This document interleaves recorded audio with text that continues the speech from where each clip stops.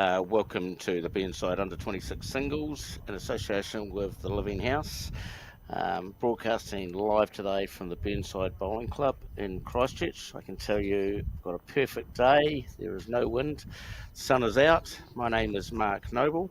I will be joined very shortly in commentary by Dave Edwards. And up now, we've got a game between Cameron Horrow and Hamish Kelleher. And Dave, what do we expect to see from these two young men? Well, yeah, morning, Mark. Good to be on board again. And yeah, look, these two guys, this is an interesting situation. We've got 4 sections of 8, of course, for the Burnside pairs, and the top 2 from each section get down to the nitty-gritty stuff of quarterfinals later on today. And we've got a situation in the section that these two lads are in where it's real tight up the top.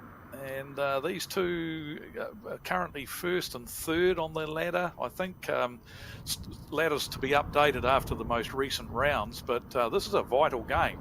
And so obviously these two players are in form. They're up the top of their ladder, and so should be a cracker, Mark. Yeah, for sure. We just saw the end of Hamish in his game with Caitlin Thompson, which went right down to the wire. There was nothing in that game. No, it was nip and tuck for a long time, and then typical game of singles, isn't it? Nip and tuck, and then it's 18-15 and Hamish gets a 3 to go out and win. For sure. So Hamish started off pretty good on this end. He's got 3 goodies in play.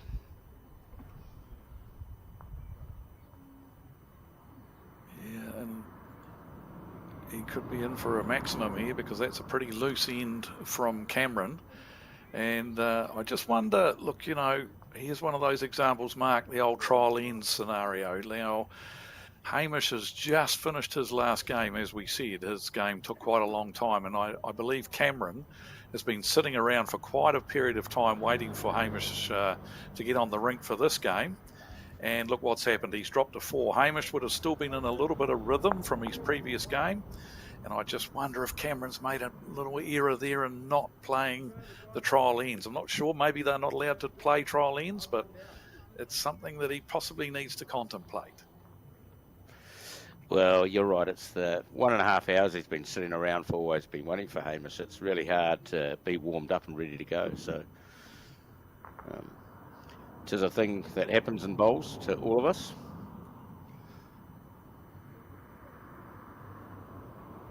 If the trial ends option is there, then I think he'll be kicking himself that he didn't do that, just to get back into a little bit of rhythm after sitting around waiting for Hamish to get on the rink. And full credit to Hamish, out of the blocks, 4-0, one end.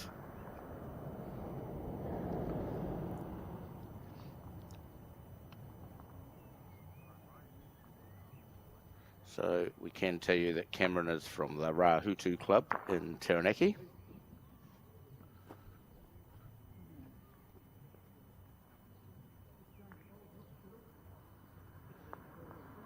And pretty good bowl here, Dave.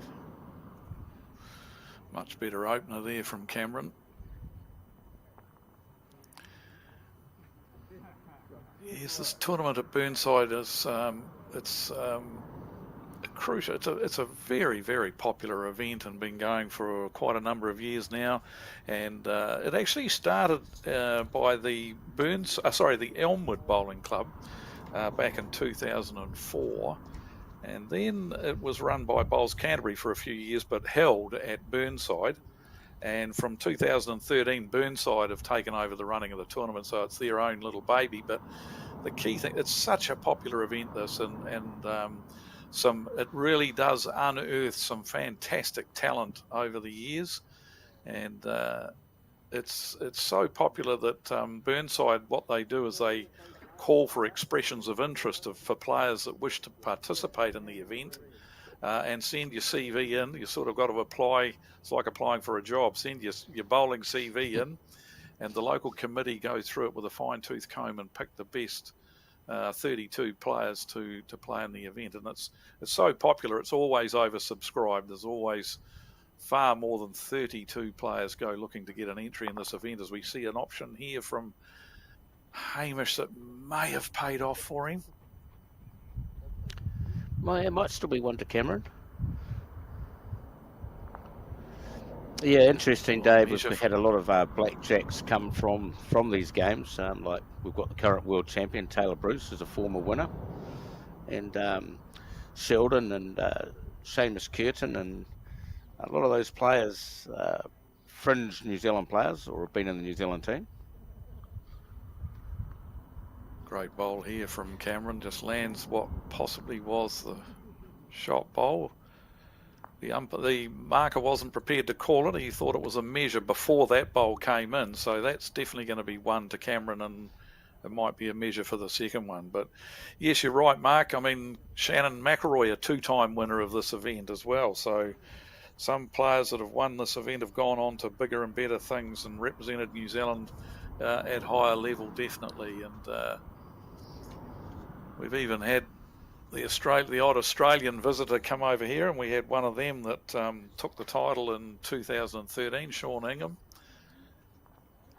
And it's such a prestigious event that the Australians still send players over to compete in this event. They know that it's going to give their players a very good hit out against top quality opposition on what are some of the best greens you could ever play on. For sure. I think even we've got a couple of Cook Island players in playing as well, Dave, in this event. Very good attempt there from Hamish, hunting the shot bowl, but he was just a bowl tight and missed the target. So he's one and a look down, and Cameron's got a bowl to play. So a chance for Cameron to get a foothold in this game after the disastrous start that he had on the first end. Yeah, very important in singles, Dave. If we drop a number to try and score the next end, limit the damage, as we say. Looks to be a bit shy with this one. Don't think he tried too hard with that one.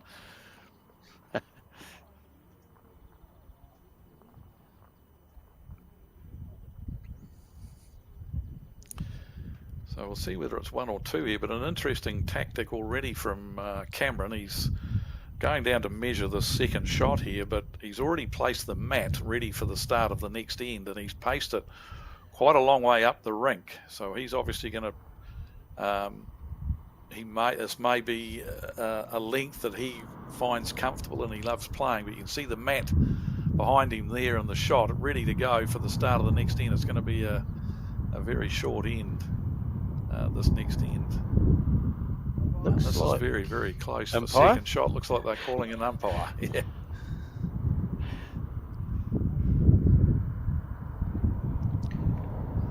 So interesting that these two guys, we talked about the talent that we've got on display here, and it's these two guys are actually being selected in their respective teams to play in the 2024 Oceania Challenge event. This is an event that is held in Auckland where teams from around the Pacific and Australia come across to Auckland.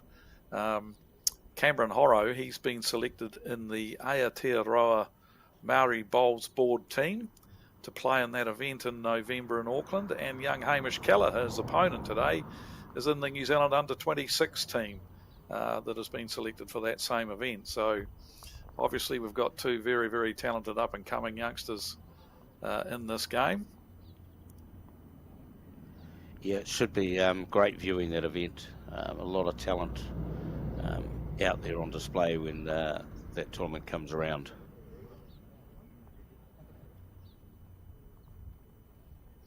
So even the umpire having a bit of trouble deciding who's got second.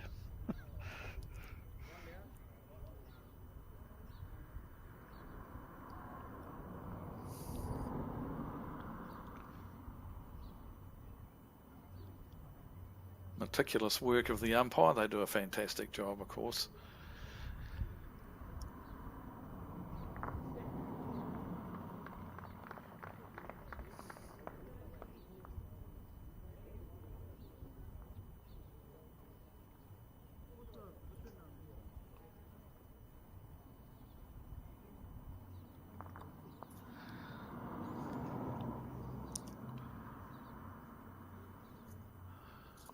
So just while the the umpires doing his work there. The Living House have stepped in to assist in this the sponsorship of this event, and what a fantastic supporter they are of this event, and they're the major sponsor, and it's the third year that they've been involved with the tournament.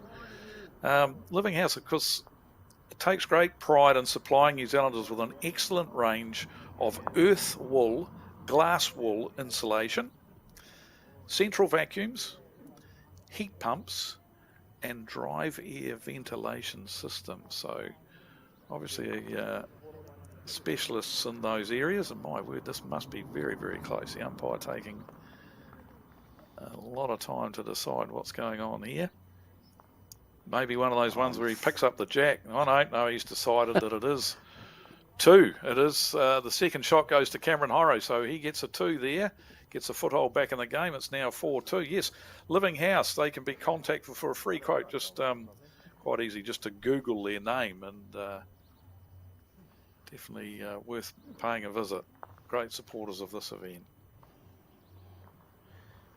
You're correct there, Dave. Without the support of any of our sponsors when we're running the events, it makes it hard for us lawn bowlers. So hats off to Living House.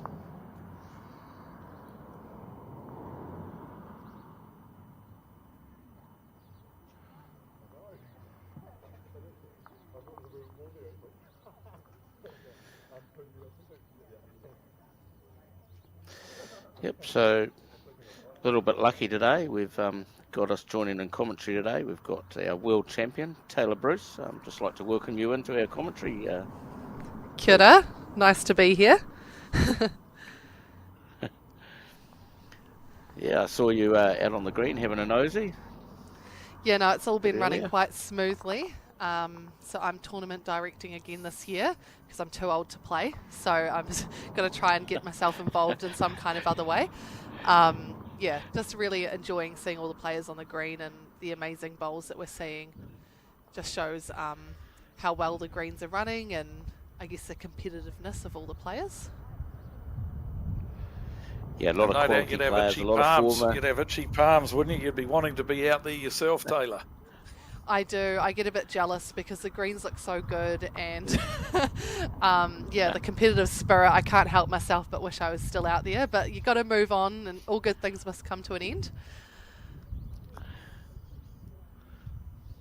And the good news, another fact that for all the viewers out there, you're one of only 2 women that have won the event, Taylor. So that's a real good feather in your cap to go with many other feathers that are in your cap already.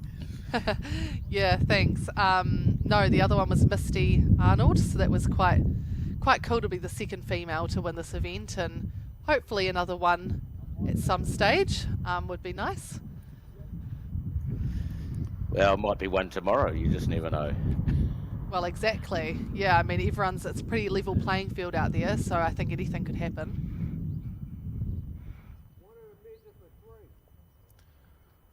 So the field this year consists of 23 men and 9 women. And the women, you look across the sections, and the women are definitely having a part to play in proceedings. There's no 2 ways about that. As we see a nice little slide there assisting Hamish to get the shot.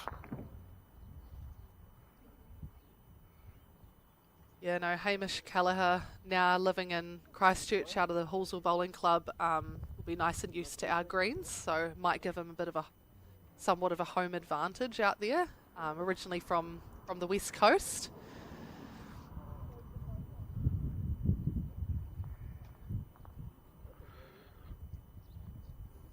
Not far away. Probing shot here from Cameron, and he's he was unlucky. He didn't get a clear run underneath that short bowl. He was on target, but Hamish still lying 1 with a bowl to come. See if he can get the bonus bowl. Yeah, the all-important bonus bowl. You don't want to miss that opportunity if you can help it.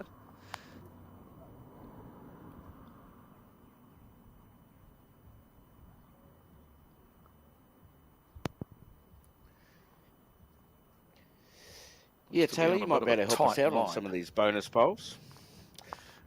The bonus bowl, which we talk about a lot about, counting. So how much room do you think you need to actually add those bonus bowls?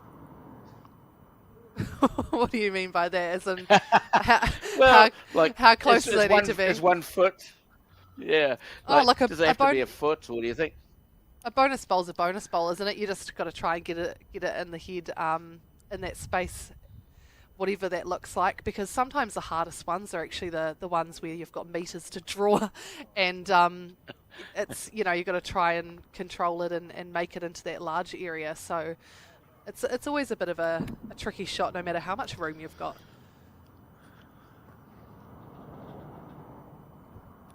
I always remember when I was involved with the New Zealand team, we used to discuss the bonus bowl ad nauseum sometimes, and it's very much a mental thing. I think doesn't matter how much you sort of say to yourself, look, like this is an open opportunity for me to get another point here, or for our team to get another point. I think subconsciously, mentally, we just relax that little bit and take the focus off, and because it's to me, it'd be an interesting stat to know over the years, the percentage of success that there's been with the bonus bowl, and I bet you it'd be under 50%. Because I just think, for some unknown reason, it doesn't matter how hard we tried as a New Zealand team, subconsciously you relax a bit, and we miss the opportunity on far too many occasions. Yeah, or it goes the other way and we put too much pressure on ourselves, and then it can have the same result. So, yeah, you're exactly right. Exactly. Just pulling up short with this bowl. He would have liked the opportunity at least to arrive and have the chance to land on his own at the front there. Hamish just coming off a very long previous game against Caitlin Thompson, which I believe he got over the line. So it'll be interesting to see where his mental energy is at for this game.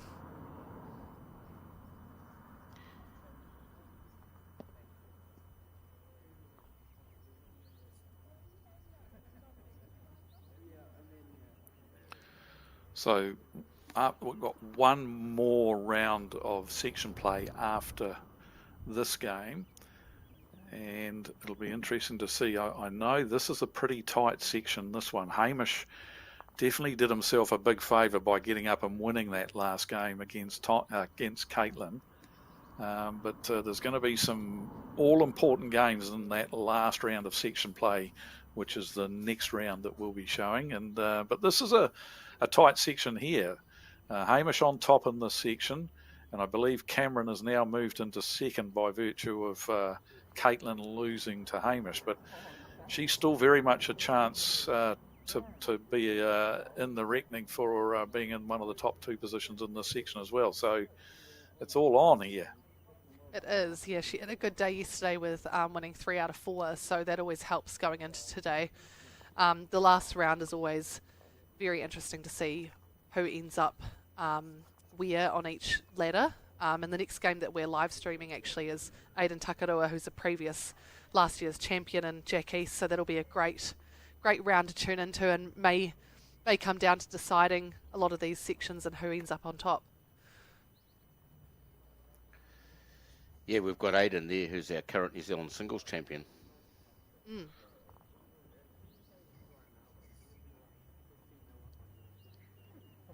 Yeah, I think regardless of the results at this event, what really does shine through is the camaraderie with all the players. You can actually see snippets of it during this game where they're talking to each other with the rinks next door, and there's just such great friendships that are made right throughout, and I guess for years to come.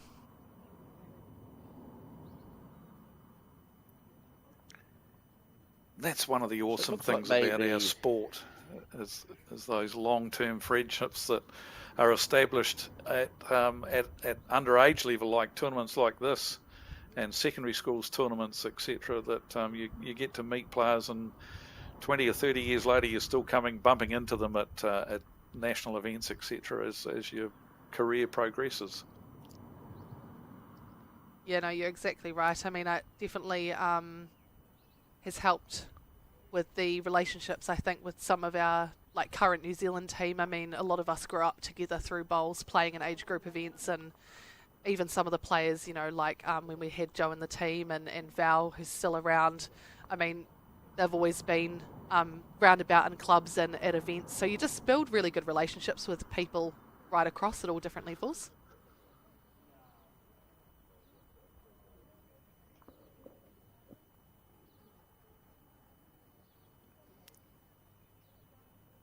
Measuring for the shot here. Be interesting to see who takes this one away. I think Cameron might have drawn the shot with his last bowl, and this could be for second shot. Let's see what.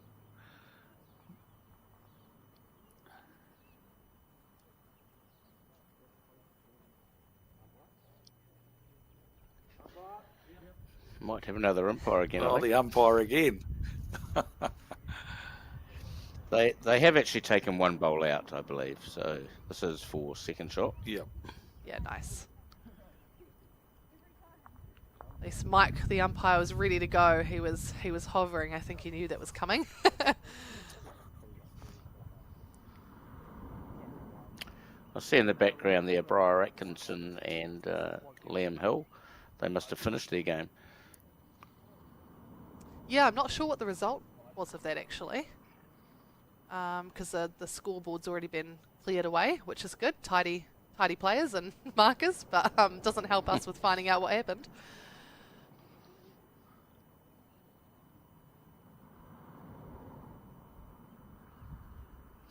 So here you can see the umpire's just putting what we call little chocks under the bowl, so the bowl doesn't fall over, and then he'll be able to measure it without fearing it moving.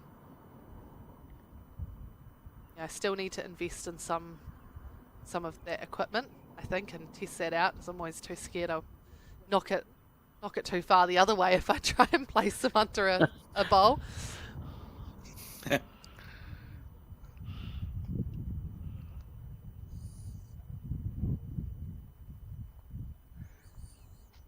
And the same thing here, he chocks the jack so the jack can't move as well.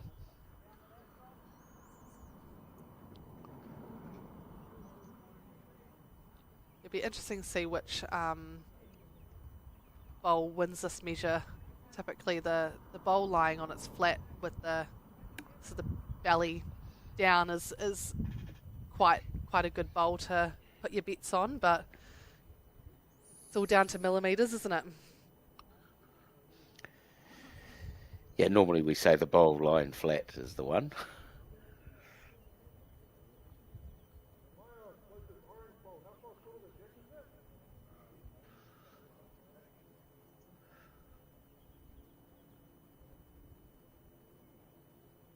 He'll be going back again.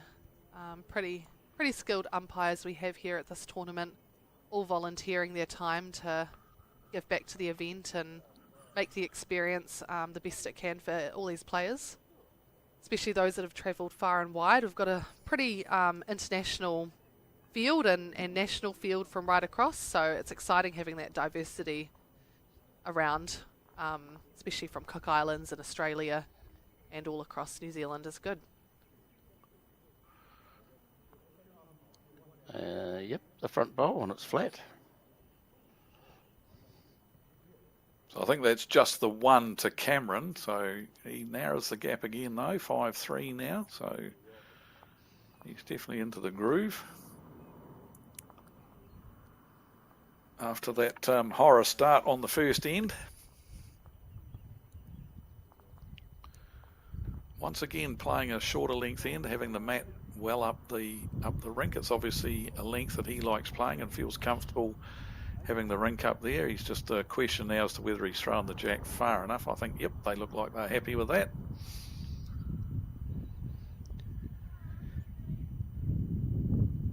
So this is actually a really tight section after the last round too, Dave. We've got one player with 4 wins and 4 players on 3 wins. So the top 2 places are wide open in this section.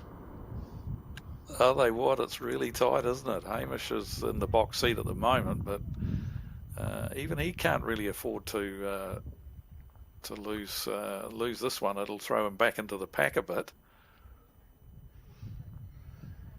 It's quite funny yes, talking to the... Sorry, Mark. Talking to Sorry, the players.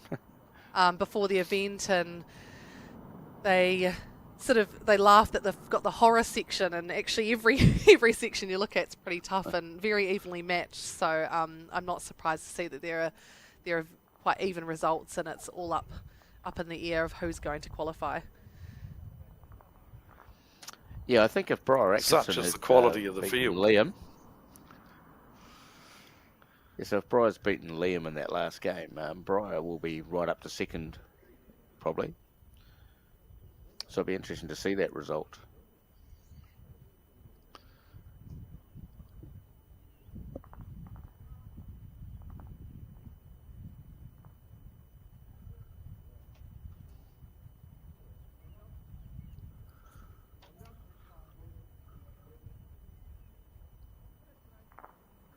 Coming in nicely. Excellent technique from both of these boys, and there's a great bowl there, holding 2 now. Cameron with Hamish might want to change his hand. Yeah, change his hand to the forehand now.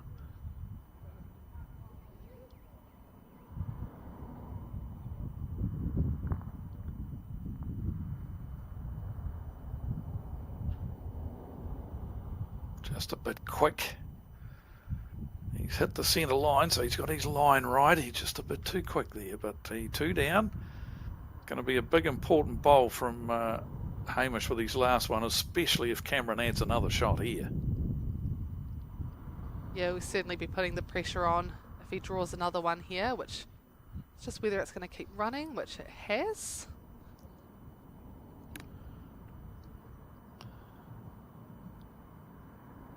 Does that perhaps give Hamish the option now of being a bit more aggressive? Yeah, that's what I was thinking about, the backhand and playing down at the shot bowls already and moving the jack.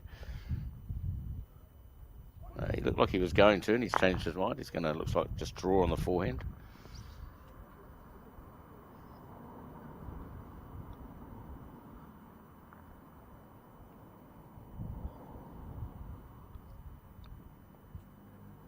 Needs luck.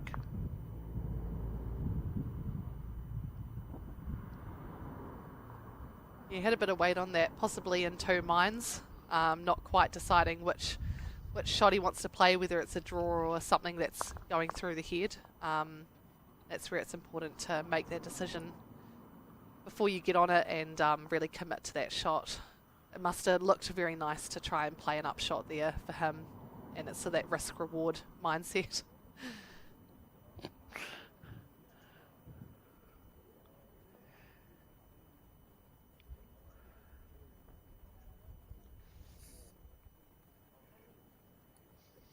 You're absolutely right there, Taylor. I think he did have a little bit of aggression in mind, but I think he got a little bit confused with himself about how aggressive to be.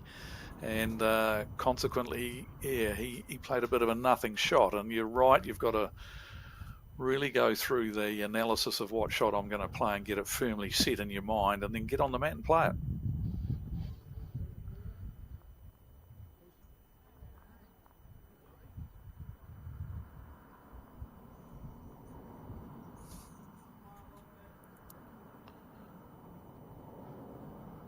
Plenty of time to recover though. It's only 6-5 and no time limit, so we've seen a lot of games have quite big scores to start with and people come back and it all evens out. And I think that's where it's so great that it's that full format and everyone's got a chance. It's not over until that player gets to 21.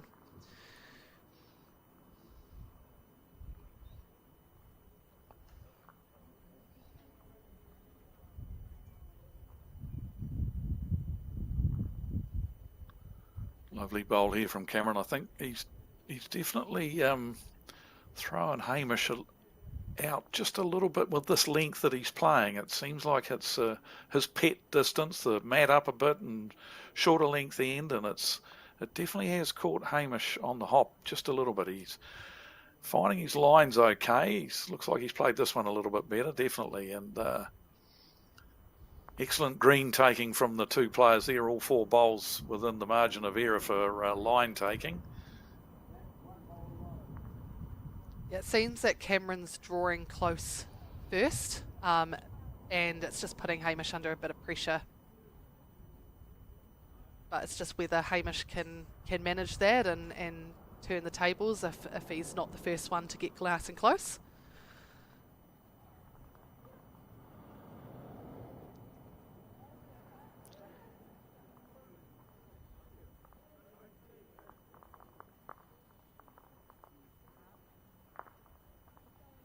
He'd be wanting that one back.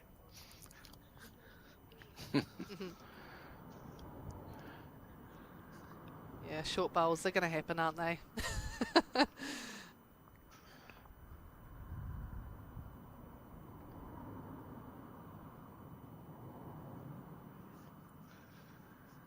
Hamish there trying to just sit out hunting the the shot shot bowl a little bit.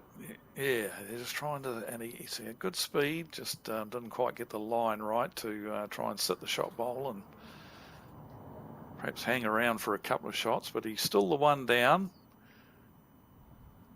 Cameron, Cameron only played the one good bowl on this end, and it happens to be the shot at the moment, but I'm pretty sure Hamish will go hunting the shot bowl again here.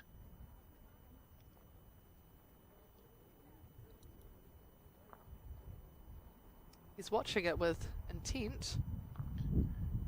He's a long way under, I feel.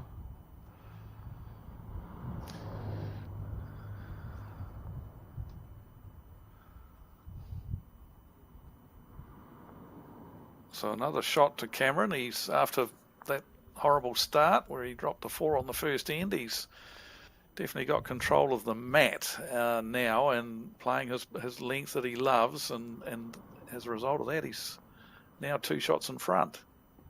And building a bit of momentum and confidence, probably, even though there's still not much in the score. When you're winning a couple of ends in a row, it's nice to boost the morale for yourself.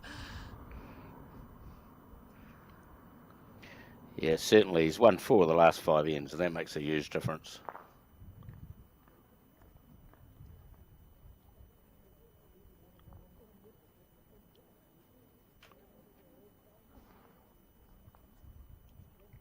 Looks to be a really nice swinging hand, this forehand coming in this direction. That bowl coming back a long way to the centre line. Another very good opener from Cameron, puts the pressure on Hamish immediately. Pretty good reply here, though. It's a great shot. Very good.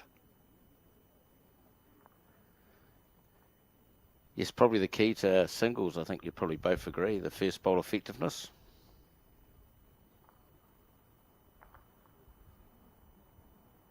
Yeah, it definitely helps. Again, with your own confidence, but also putting the other player under some pressure.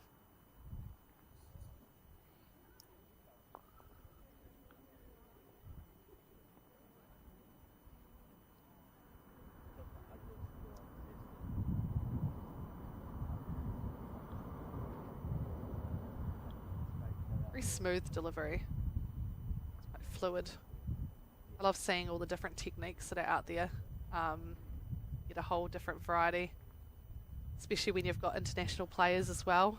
You know, slightly different from our typical New Zealand way.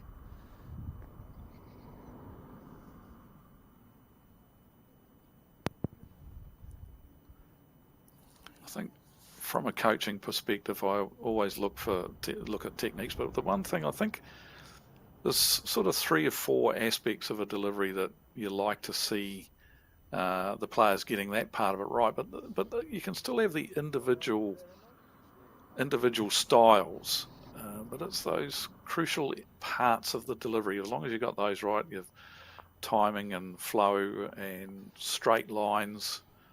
As long as those aspects of the delivery are right, then yeah. But people's styles can be hugely different, but. Yeah, and consistency is big as well, isn't it? So if you're doing the same thing every single time, then that helps, even if it is a bit more unique. It's when you get lots of variations within your own delivery between bowls is where it can be hard to manage. Very good bowl there from Hamish. I think he was looking to get a little trail, but He didn't succeed with that, but I think he still may have grabbed the shot. It's still close, I think, but it's a very well played end. We've got almost 6 bowls within a mat. But I feel Hamish in the best box end of the with game in that 3 regard. bowls. Yeah, and Hamish with his 3 bowls just behind the jack can create a 4 here.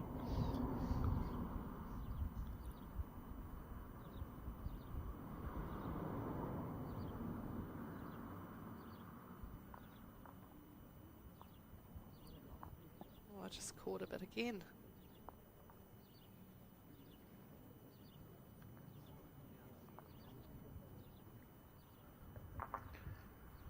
Hamish will be looking to play a similar bowl to what he played last time. He'll be just looking, trailing that jack straight down the centre line will give him a couple of 3 maybe. There's chances there definitely if he's arriving. Any jack movement you would say he'd be unlucky with jack movement not to get at least 1 here. So a good opportunity just to play with nice control, a couple of feet over draw weight, looking for jack movement. Oh, he didn't get the speed right. Yeah, gave the line a chance. He'll be very disappointed. He'll be disappointed dropping short, though, I'm pretty sure.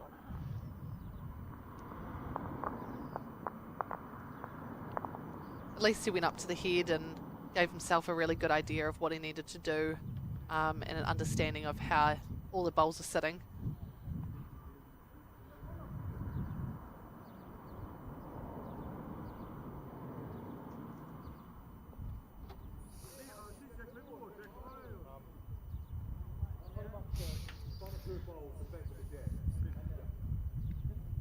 So Cameron definitely continuing his domination at this length.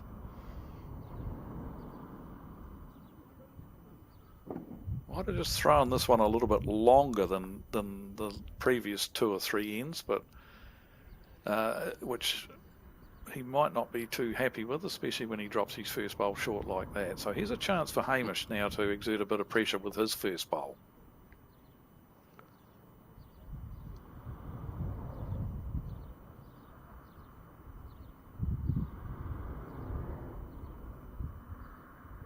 Pretty handy, especially behind the jack. Give some chances.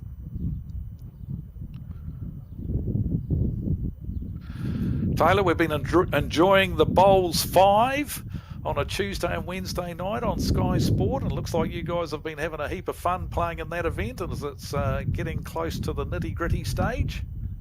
Yeah, no, absolutely love being part of that. A great concept, and hopefully enjoyed by bowlers and also non-bowlers who are on the fence about trying the sport, just because that fast pace it's cool to watch, and hopefully the variety of plays as well is interesting. But yeah, really enjoying it, and it's cool to see it airing, and yeah, all the positive feedback is good. Once you guys got the hang of that rink, my word, there's been some fantastic bowls, some real top-class stuff. It's been awesome to watch. Thanks. Yeah, I think we're all settling into the format and the environment, and yeah, it's cool. I'm so glad that people are loving it.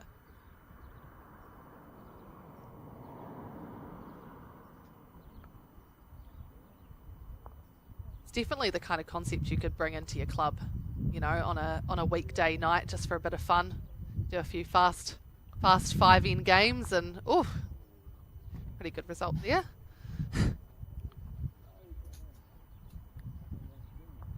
Yes, he's a little bit lucky. He got the inside edge of his own wing bowl, and he's taken one of the shots. I think he might still be 1 down. Hard to tell who's got the shot here, but I think he might.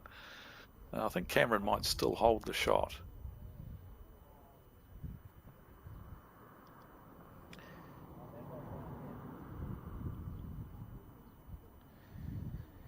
Yeah, Taylor, I liked your drive shot against Ryan Bester on the extra end. Thank you. You're not the I'm first sure one he's to done say that that to me. I'm sure he's done that to 1,000 people, so it's good to give one Yeah. back. So funny. I really feel like in that game our roles sort of reverse. Not that I can drive as fast as him, obviously, especially on carpet, it just slides. But it was kind of nice to give him a taste of his own game. I wasn't really drawing as well as him. He had it sussed, and I seemed to be scoring with a bit more aggression. So may as well stick with it. Probably lucky I won the toss and I had second go. Well, if you'd won the toss, you could have gone with the first. Yeah, well, that's Bit true. risky though, if you miss. Yeah, exactly. It just no, it was cool. He probably yeah, would have done the same thing to me if I had gone first and drawn it. So I may as well have the last say if I can win that toss, which I did. Yeah, no, that was brilliant. Thanks. Well, we've got another week of Bowls 5 to go, so hopefully people tune in on Tuesday and Wednesday and see the rest of it.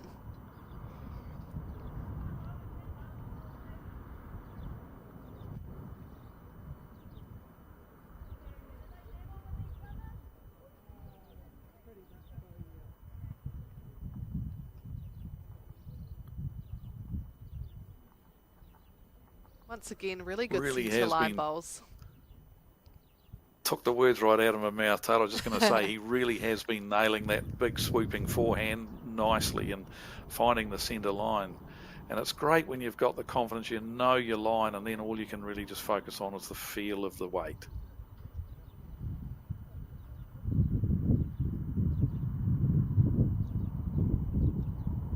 Yeah, well, that's the thing. I guess the speed is always going to change because the jack goes in different spots all the time. So if you've got your line sorted, that's one thing that you feel like you have a bit of control over. It can help you make those weight adjustments. It's a good place to start if your weight's not quite there, just to focus on your line.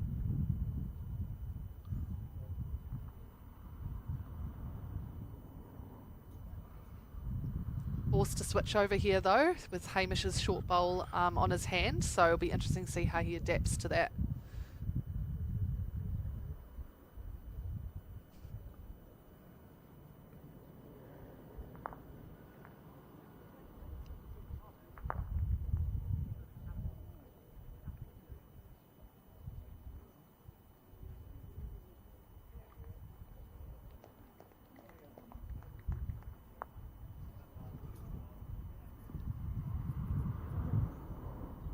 Both players struggling to reach the jack with their first two bowls on this end, so obviously a little bit longer than what they had been playing.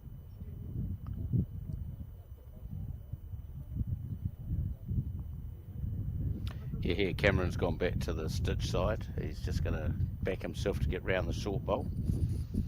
And he has played this hand well. And this is pretty reasonable. Yeah, what a great shot.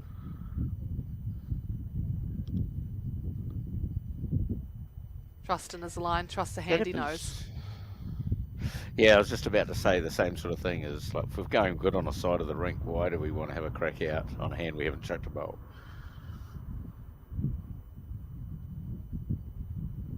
It's just overcooking here.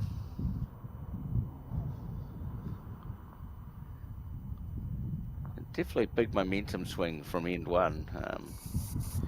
And Cameron's certainly dominated the last 40 odd minutes of this game. I think the key thing for Hamish here will be to try and win an end and get the mat and make a difference to the length, because that first end, when he did pick up the four, it was very much the mat was back and it was a reasonably long end. So I think you'll find if and when he gets the mat back, there'll be an immediate change in length.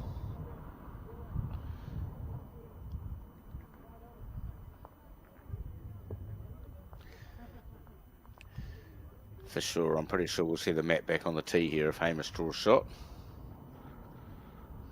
He looks tight. It's a little narrow.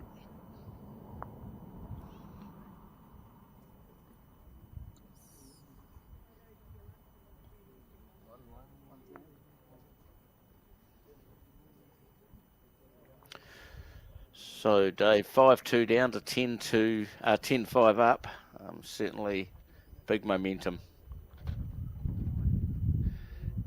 Yeah, I think Hamish is just struggling with his rhythm, and he just hasn't found the consistent speed, the weight of this rink as yet. He's let's hope he can settle in, get the feel of the rink, get the feel of the speed of the rink, and start getting a few more close.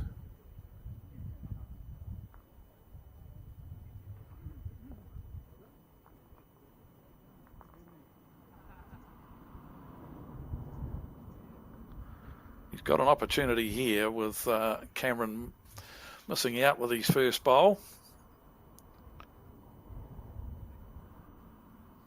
Yeah, he's only won 2 out of the 9 ends so far, so that can be a little bit disheartening. Just scoring an end here might help lift the spirits and get him off, that 5, which he probably feels a bit stuck on at the moment.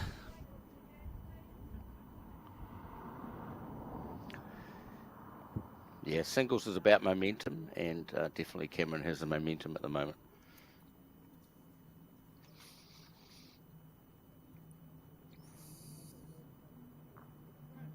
Good speed adjustment here.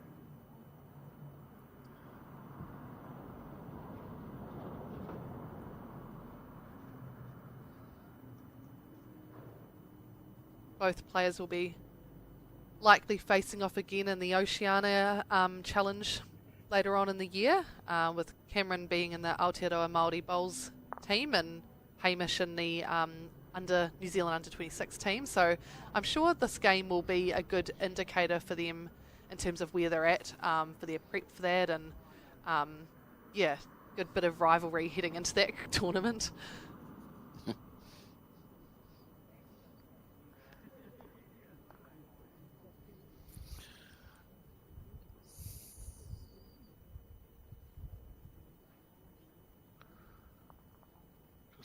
I think this is a purposely gone round the back here. He knows he's got 2 shots. The second shot was given to him courtesy of a poor bowl from Hamish. But yes, Hamish lining up with speed here, and a wise decision from Cameron to go round the back with his third bowl. Got rid of one of them.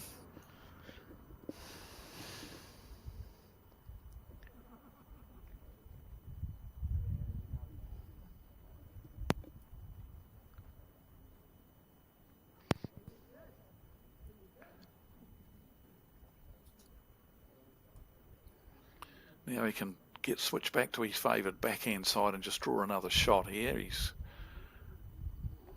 gets round that short bowl of Hamish's, which he's not quite going to do. So look, Hamish, funnily enough, even though they're miles away, he's got 2 seconds here, so he can play a similar shot to what he's just played, and looks like he's winding up on the backhand this time, looking to get rid of the shot bowl. And he is playing a runner on the backhand. He might be a bit wide though. So Cameron a bit lucky to get away with another shot there. An opportunity for Hamish to score there, but failed to get rid of the shot bowl. So it's another single to Cameron, and he's now 11-5 up.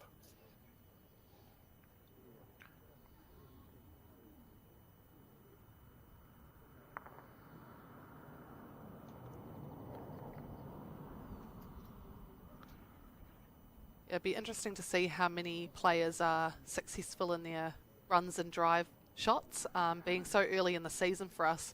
I don't know, I personally feel like it's one of those shots that I need to practice quite a bit to get that accuracy, and so some of them might be feeling a little bit rusty, especially if you're from the South Island and you might not have been able to get on the greens for a good amount of time. This is your first big event for the season for a lot of these players.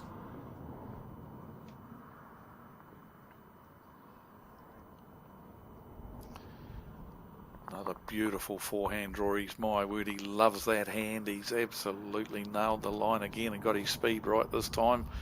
What a great opening bowl. Yeah, I wonder if Hamish should consider actually getting onto that hand and maybe even getting in the way if you're failing on the hand that you are playing.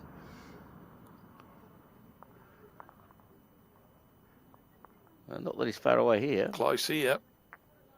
Great shot. What a shot. Awesome reply, that. I think the difference between the two players at the moment has definitely been what you've alluded to there, Mark, is the fact that Cameron has played that hand so well, and he's just been consistently nailing his line. Not quite sure why he switched his hand there. There was no real need to switch his hand there. He's playing that forehand so well, whereas Hamish is struggling to find his line on this backhand. And I think that's been the difference, is that more consistent with his line taking Cameron has been than what Hamish has. So I'm not sure quite why Cameron changed his hand there, as Hamish gives him another helping hand. Yeah, now he's sort of blocked up his own hand for himself. He has to stick down that backhand now, really. Yeah, key here is make sure you're up. You've got a second and play. There's no real danger arriving here.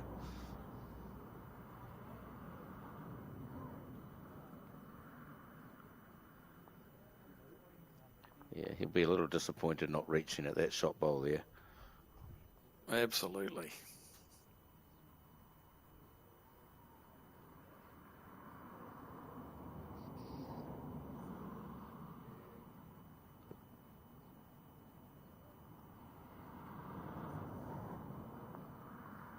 Finished at a good home, that bowl. Yeah, I think that's the sort of weight Cameron should play, or just under that sort of weight. Just arrive down, sitting on the bowl, or trail the jack a fraction for one and a measure maybe.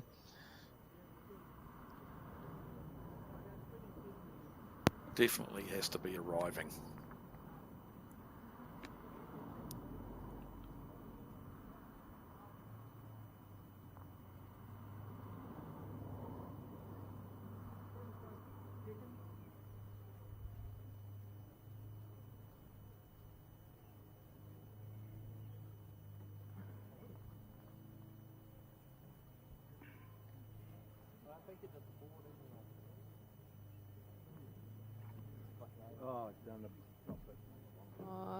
It's looking on the wide side.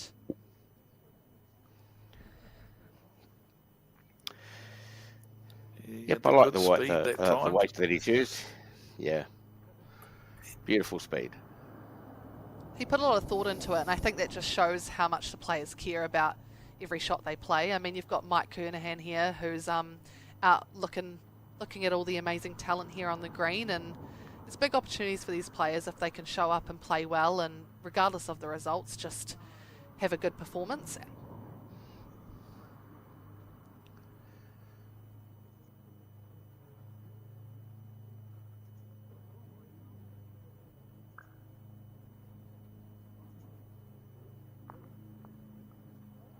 Isn't quite going to capitalise on this opportunity for another shot, but at least he is now off that number 5 and able to take control of the mat.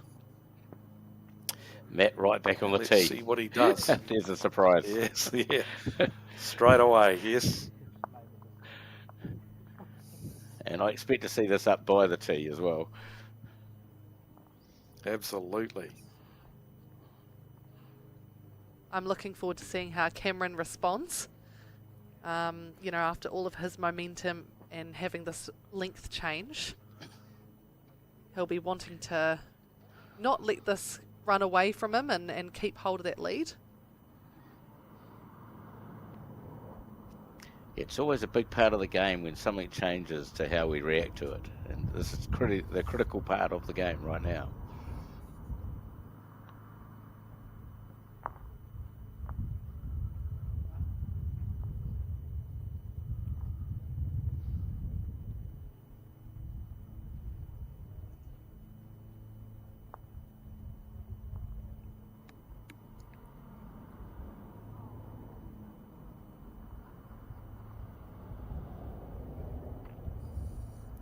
He's already urging this on, so he knows that didn't feel like it had enough running as it came out of his hand, and he was right.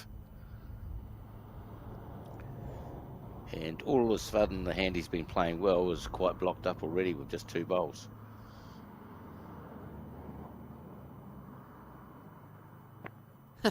Flipping over the mat, obviously doesn't like the side that it's on. There's different texture on both sides, for those that are wondering why he might be doing that at home. Oh, I think he'll definitely be changing hands now.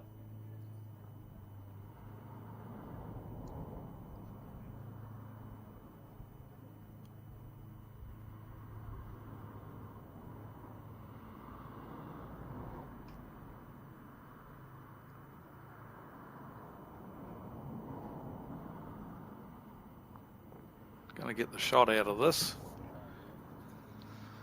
Yeah, a nice little feather to straighten him up. Bit of a relief from him, I would say. If you're still trying to figure it out and something sort of goes your way like that, you'll take it.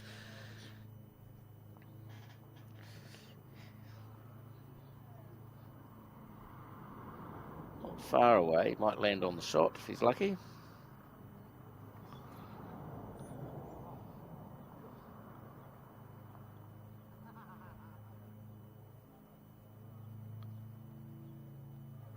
Greens up to their usual fantastic standard at Burnside, Taylor. Always. Yeah, no, they're good. And our back green it's been recovered, so hopefully that'll be ready by December as well. And we'll have 3 greens back up in action. But no, we're very spoilt here at Burnside. Jamie does an incredible job. And yeah, it's just so nice to play on a green where you know that there's really no excuse. It's if you're not playing well, it probably means you need to get back out there and practice a bit more, because you can't blame any straighteners or anything like that.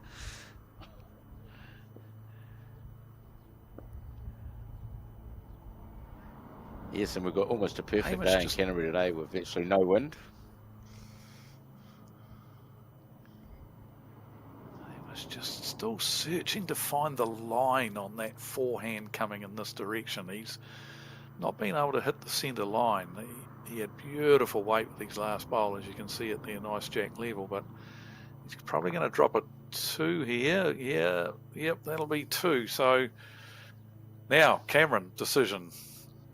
Does he go back to his favoured shorter length, or he's just picked up a 2 on this length, so he has shortened it up immediately.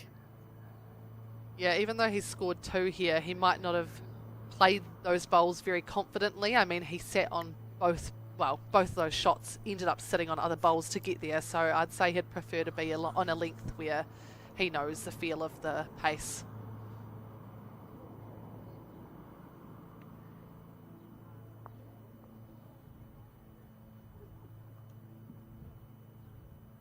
And he's onto his favourite backhand, forehand, which is the ditch side, which he's played very well this game.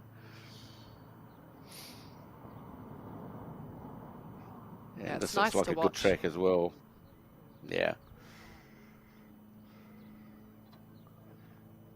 He loves that hand, doesn't he? Perfect green. Yeah, perfect green. It's brilliant.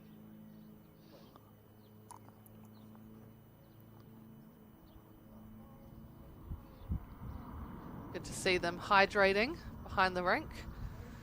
They're long days here and high level competition with each game, so all those little things help with your energy and your concentration throughout the whole thing.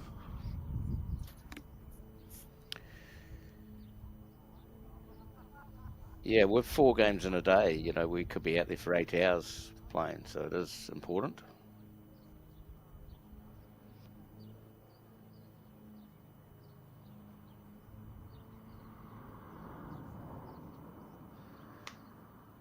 Oh, this is brilliant. Awesome bowl. Brilliant stuff.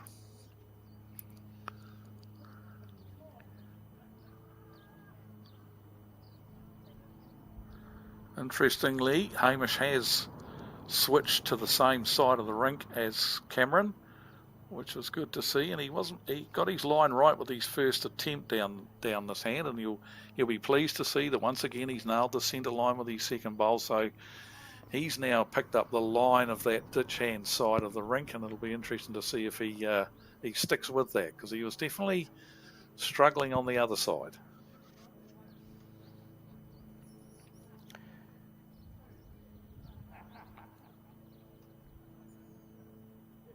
This looks like it's going to another great fall shot.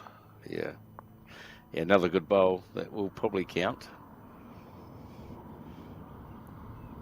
touching on Hamish again, switching his hand, it's good to see him do it. You mentioned it earlier on, Mark, that he probably needed to look to do it, and it's something that quite often we can get stubborn. I'm going to work this hand out here if it's the last thing I do, and in the meantime your opponent's drawing shot after shot after shot on the other hand, and we get stubborn about not changing our hands, and in the meantime we're losing the game. But good to see that he bit the bullet and switched his hand, and even though he hasn't got the shot here, he's nailed the line. You can see all of those bowls there in the picture now have hit the line that you want.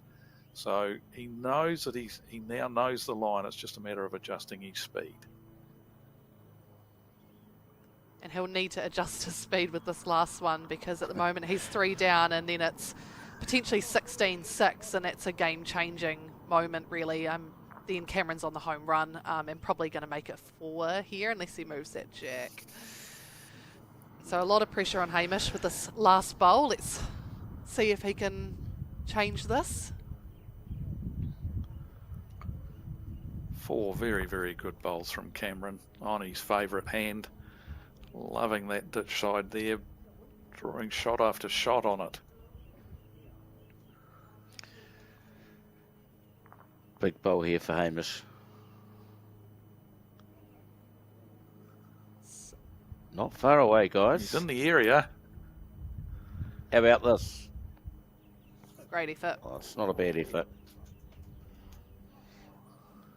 Definitely helps. He cut a couple out. Yeah, then dropping a 4.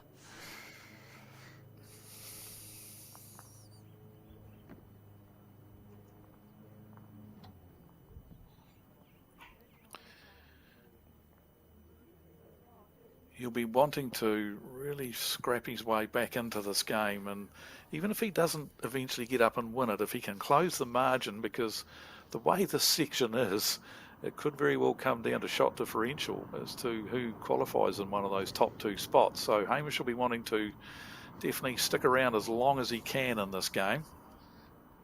Yeah, well, even if it's just to do his family proud. I know his brother played a long time in this tournament, Ethan Callagher, and they won, well, they got runner-up in the 2024 National Pairs together. So the family's had a lot of history in the tournament, so he'll want to have a good show here and not make it a quick game.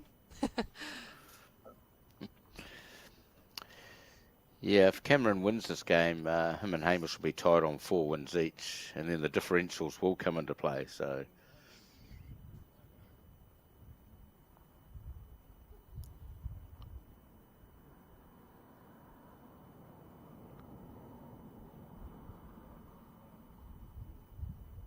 it's a fairly good line again if it's just going to get past that front. It's pretty handy.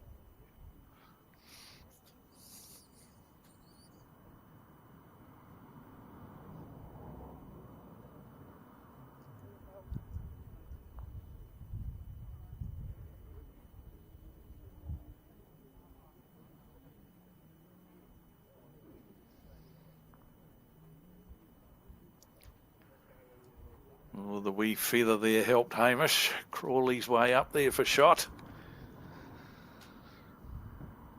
I think it looked pretty good regardless, to be honest. If he hadn't have got a touch, I think he would have been right on the jack. So it, almost hard done by there, really. well, the good news for Hamish is he's got shots, and he does need to score some shots and change the momentum of the game.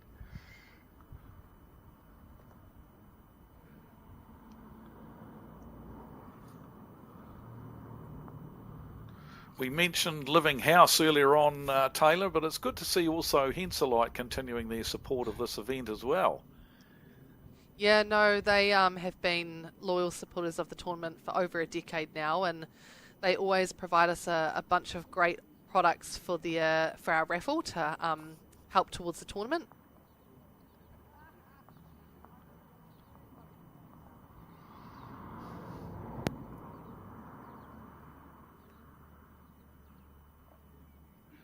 Cameron just weighing up his options here. He's now a couple down, I think, by the looks of things.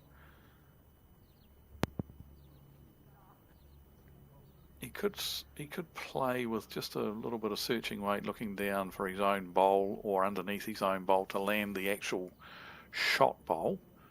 on the backhand. He's definitely playing the backhand. Just with, it'll be interesting to see if that's the shot he's opted to play. Promote his own, just drop underneath it to land the shot bowl.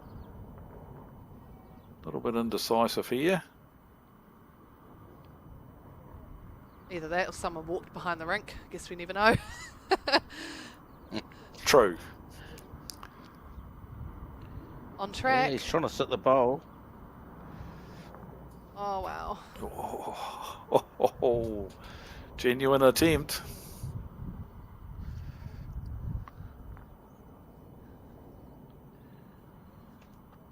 Yeah, I think this bonus bowl is pretty important. I think got probably a metre all round, so these are the ones that definitely have to count.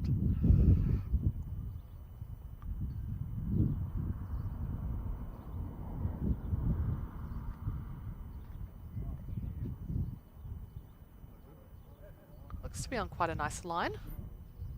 Yep. Looks to be on track to be another counter. Oh, he's going to have to land on something. I was wrong. It was actually quite on the narrow side. I think it's still counted, so 15-9, and a chance now for Hamish to get some momentum.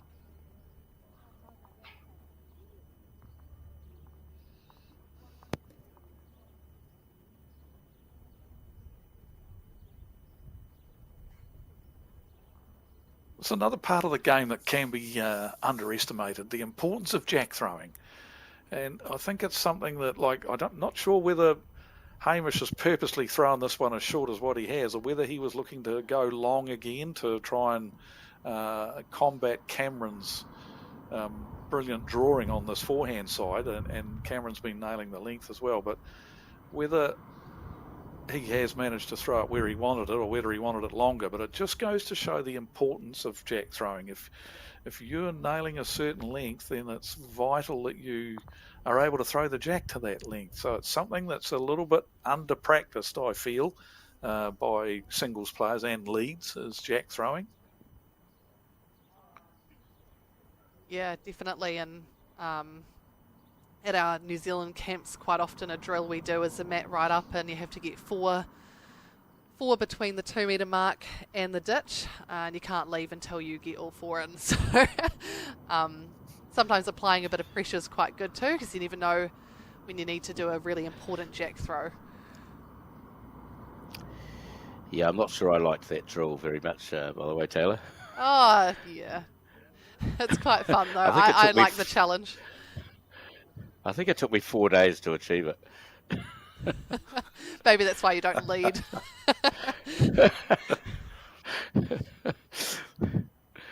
Oh, maybe not that long, but the point is I didn't enjoy the drill.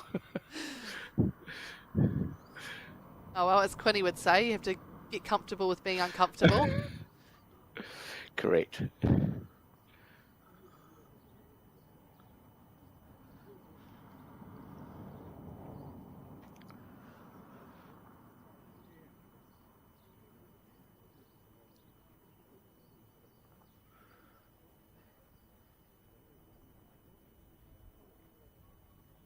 If Hamish can score a couple of points here, it's really going to close the gap of the score.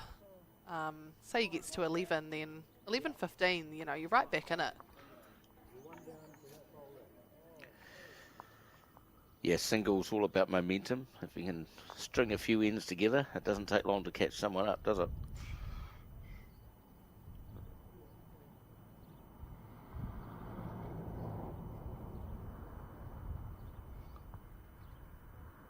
Well, he's on the wrong side of the bowl there. He's knocked the shot bowl a little bit closer.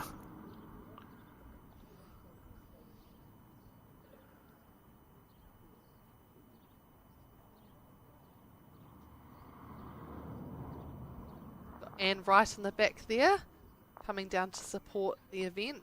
So great to have her presence as well, being from the board. And she's just so passionate about the game and just loves seeing all the youth players out there.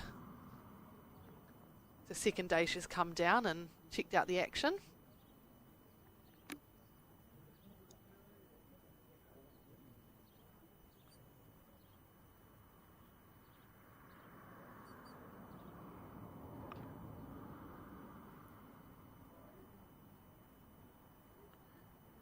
Big chance here.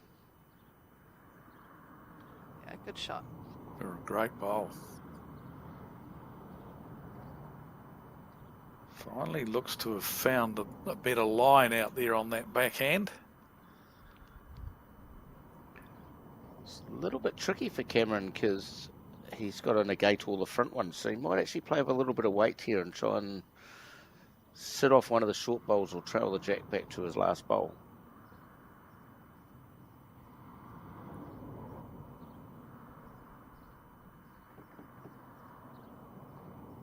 Yes, it looks like he's attacking. He's in the area here. Close to a result. Oh, he's got a good result. Got the result too. Yeah, I gave like it that good shot weight. option because, Yep. yeah. There was always chances if you were up and in the area.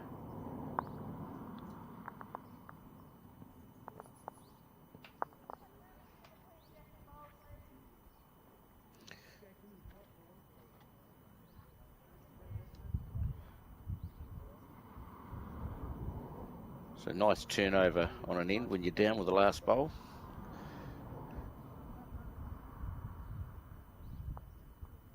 Yep, 5 shots to win the game now for him, so he's definitely on the home stretch.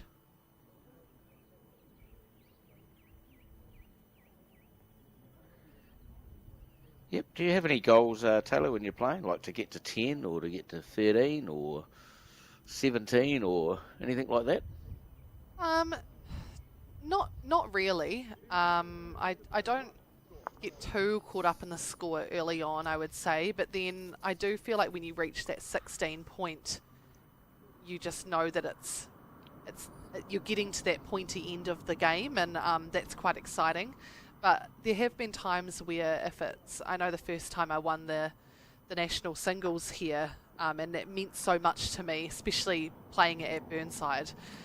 I was very aware that if I was focusing on getting to 21, that would sort of spike up my nerves, and hopefully, I was worried it might put me off trying to close the game. So I just kept imagining it was first to 25 with that game, and it actually worked in my favour because I just kept pushing through 21 rather than trying to get to 21, and that kept me level-headed and grounded, I would say. So there are times where I do try and push for further or break up the game into chunks. It all depends what the strategy is and who I'm playing. Yeah, nice idea.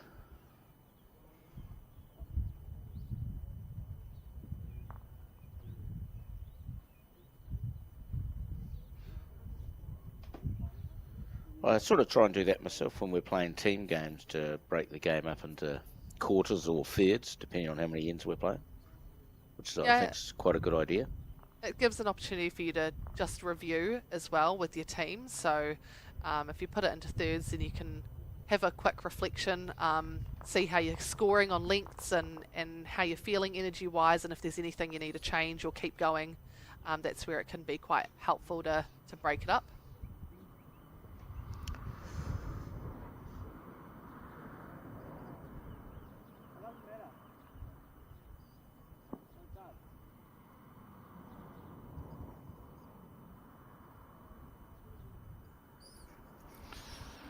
Two shots.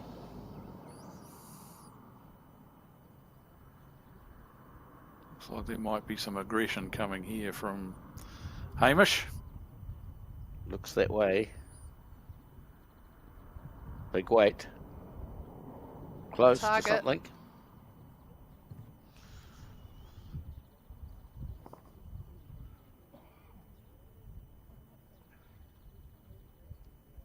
Definitely got rid of one of them. So Cameron too much. Yeah. Yeah, won't phase Cameron. He's still one to Cameron. Try and draw another. Yeah, I guess the other option though is he could look to. I mean, he might want to stay on the handy nose, but he could try and sit that wing one of Hamish's and make it 3. Just a nice, confident draw down that hand. We'll see what he does. He might like that backhand though, knowing the line and having confidence in that. Yep, and sometimes little fish are sweet. There's no hurry to get to 21. And if you're going as good as this on a hand, you should probably carry on down it like he's done. Bang. What a great shot.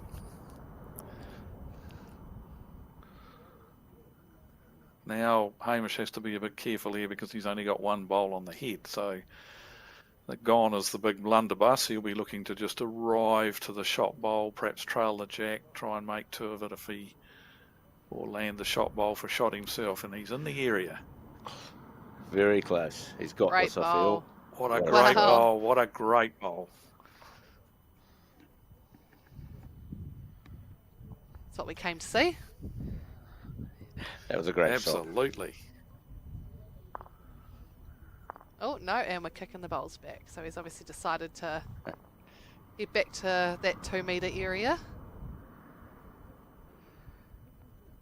Still a wee bit up though. He's probably about 2 mats from the marker.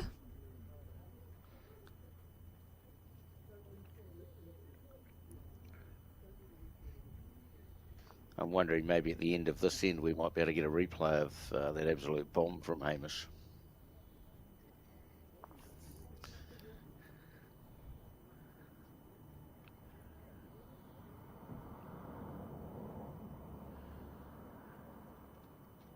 The thing he got right was the speed. He just arriving to the head, and there was that option of sitting the bowl or trailing the jack, as I said, and he nailed it beautifully. Cameron flipping the mat over again. The mat over. Every time.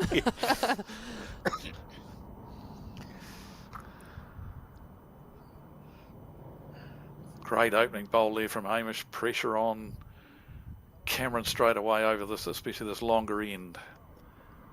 He'll know the line. He absolutely nailed the line yet again. He has, but I don't know whether he's quite got the speed to get here. No, he hasn't. So the tactic with the first bowls of the end has worked for Hamish. But as I say, it's only a bowl each been played so far, but definitely advantage to Hamish over this longer length on this end.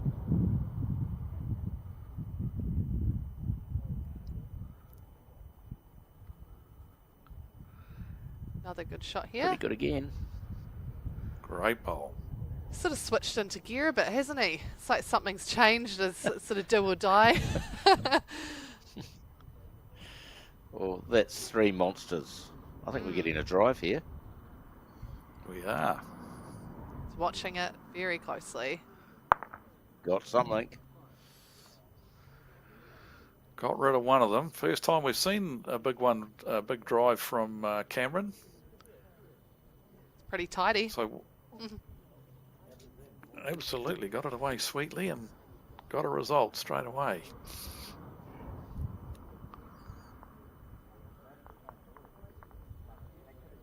Hamish has finally sorted the line out on this backhand. Look at this one coming back.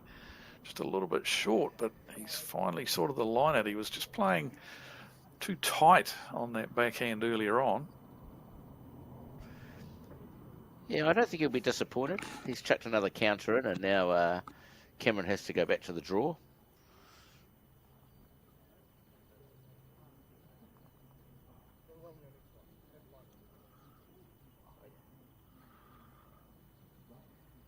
One of the rare times where Cameron's missed his line ever so slightly on that forehand. It's not too bad. He's still very, very handy, but had he had the correct line, he would have drawn the shot there, I think.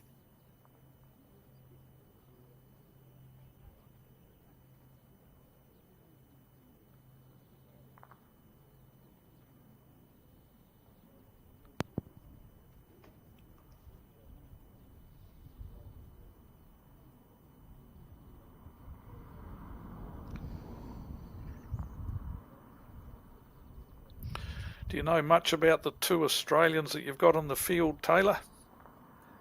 No, not too much. I know that Kate Matthews, the female, she's played in Burnside pairs before with Jessie Cottle, so she's quite pleased to be back here on our greens and giving it a go, and seems to be bowling really well.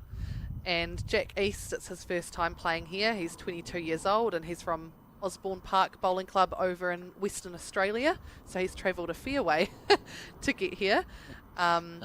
But no, it's such a great thing to have those two players selected by Bowls Australia, and to have Karen Murphy alongside them just adds another whole sort of international flair to the event. Great shot. Brilliant shot. He's plucked the shot bowl off the back of the jack to hold one himself. That was an awesome shot.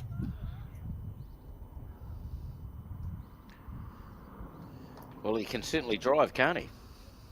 There's no doubts about that. Absolutely. Yeah, showing a bit of versatility, because he's definitely been drawing well, and it's nice to see that he's able to have a range of shots up his sleeve as well. And he moves into the box seat to get into that 17 first, where now every end he can go out to the 21 score. Yeah, it's a nice feeling, isn't it?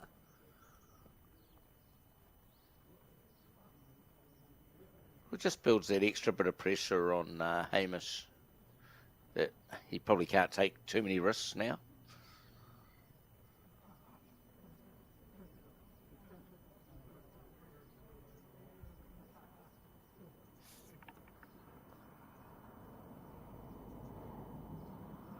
About a mat length away to start with. So even though it is short, it's still in a fairly good zone, and a roll on that, it'll be very close to the jack. So it's a good starting point, and you'll be looking to adjust from that anyway with your next ones. This one probably just going to beat it, I would say. Or maybe.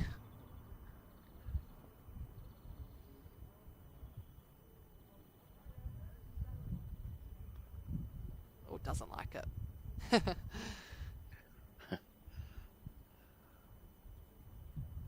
It's not as bad as he thinks.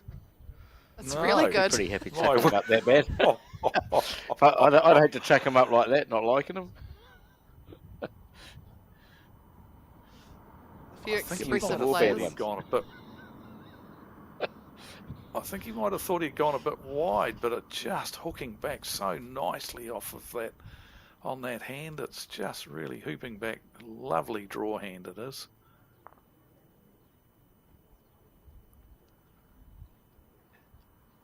Same again, whatever it was.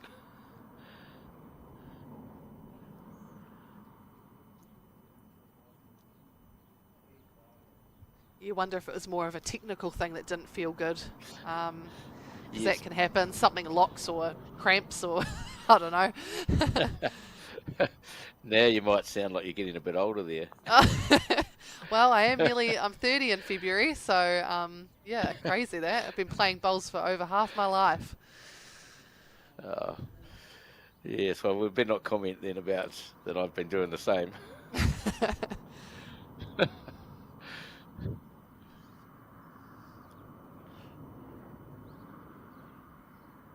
he looks under here, doesn't he?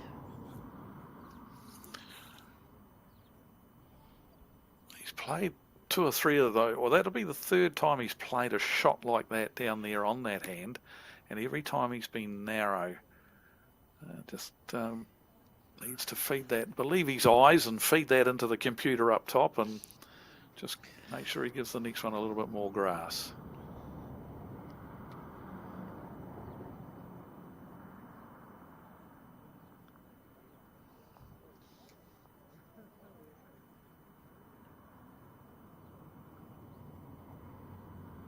Something behind the Pretty head. good track again here.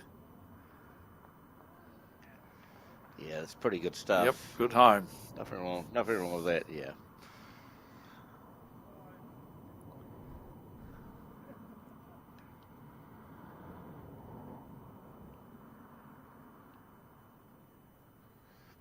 But a nice sportsmanship here, handing the opposing player the bowl.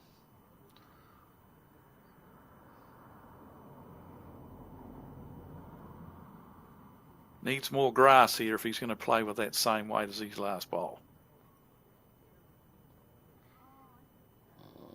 He's still not out wide enough. Oh, say it a bit louder, Scrub. Yeah. Yeah, I think need to open the window and just yell out to him. Yeah. Yep. More grass. Not sure if that was a couple or just a single. We'll find out shortly, I'm sure.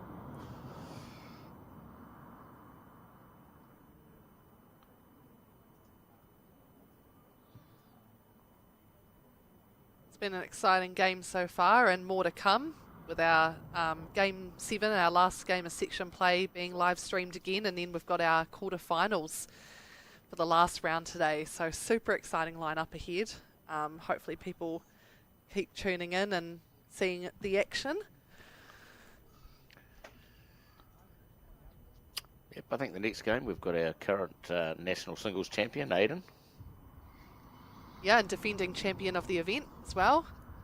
As well, yes. Yeah, no, he won this last year, which is very cool, and then playing the Australian Jack East for their last round of section play. So it should be a really good spectacle.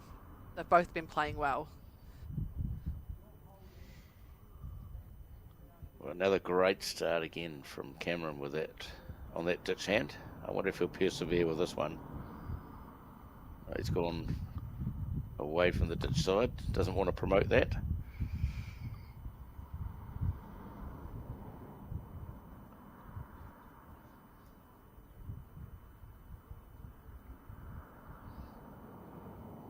Not wasted there.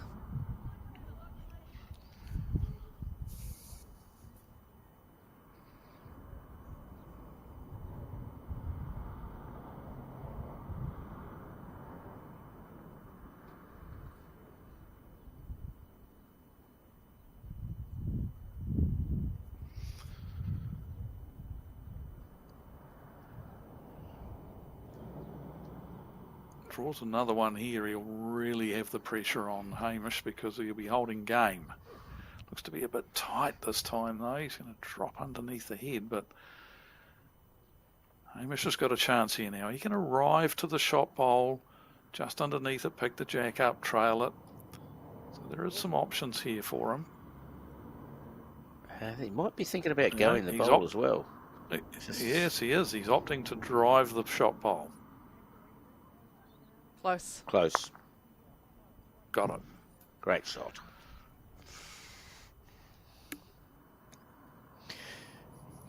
Cameron back to his favourite hand. Who can blame him? No. That's why I wondered, like, when he did swap, should he have just carried on down here when you're going as good as this? He's pretty close again here. Just unlucky to land that bowl. Foot of running was all he needed to get around that bowl.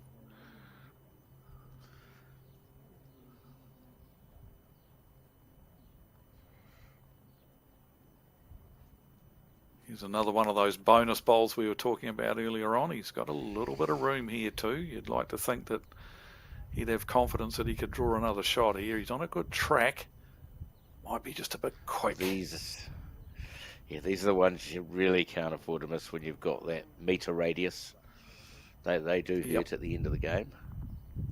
Yeah, especially with the scoreline too. Another point, you really need it when your opposition is on 19 points. It just helps to build pressure, doesn't it?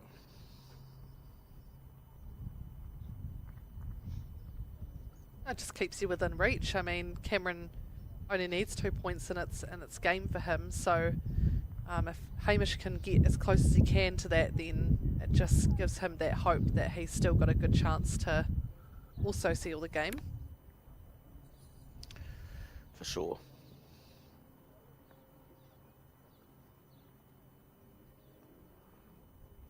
He won't be happy with the start. You could tell by his expression that he didn't really like it out of the hand.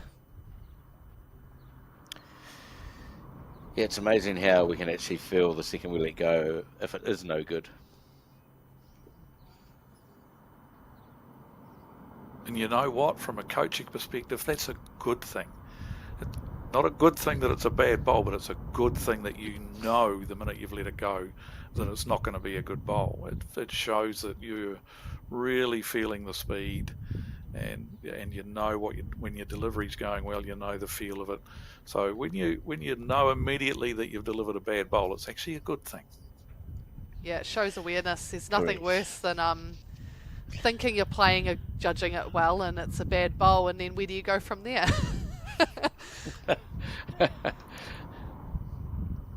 Hamish swapping over here to the ditch side.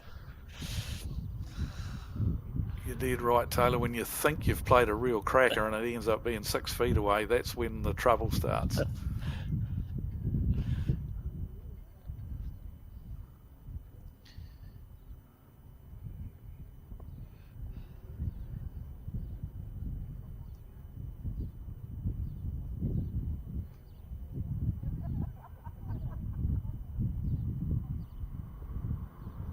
Has he drawn another one here?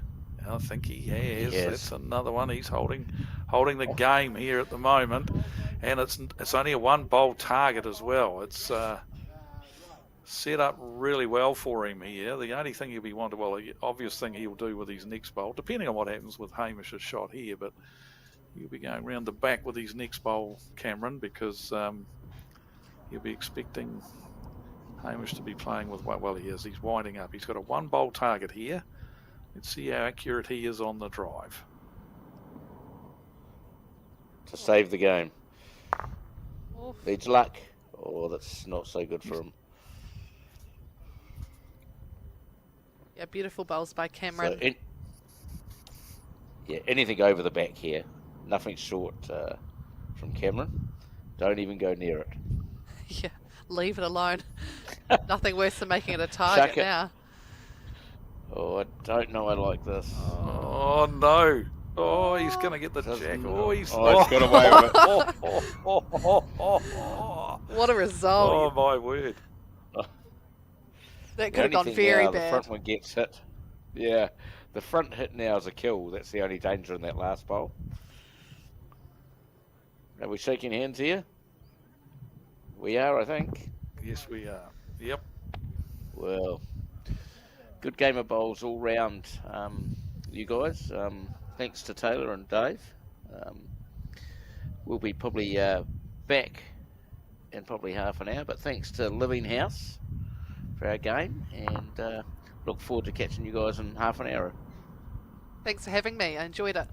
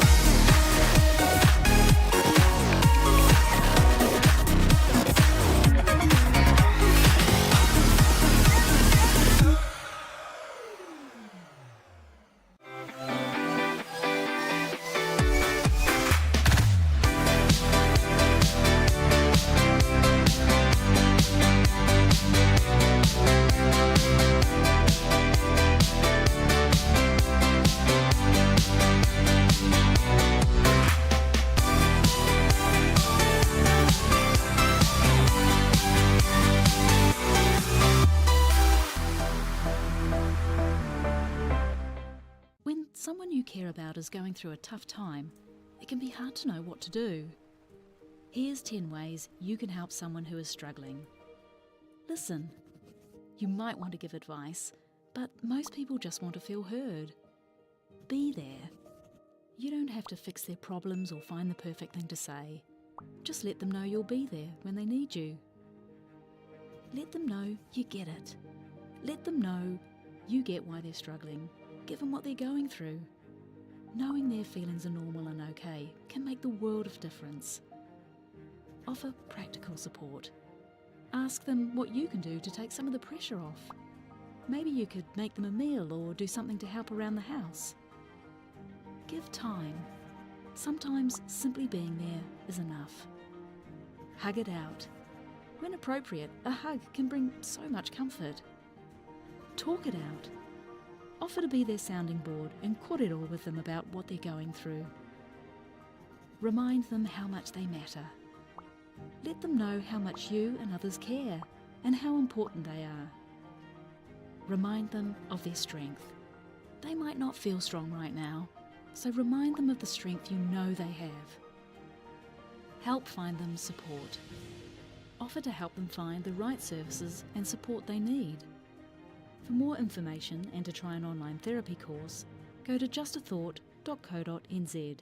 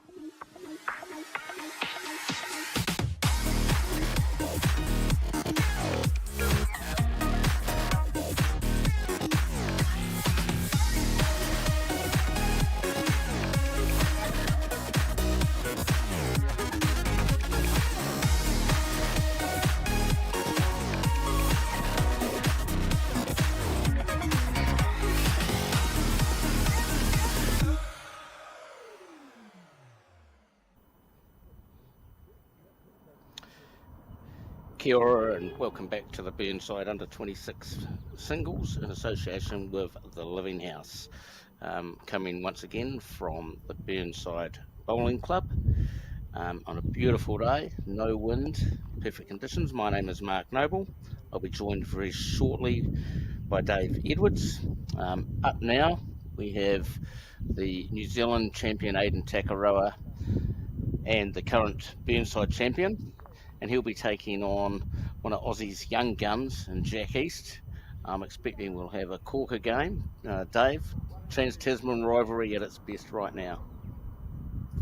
Absolutely. Looking forward to this one eagerly. I've just sat forward in my chair. Really looking forward to this. Aidan Takarau, obviously a splendid player in his own right, current New Zealand Open singles champion and the defending champion of this event here. Had a cracking season last year and his form's continued. He's a fine player, fine up-and-coming prospect on the New Zealand scene. And obviously the same applies to Jack East from the Osborne Park Bowling Club in Perth. He's travelled a long way to this event and one of the two Australians that we've got in the event. And it should be a rip snorter of a game, this one, as both guys just feeling out the rink. And we can see now that there is a breeze has kicked up at Burnside now. The shirts are flapping and Jack just securing his cap there, so the breeze has kicked in. So interesting. Both players have latched onto that big swooping ditch side of the rink straight away, and their first four bowls pretty handy, and the handiest of them all was that last one from Aidan. Yeah, you're correct there, Dave. Getting onto that ditch side where Cameron Horu actually just dominated the game.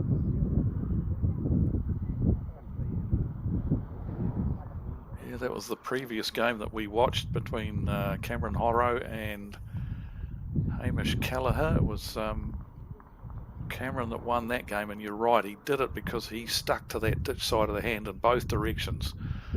And he really nailed his line on that ditch side of the rink, and it proved hugely beneficial for him. Took Hamish a long time before he switched over to that side of the rink and started to get some results, but by then the horse had bolted.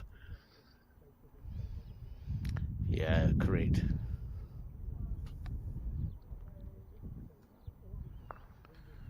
Well, I won't be surprised if he looks for this bowl. He's probably got 3 seconds, Dave. Took the words right out of my mouth here. Yes, I think it's the obvious shot to play here. Go hunting for that shot bowl. 3 good seconds. They're not super close, but they're seconds all the same. And I'm pretty sure we'll see some aggression here from Jack East.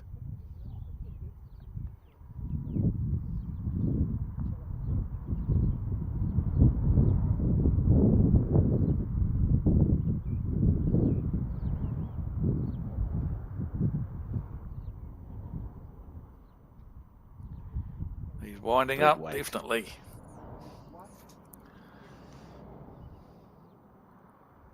Like City's close and got both. Very unlucky to kill it. Killed end. Both players both players like to drive, Dave. So we could be in for a bit of a long game here.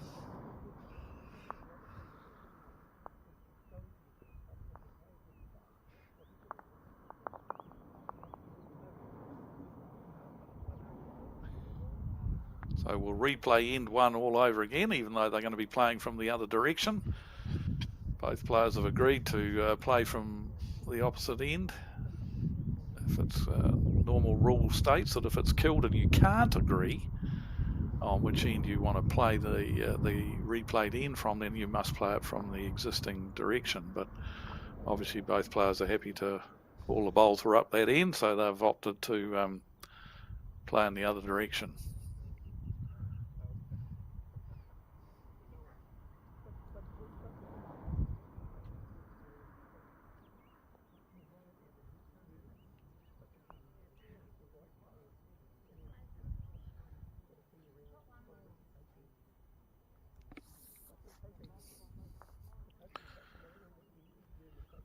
Quick with his first bowl.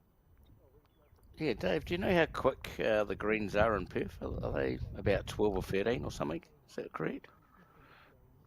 I'm not 100% sure. It's one city in Australia that I've never had the good fortune to visit. Heard so much about the place, but no, I'm actually unsure of what the speed of the greens are over there.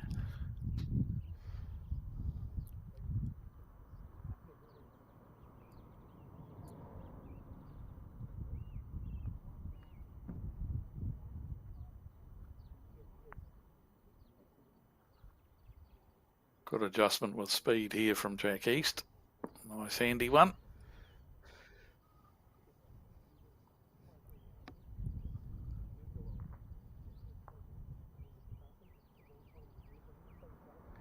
Yeah, both of these players have played on the other green today, so this is their first game on this green, so there'll be a little bit of feeling around for the first couple of ends, I feel.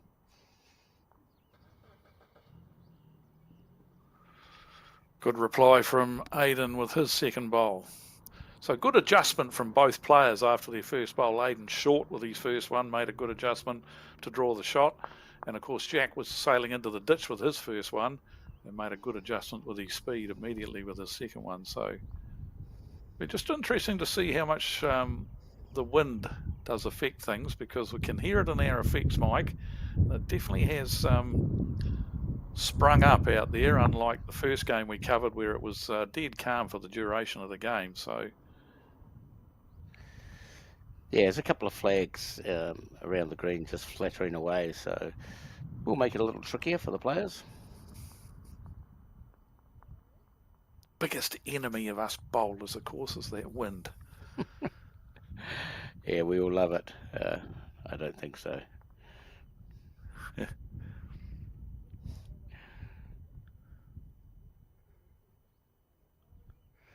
So interesting, one thing I've noticed with Jack, he's very deliberate on the mat. Like, most Aussies are very, very quick. He's nowhere near as quick as most Australian players.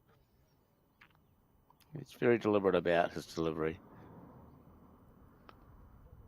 I think he might be hunting the shot bowl. Yes, he was hunting the shot bowl. He's way underneath the line, but he was looking to arrive, and possibly didn't have the weight either, looking to arrive to the shot bowl or perhaps turn his own bowl up onto the jack, but had nowhere near enough of either, really. Didn't have enough, definitely didn't have enough green, and nowhere near enough weight either. And we actually saw that in the last game. Hamish Kelleher played that shot quite a few times and was offline virtually the whole time. Absolutely, he was, yes. So here's another one of those free hits that we talk about, the bonus bowl opportunity for Aidan, and he's not taken the opportunity at all.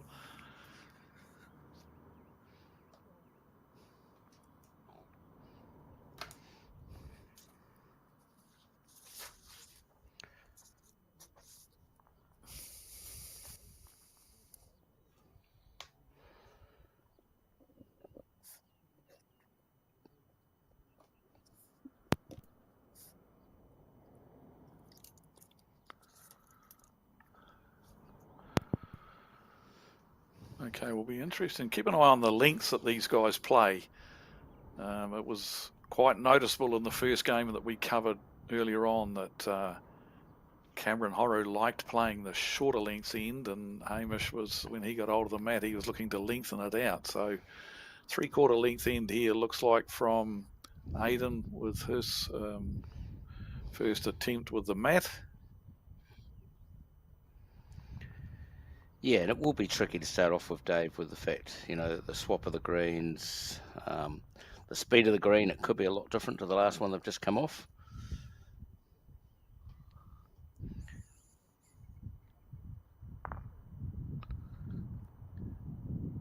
Here's this big swoop back off the bank that we see with this hand.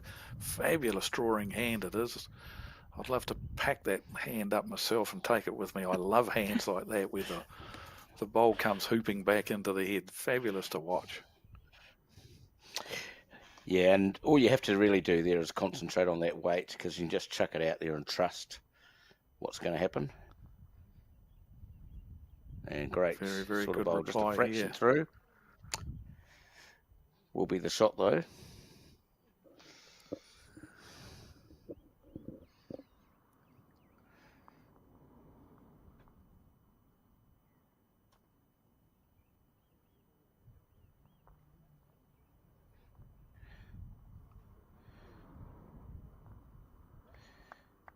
Yep, he's down a good line. It's just down to speed, Dave.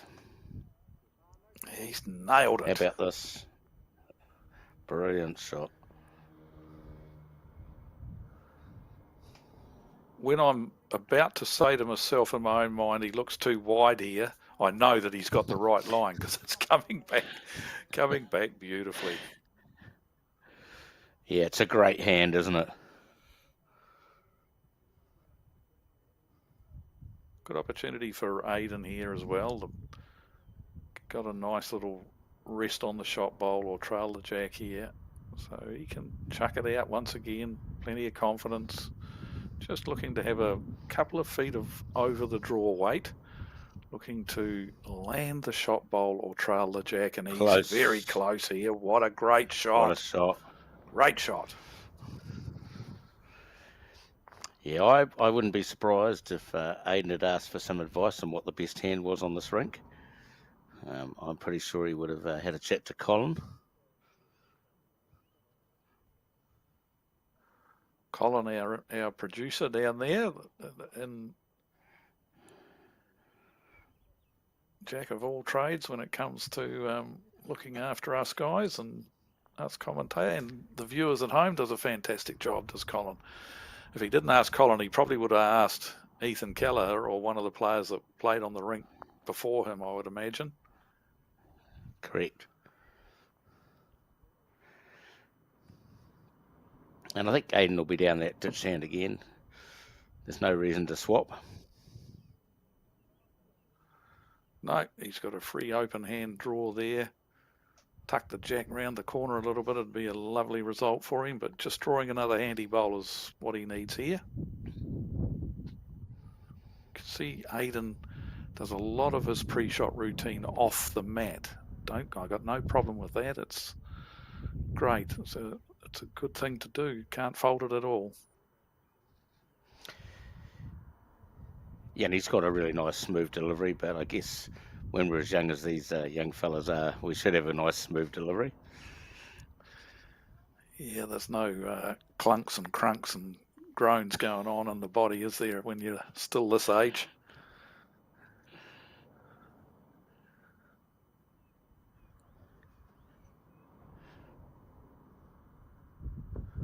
So Jack will be looking to make an adjustment on the last bowl that he played. He's looking to arrive up there on the backhand. He's got second shot just short of the jack, and he can reach Aiden's shot bowl just with that little bit of speed, a couple of feet of speed, just to try and sit the bowl out. He looks to be going with a little bit more than a couple of feet. And as a result of that, it's holding out on that hand a little bit. He's got nice weight. Nice weight for the shot. Yeah, he did. He had the weight. He did have the weight for the shot, yes, he did. I thought he'd gone quicker, but no, he had perfect weight. He just pushed it out a little bit wide.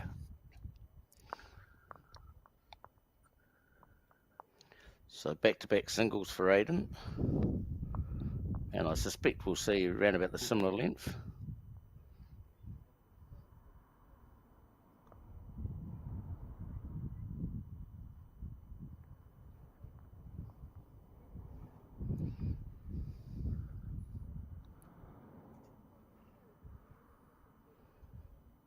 So after this round, Dave, we go into the quarterfinals. So the top two in each section play off for the main title, and then third and fourth play off in Division 2, and fourth and fifth in Division 3, fifth and sixth, sorry, in Division 3, and then seventh and eighth in Division 4.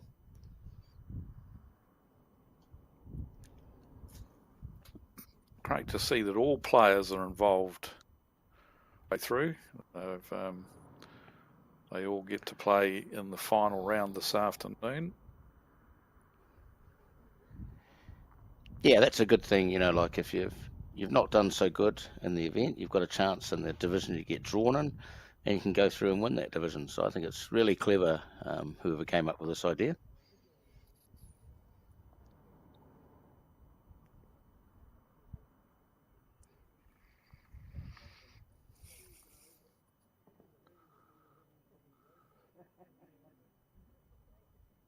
Heading the right way here is Aiden.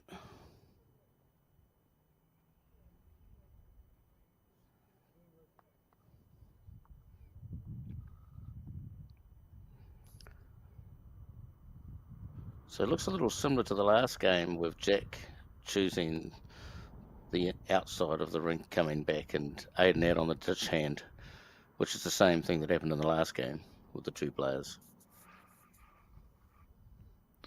Yes, and I wonder how long it'll be before Jack realises that the other side of the rink going in both directions is definitely a lot friendlier. You can see there he's missed his line big time out wide. And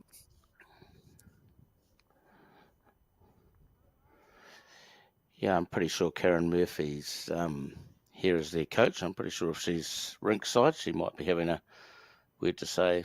You might want to get onto the ditch hand, which has been by clearly the better hand today from what we've seen.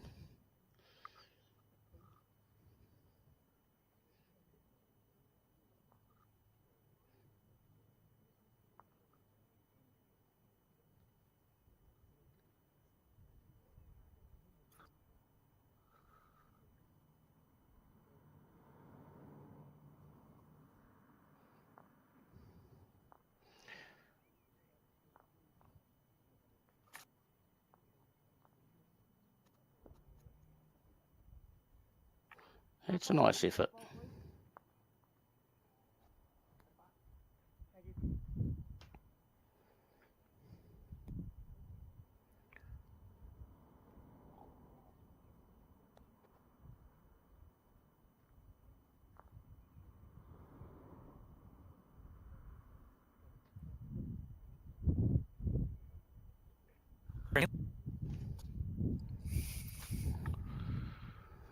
so, Just a little bit wide. Needs some luck.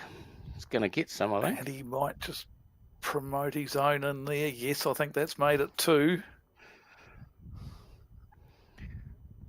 Might see an attacking a little bit shot here from fortuitously. Jack.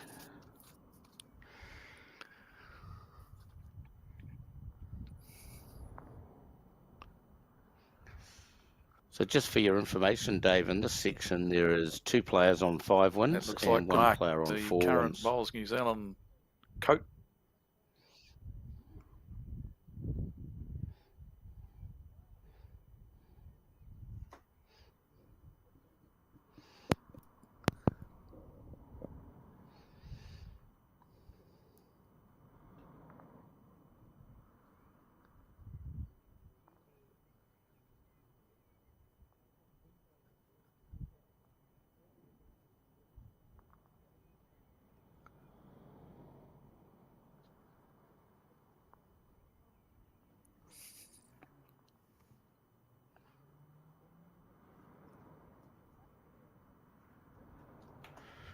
Two more to Aiden, 4-0.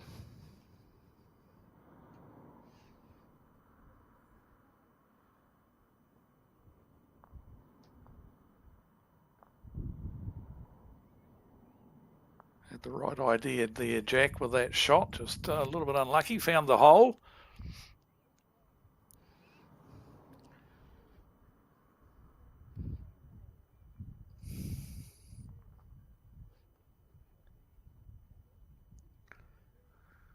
I was saying earlier on, Graham Rees, the marker for this game, he's the current Bowls New Zealand coaching guru. He's sort of coach educator, does a great job in upskilling all the many coaches that we have around the country.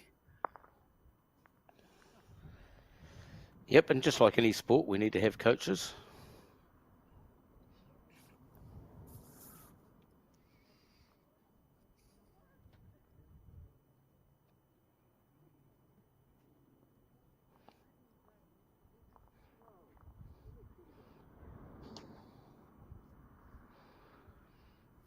All right, just like to welcome Hamish Wilson into our commentary.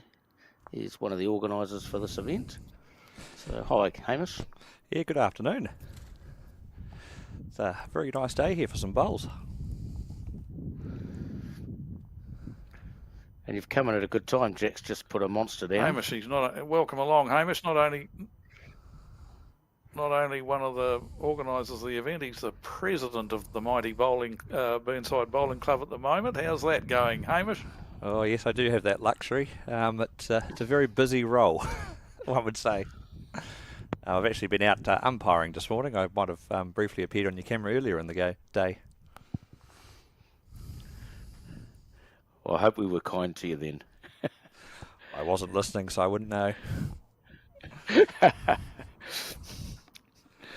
I see they've got the volume up in the room next door in the upstairs lounge, so I'm sure they're intrigued by my commentary at the moment. There's another good ball coming in. You'll be getting two absolute rip snorters there from Jack East. Might see a shot on anger.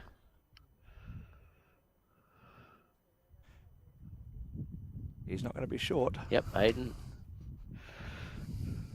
Close.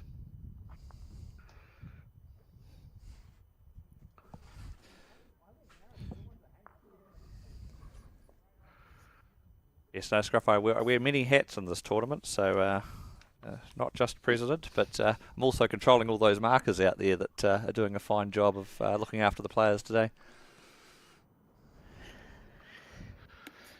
You should be super proud of the club for sure, Hamish. It's a fantastic club, and the volunteer work that is done by your members. Because of the club is such a fantastic facility with awesome greens, you obviously get used a lot for not only your own events like this and the Stew Butter Pears that you have in early January, but obviously the centre, Bowls Canterbury use your greens and facilities a lot, the same as what Bowls New Zealand does, but your members never let you down. They're always there, willing and able to help in all sorts of different capacities. Yeah, they're certainly a huge asset to us. The national singles and pairs are here every second year, and that puts a big drain on those voluntary resources as well. And we're only running with 2 greens at the moment. The third green's actually had a new surface put on it, so Jamie's doing a spectacular job of keeping these 2 greens up to a very high standard with all the play that's going on them at the moment. Yeah, the greens, they look spectacular, that's for sure.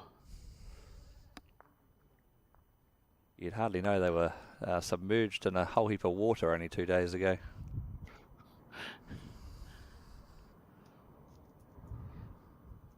Yeah, the whole country's had a fair bit of the old wet stuff, that's for sure, and we feel for those people down in the deep south that are obviously in recovery mode now after the deluge that they've had to put up with over the last 36 hours or so. Yeah, I've been a bit busy to follow that, but I have seen a few pictures, haven't looked great.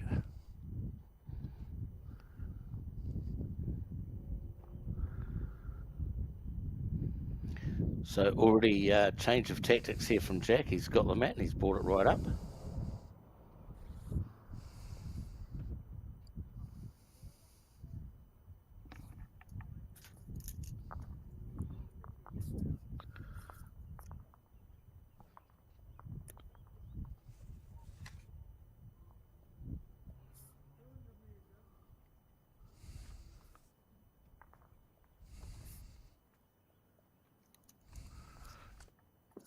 And he switched to this backhand side. He switched to the ditch hand side of the rink straight away. So he's learnt pretty quickly that this is the more comfortable of the 2 hands to be on. So showing his nous pretty early in the game to get onto the good hand. Yeah, it's a smart move because Aiden will know that ditch hand typically swings a wee bit more than the other hand here at Burnside. There's a good result of that this from Aiden.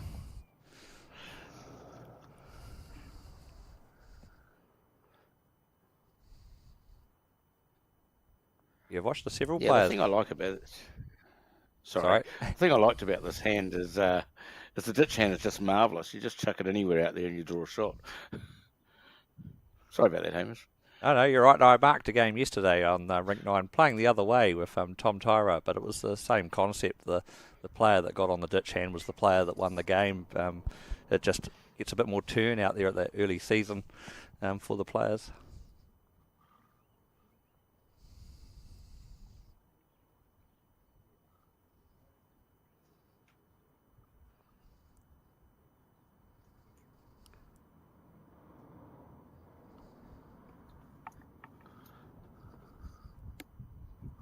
a bowl again.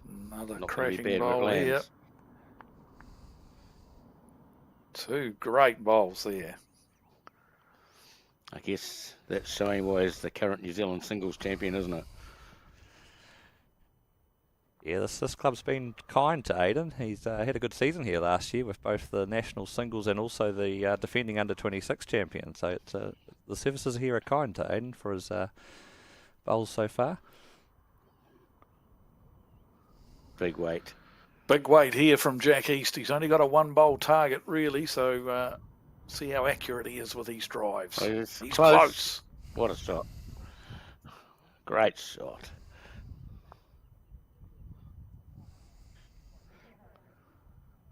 So another killed end. Second one in the game already.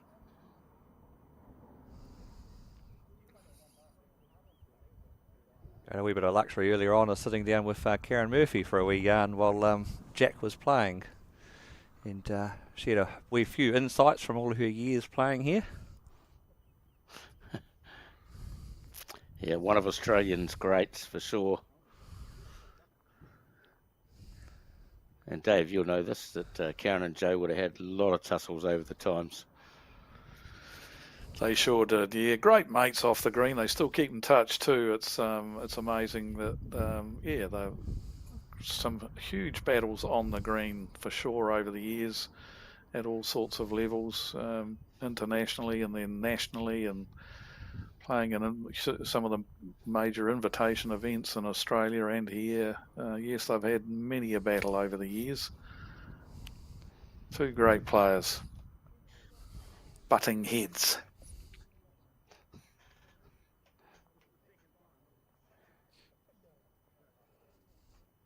He's smartly gone back for a repeat of the same kind of length.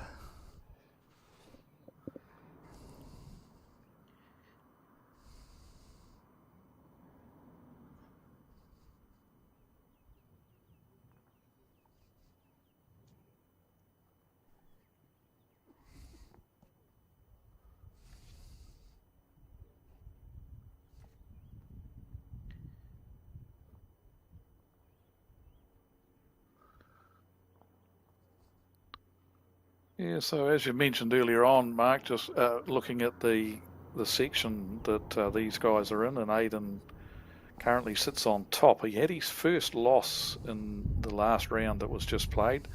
Young Jacob Inch defeated him by 21 shots to 15, and so that's moved Jacob into second spot on the table for this particular section, as we see a good bowl there from Jack East. Jack currently sits in 4th place in the section, and it looks like he won't make the top 2 in the section. He's had the 3 losses, and the 2 people that are in 1st and 2nd have only had 1 loss each, so he's not going to be able to get into the top division, but he can certainly create some challenges for Aidan. Aidan really does, to guarantee top 2, Aidan still possibly needs to win this game. Alex Cross from Southland is in 3rd place at the moment. He's had the 2 losses, whereas Jacob and Aidan have both only had the 1 loss each. But you know, Alex wins his game and Aidan loses this one, it could mean Aidan is in danger of not making the top section. So it is still a very important game for him. Yeah, of course, Jacob Lynch, he's sort of the giant killer. He actually played Aidan and Jack East back to back, so he beat Jack East on the rink just next door to where he then went on to beat Aidan. So he's having a very good tournament.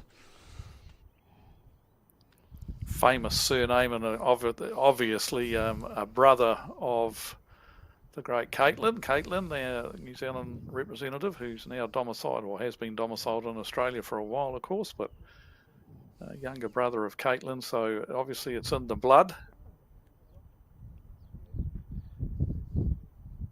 Yeah, the father was down here yesterday actually as well, supporting.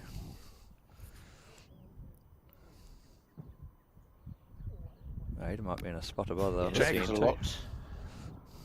Happens a Yes, lot Jack's more on gonna add bowls, another doesn't one it? here. One family member. Sorry. One family member joins and another one does. Happens a lot.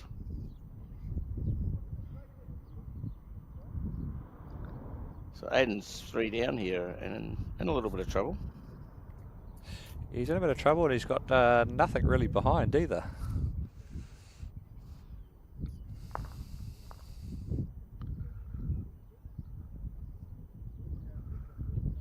Interesting to see what his shot option is here, whether he's just trying to dead draw this or if he is going to play with weight. No, he's raiding big time. And he was off target, so 3 shots to Jack, and we've got a all square game, 4-all. Yeah, these two are likely to finish top of the section. It's unlikely with the differential that Alex Cross would get up into second place. Possible. If it's a tight game, it would be very unlikely. Yeah, I think if there's a narrow loss here, he's still going to be secure. That's what he'd be aiming for, just to make sure he doesn't get an absolute hiding. And the quality of these two players, I think it's going to be nip and tuck all the way, I would say.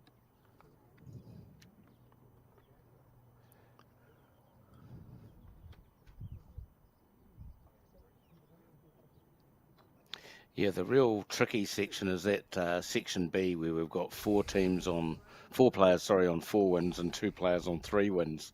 So 6 of the 8 players can all win the section still. It's a very interesting section, isn't it?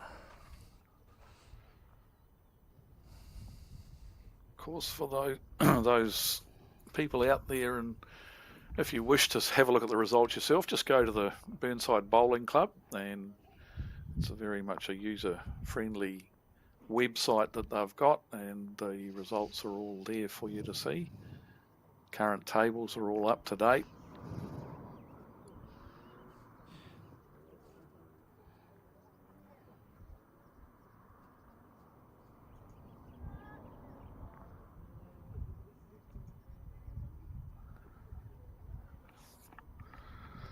Very, very fortunate with the support you get from your sponsors too, Hamish, with Living House and the vacuum, central vacuums, heat pumps, drive air ventilation systems, insulation systems. They're a 3rd year on as supporters of this event, and then you've got SRS, which are obviously an exporting company more so than timber company, logs, things like that. But great to see them supporting talented young athletes as well. And of course Henselite, who have supported you for a number of years with their donation of prizes for the big raffle. But it's great that the club's getting the support from these guys. Yeah, Living House has been very good to us actually. I ran into John at the opening ceremony on Friday for a bit of a catch up. He's been involved for 3 years and he's very he enjoys it. He'll be back down here for the prize giving tomorrow. But no, he's a very good sponsor to us. I've actually just recently used some of his products in a house I built. So I've used some of his earth wall insulation, some ventilation systems, and the heat pumps as well. So it's good to be able to give back to these sponsors when we can.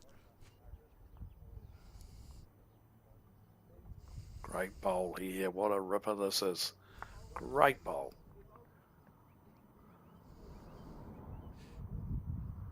And of course, SRS is it's actually one of our own club members. That's the man behind that, and he's actually out marking at the moment, a few rinks down on rink 14, Nick Cook. So very happy it's his first year on board as a sponsor, and we're much appreciative to have him here.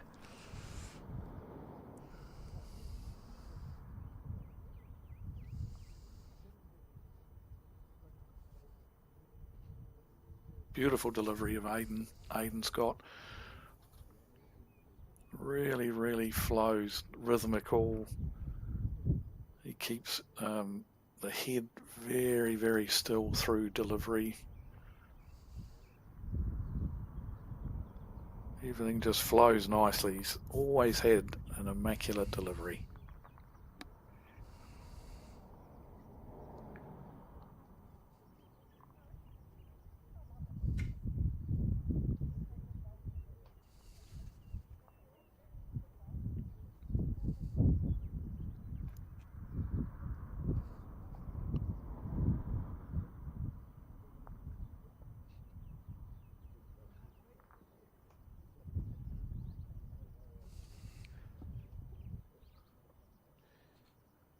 Jack will just be looking to repeat the dose here, and small touch on the jack to hide it away from Aiden.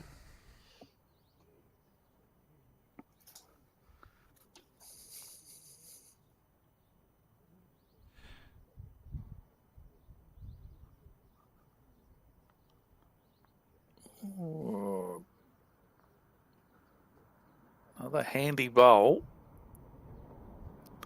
The head's not set up particularly well for Aiden here. There's danger all around the place. He's only one down, which is the blessing for him really, and so he'll be just trying to dead draw this. I don't think he can't take any risks. Takes his own bowl out. He's in danger of dropping a 4. Can't really. So yeah, just the draw is pretty much all he's got here.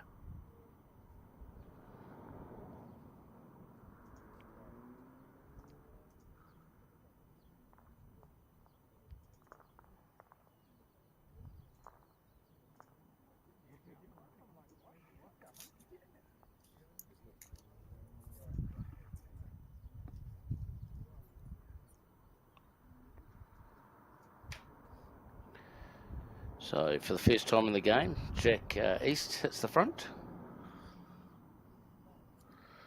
Yep, 3 ends on the trot now, just to getting into his groove and getting a little bit of momentum going. He's gone back to that short mat as well. He's definitely the length change that's helping him along.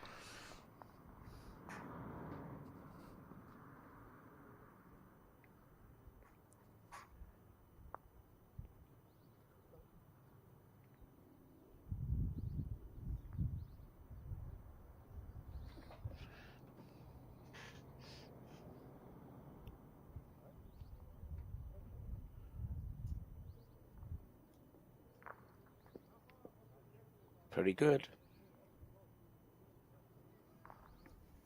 Very good bowl, very good opening bowl. Pressure on straight away. You know, makes you forget, helps you relax a bit straight away, knowing that you've got a real handy bowl first up, and so you've got a little bit of pressure on your opponent. And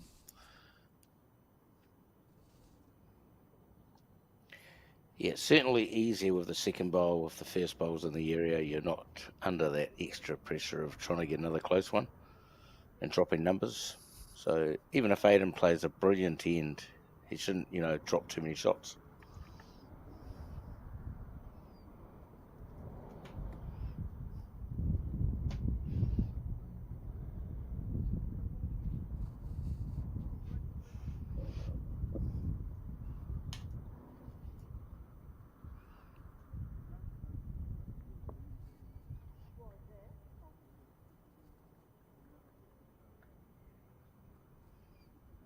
How about this? Pretty good again. very, very good. Setting the head up exceptionally well here. Yeah, we might see some a bit of venom here from Aiden this time. Playing a run shot down on that forehand. Has he gone wide enough? Because that turns quite. Yes, he's in the area. Got one of them.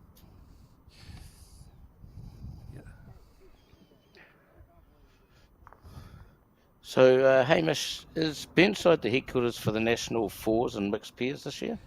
I believe it's the headquarters for the fours, not the mixed pairs. Mixed pairs, I believe, is going to be down the road at Fenelton, but the fours will be here for the days that they're on. Brilliant. Yeah, we're looking forward to it. We'll be back to a 3 green club by the time the fours come around, so we look forward to hosting everyone again.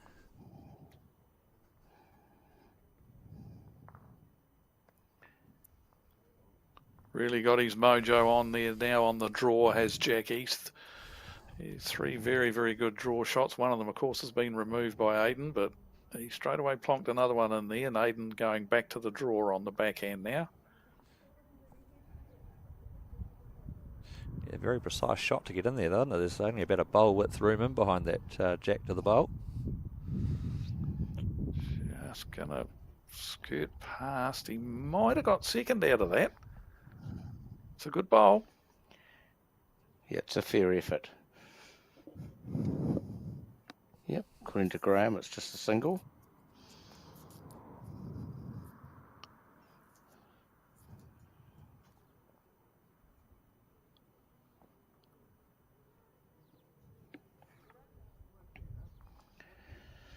No fears here for Jack, though. He can sit the bowl, touch the jack. He got good chances to make 3 shots here.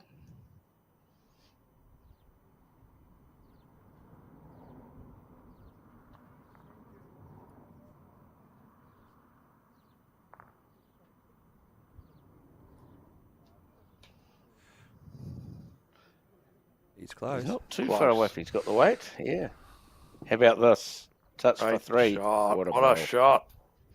I don't think Aiden will be Now, short I of think that one. there's only one.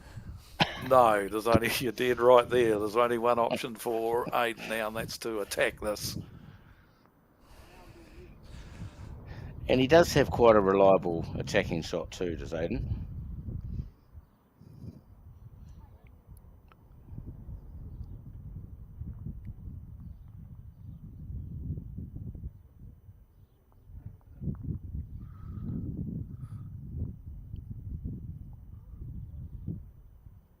Oh, he's under.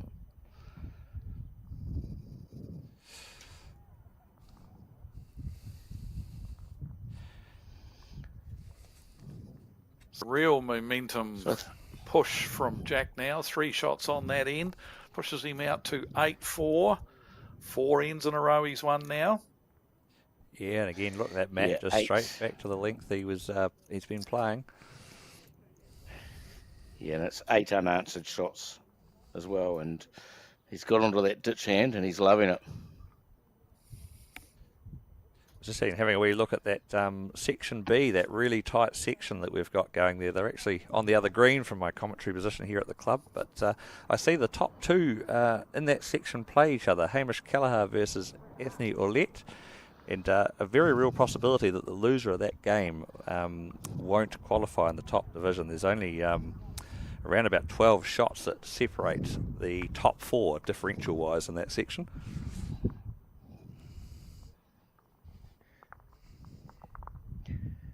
Yeah, everyone's dropped a couple of games, so it's all on for sure. Yeah, effectively you win your last, you're in if you're any of those 4 players.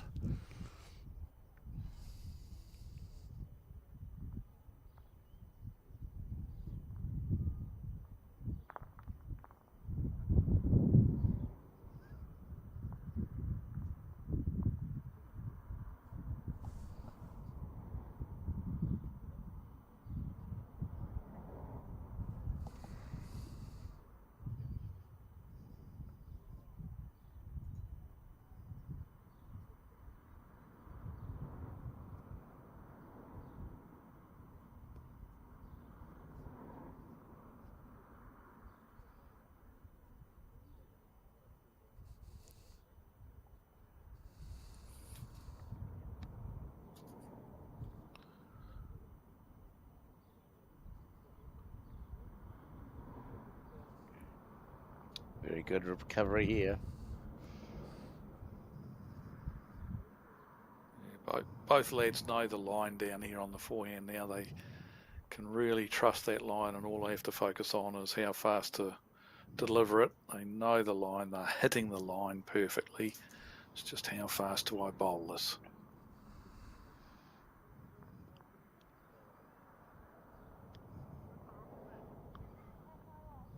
Aiden just overdoing his speed with those 2.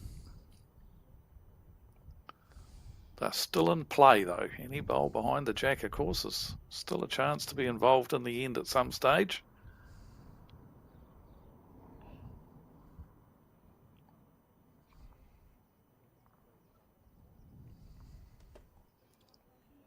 Jack's good again. Very, very good. He's just found that weight, hasn't he? He's just constantly in that length. He knows where to put it, and Aiden's just a little bit over at the moment. So a little bit of aggression. Change of hands here from trail. Yep.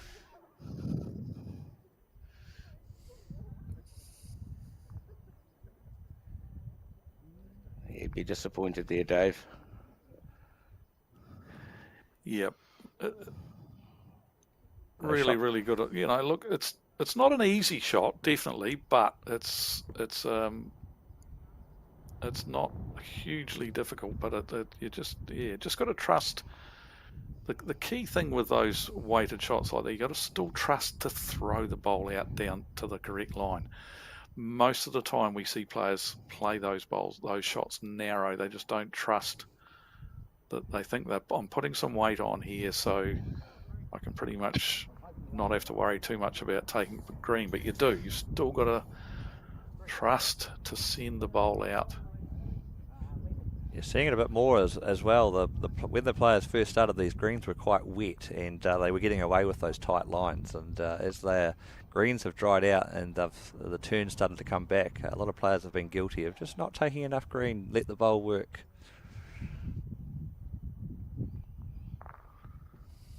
So Aiden's changing his shot here now. He's abandoned that backhand shot, and he's going back to the forehand draw, just trying to dead draw this.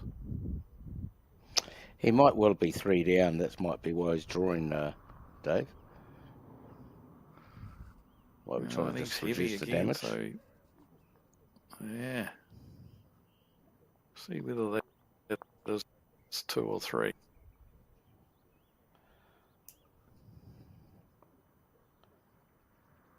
Yeah, 3 it is, I think. 3 it was. Yeah, Aiden really needs to win this end off Jack at some stage, because Jack's just going the same length end after end, and he's really nailing it.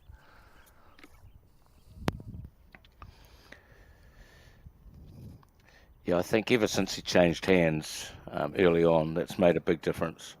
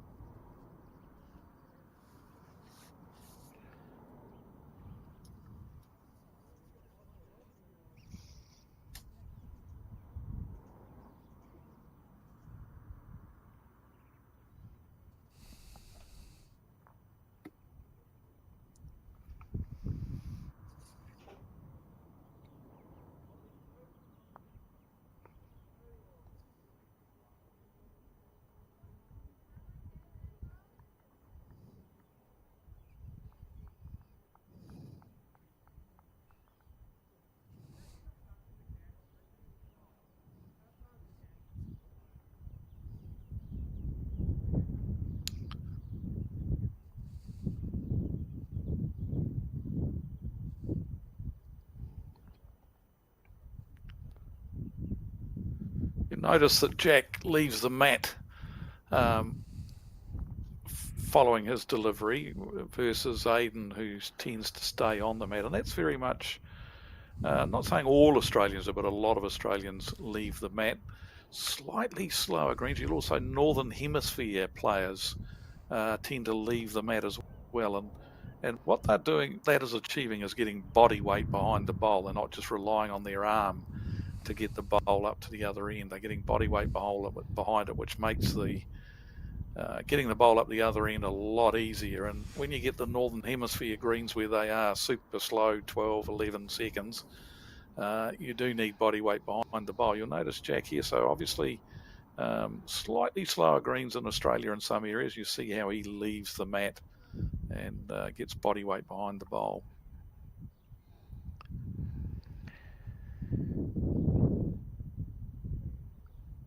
He's played a good one too, Dave. Yeah, certainly the Scottish and the English players all play that way, and most Australians have that forward momentum, whereas a lot of Kiwis do not.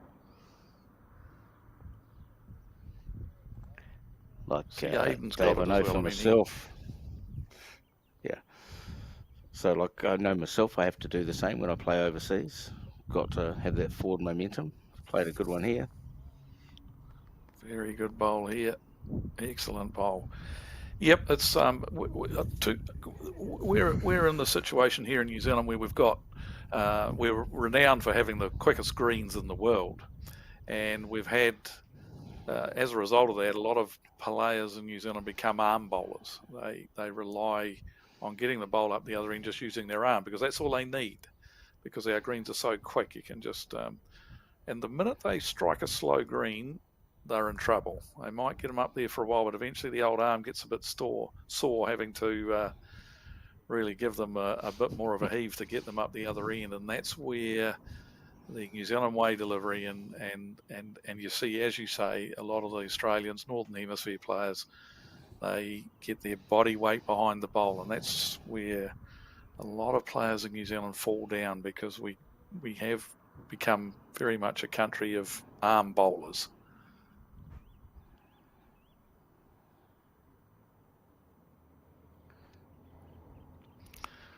Graham Reese had a real good look at the head there when he was marking that bowl, so I'm not sure whether Aidan managed to, even Aidan having a real good look now, as to who's got the shot. There we go. Graham indicating it's a measure there for us, so. Well done, Graham.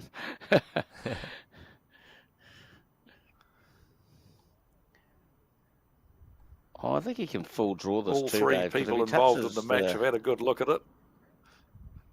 Because if he gets hold of the short bowl, he might make 2 or 3 here. The one that may be the shot, the bowl in front of the jack.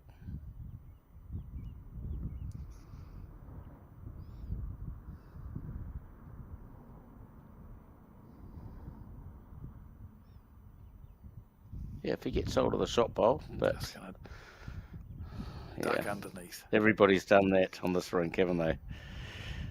They have. Yep.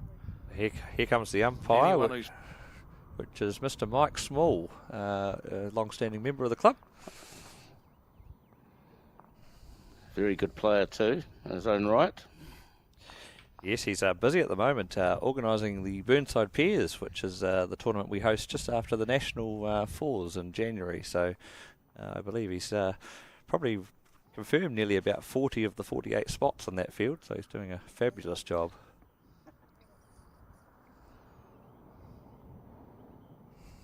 He's just a newly qualified umpire, Mike Small, qualified during earlier in the week actually, so he's now out there putting it to practice. Well, he looks like he started okay by chocking the bowl. We talked about that earlier, about chocking the bowl that's standing up, and then you chock the jack as well. Might have even been when you were doing your measure. Yeah, they don't often chock the jack on the grass greens, but you certainly do on the artificial or indoor, because it just tends to move a lot easier.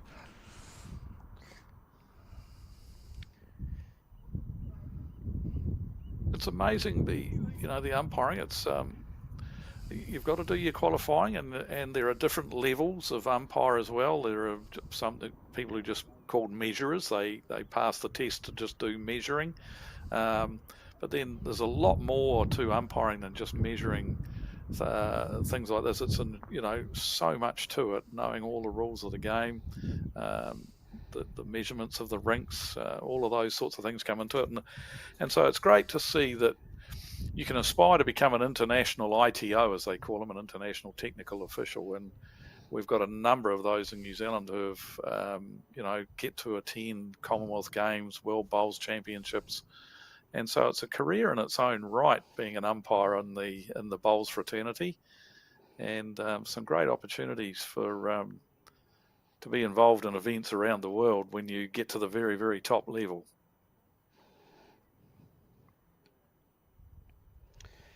Yeah, and as we know, without umpires or anyone organising events, we don't have events.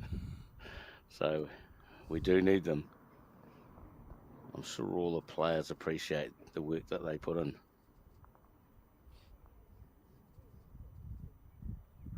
Is it going to be the bowl on the flat again, Mark?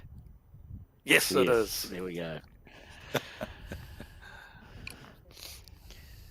Yeah, I think 90+% normally, isn't it? That's the bowl on the flat wins that. So that was a key in for Aidan, because he's able to now get the mat and change the length. Yep, and we've got the mat way back towards the tee and back to the 3/4 length, 3/4 to longish end. So Yep. no surprises here from Aidan.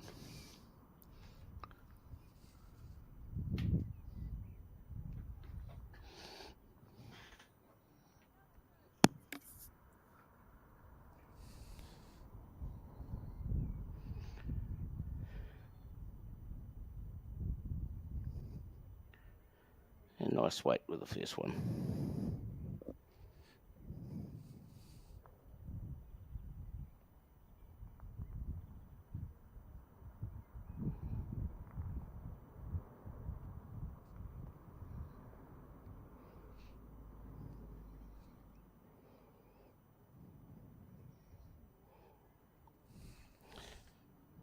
Well, how about this from Jack? Very good. The longer length hasn't thrown him off at all.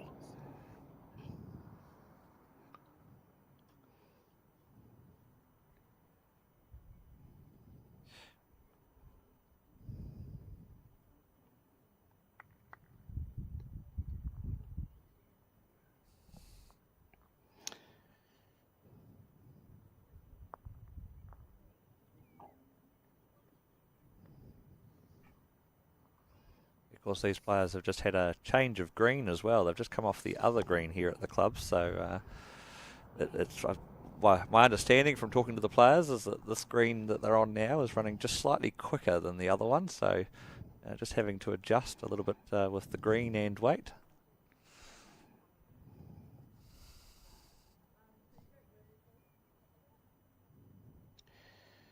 Another one of those instances we were talking about earlier on where Jack knew straight away that he wasn't going to reach for that one.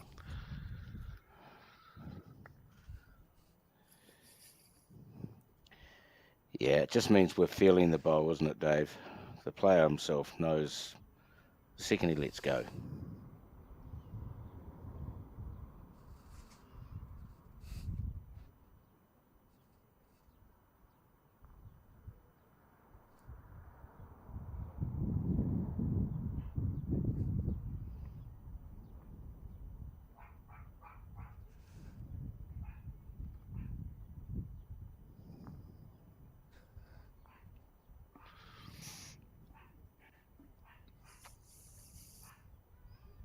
Not bad.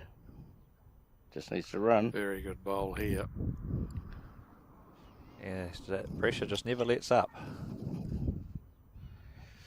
see Yeah, a bit we'll of see aggression some weight here from Aidan. Yep. Yeah, for sure.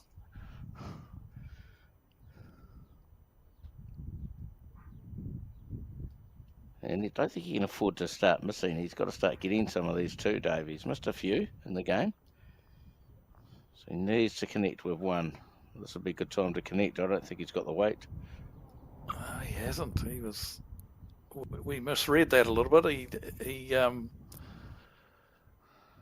trying to just draw, sort of reaching draw weight, but in fact, I was the same as you. I thought he would have been right through to the ditch with that, the way the head was set up. Mm. Yeah, it looked like he had a line. Was he just caught? Yeah, caught in two minds, right? It looks like it. It looks like he had a line for sort of a 2-3 metre through shot, but only the weight for draw.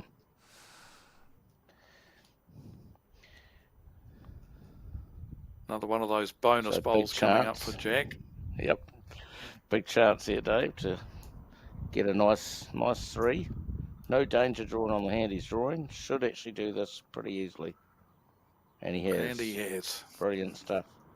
That's brilliant. Great bowls.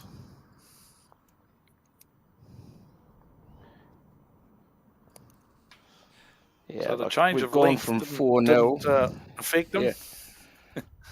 We've gone from 4-0 to 14-5. So the last 10 odd ends, it's been 14-1 to Jack. He's looked impressive since he changed the mat and got going on that ditch hand. He hadn't looked back. Just having a look down the green at his Australian travelling partner Kate Matthews is also playing on the same green. She's down on rank 16. Currently sits second in her section, and she's locked in a pretty close tussle over there. She's down 15-16 to Nathan Gooden.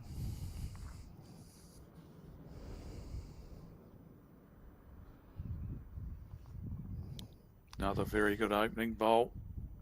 He's really into a good rhythm now.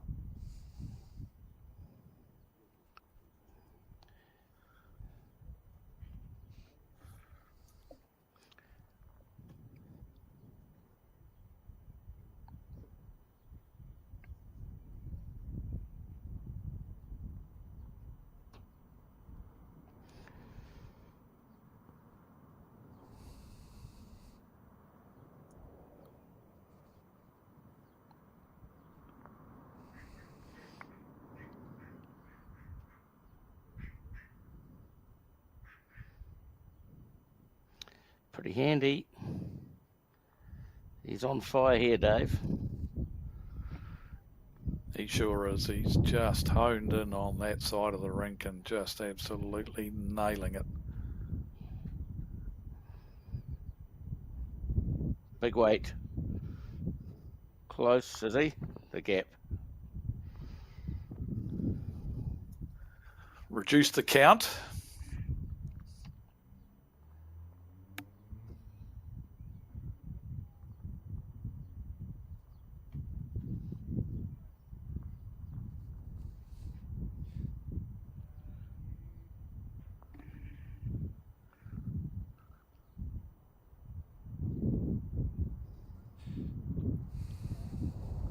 This is handy. It's going to count. Away from the other one. Pretty good bowl, Dave. Yeah, the big thing he didn't want to do there was stick another one right beside his shot bowl. And so, yep, whilst it's counting, it hasn't created a big target. So, a good bowl. Got his own. Big trouble for Aiden on this end. Yeah, as of yet, he hasn't really had an answer to the good bowls that are coming down the green at him. Yeah, no, Jack's played really, really good in this game. I think also Jack has sort of forced Aiden out of his comfort zone, because Aiden's strength is definitely the draw game. He's a very, very good draw player, and that's his strength. And I think he's just been dragged out of that game a little bit. And I think in Aiden's mind, if he sort of had a wee word to himself and said, look, let's park these shots and let's just see if we can outdraw this guy for a couple of ends. Let's really, even if he gets one real close, I'm going to try and get closer, you know. Just go back to what is very, very much his strength, which is his draw game. Yeah, you're correct. Now, Aiden's caught on a hand. He hasn't played virtually the entire game. 3 down, trying to draw his way out of trouble, though. That's the only danger here.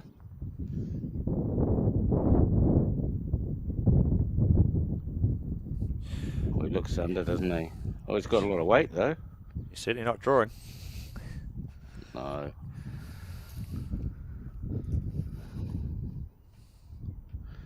So, if I was Aiden, I'd be making sure I got the maths right, because wouldn't want to lose 21-5 here and miss out on the top 2, would he?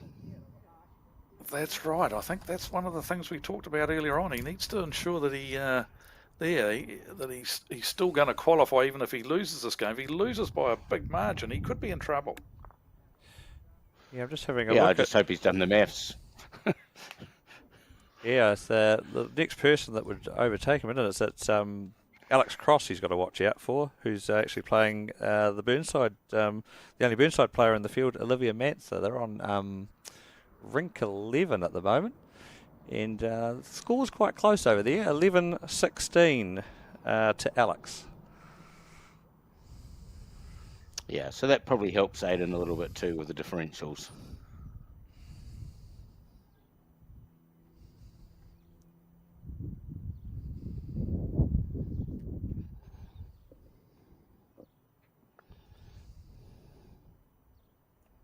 Yeah, of course, Olivia had a very close game with Aiden yesterday, actually. It was the last game of the day, and it was right down on about rink 15, I think it was, right down next to the road, and it went right to the wire.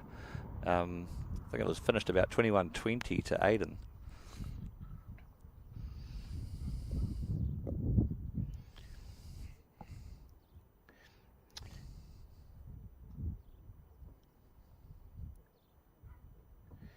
Yes, I think Olivia was played a couple of years here in the Manawatu area. Won a mixed pairs with Tim Hook. May have won something else in Manawatu, but definitely won a mixed pairs. Yeah, she had a very good season last year down here in Canterbury.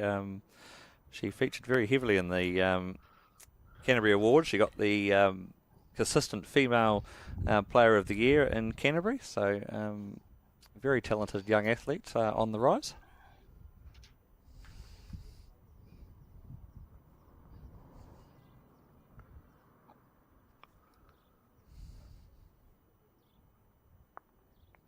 It's just not happening for Aiden.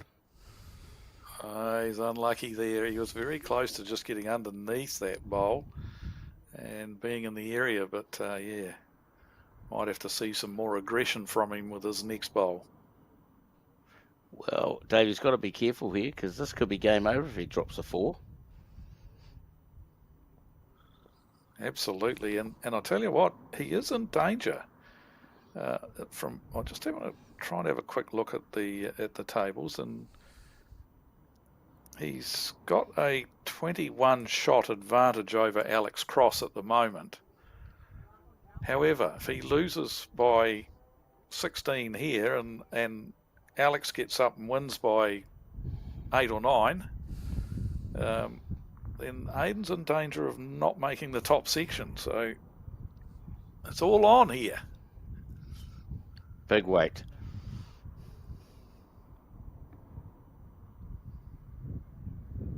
I think he's missed. No. So he's got one more bullet to we're fire. down. Could be. Yeah, we could be down to the last 2 bowls of this game. I would expect Jack to get this one in. He's playing exceptionally well.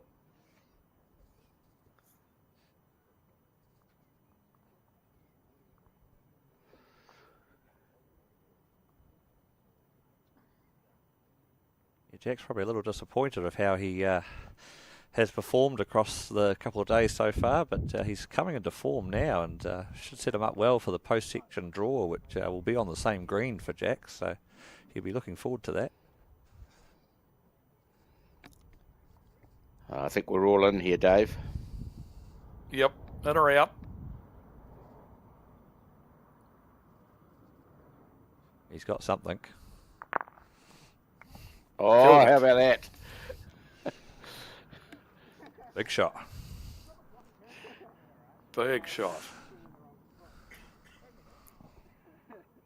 Very important. Off the last bowl as shot, well. Actually, in the yeah, very important shot in the context of Aiden's chances of staying in one of those top 2 positions in the section. He was, he needs to score a few more points here. Yeah, just looking at that, Dave, I'm looking at Alec Cross, I actually think that the differential might be a negative 15 on him rather than a positive 15. I think Aiden's got a bit more breathing space than we've given him credit for. Oh, sorry about that. Right, okay. Oh, it is too. Yes, I see the little minus there now. Yeah, okay. Yeah. So, right, okay. So, yeah, no, well, he's pretty safe then. Yeah, no, the players had a word to me before they started. They said that the result of the game didn't matter, and it was to do with that big differential. So I'm sure they didn't mean to have a big score difference as it is at the moment, though. I'm sure Aiden was hoping to be a bit better than that.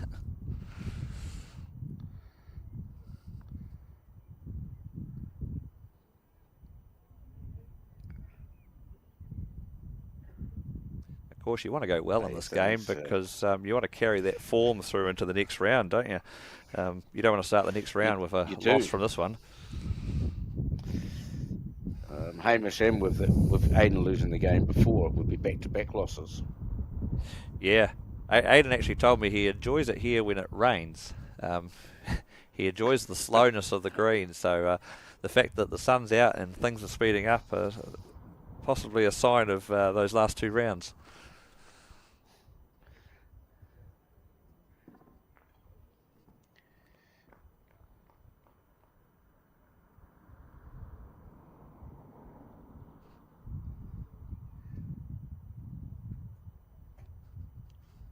Well, Jack's given him a chance here for the first time in a long time. He hasn't got anything right on top of it, so Aiden's got a chance here now to nail it with this one and just put a little bit of pressure back onto his opponent.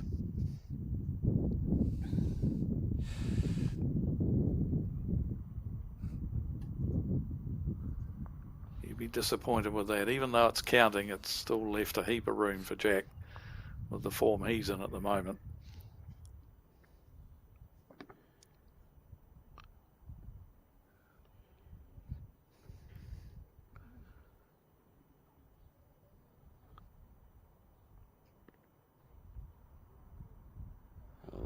Oh, he didn't take advantage of it, though. This would be one of the more loose ends we've had. Yeah, and I wonder whether Jack should have said, we'll take the bowls back on that last end, because they didn't. They're playing from the opposite end. Sometimes we see that happen, and you drop some points like this, you're going to wonder how this all happened. But especially if you drop a 4 here.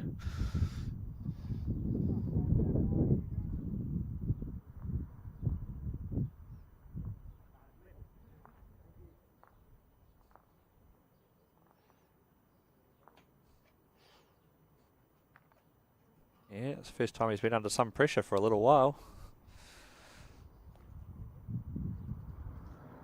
Changed his hand here too, which is, I don't really think he desperately needed to do that. There was still room on his favourite backhand to get round his own short one, and he's played a shocker on that hand. Yes, I think that was a bad option. He only needed to be round his short one on that backhand, which he's been playing so well.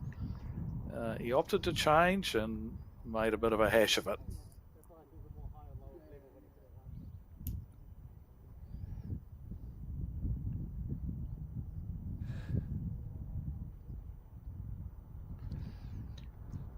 I would suspect Aiden will draw another one here with this much room.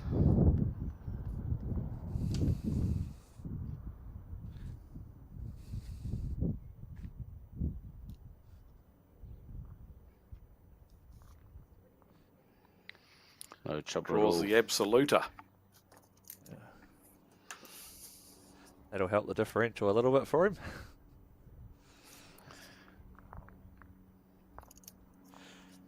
Just having a look down at rink 16, it looks like that match is finished. That was the other Australian, Kate Matthews. Looks like she's gone down 21-15 to Nathan Gooden.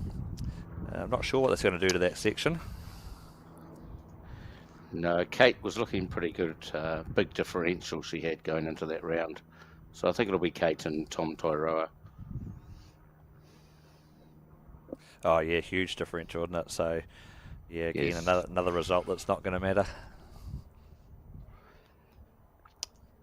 Yeah, it's just that section B looks like the section of action. Yeah, I've tried to get an update on section C. They're on the other green, so they're a bit hard to see from my position here. But I have asked the one and only Taylor Bruce for an update, and she's currently MIA on me. I was going to say slacking, eh? You can't really fire her though, could you? No, she's kind of my boss today, being the tournament director.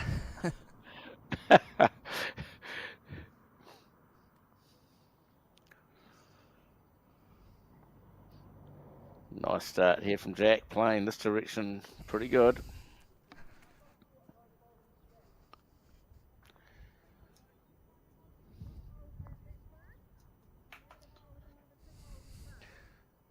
So just so you guys know, the only player in the event so far that hasn't lost a game is our 2018 champion, Seamus Curtin.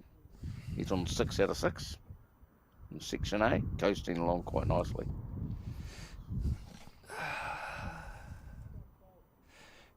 Yeah, not sure his game's actually finished, but I'm just having a wee look over there at the moment.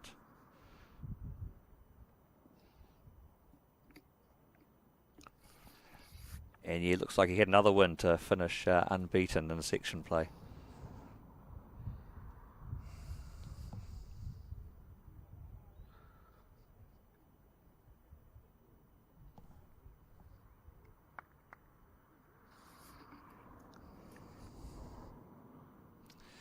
At Burnside here, they've got some very nice big umbrellas in between the two greens, which provide lovely shade. But their downside is that they block my vision of the scoreboards on the other greens, so it gets a bit difficult to get updates off the other green. Might have to have a talk to that president about that.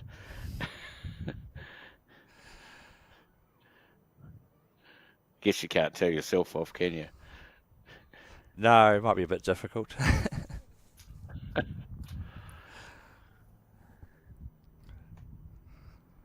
No, I just might have to put an extension on the clubhouse instead, move the commentary position, that'll solve the problem. For sure. You've probably got Colin Williams, he's probably somewhere near you doing nothing. There's no comment coming from the other side of the room. Yeah, I'm sure he would have loved that comment from me.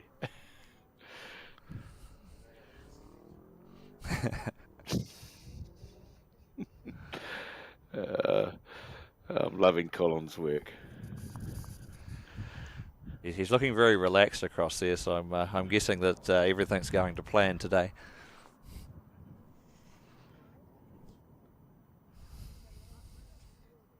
Big bowl for Aiden. Yes, this is another big bowl in the context of the game. He's got he's 2 and a look down here, so he needs to get one. He's got a rugby. Oh, he's got a piece of luck. Well, nothing surer. We'll be seeing a drive. Yep. Jack has showed us already. He's happy to go. And he was pretty deadly accurate with the drives that he's pulled out of his kit bag so far. Yeah, Karen Murphy's advice earlier was draw or drive to Jack when he was playing one of his earlier games, so he won't be short.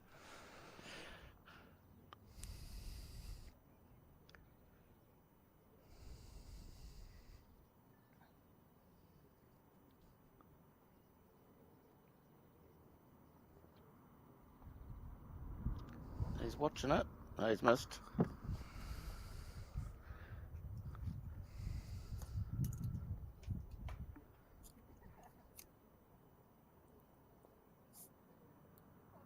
As those greens get faster here, so it gets a little bit difficult to play those weighted through shots.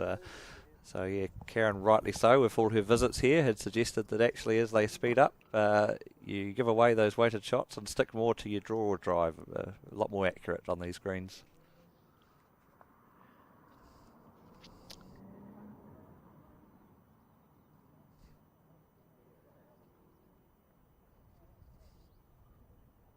One of the points to note about this game too is the Jack's won 7 ends and Aiden's won 6, but the difference has been 5 threes that Jack has picked up. Okay, Aiden picked up that 4 a couple of ends ago, but when Jack, apart from the 4, when Jack drops in, it's been a 1 or a 2, whereas unfortunately for Aiden, he's dropped 5 threes.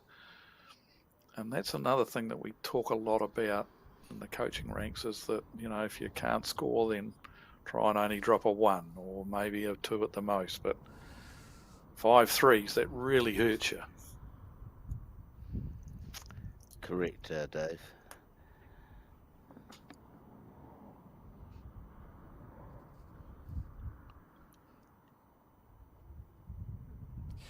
Well, interesting note too. They're both playing different hands now. Aiden's actually got off the ditch hand and is trying the other side, probably in an attempt to get a game going to come back at that scoreline.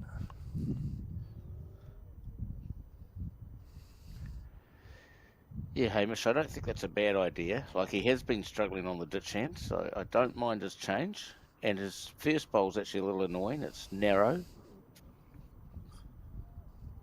Yeah, it has nuisance value, doesn't it? Correct.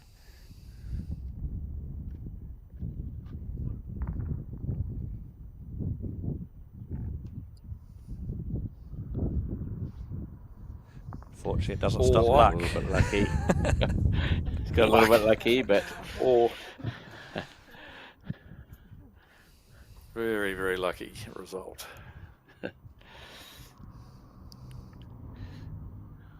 I'm pretty sure that only happens when we're in front. If we're behind, we would get the other side of that bowl. Yeah, it's Well, forced that's a my change. theory of it when I'm playing. It's forced a change of hands from Aidan. And he's not played it well either. So, could be a chance to go out again for Jack if he plays a good one with this. Can really hear that wind in the sound effects mic now. It's obviously picked up big time down there, and Yeah, it's just could be having an effect. It's just looking at that. Yeah, it looks like the classic Christchurch northeasters just getting going a wee bit in the afternoon. Oh, he's got another slice of fortune. Has he? What, he was really narrow there. He's been playing that hand so well, but those last two bowls were rough, but he got a real fortuitous result with both of them.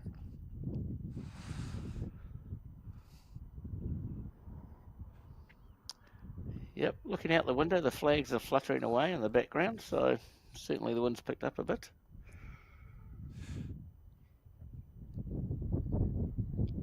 Close here from Aidan, might get a little rub back.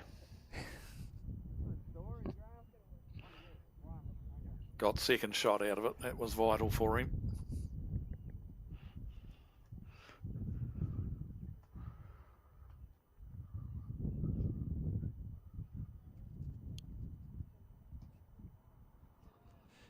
There's an option here for there is an option here for Jack East to actually move that jack a little bit. He'd make 3 shots of it if he moved it just a fraction. Yep, he's got no reason to be short, but drawing a bonus shot for 2 will be quite nice.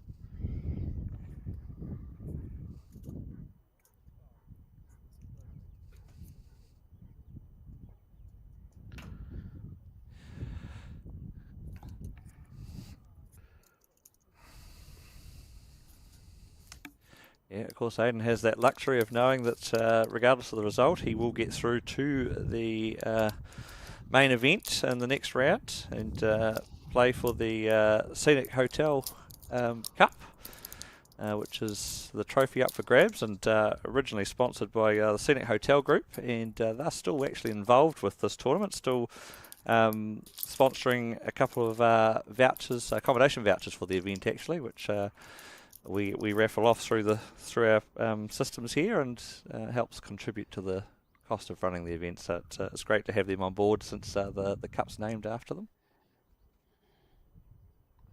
Beautiful.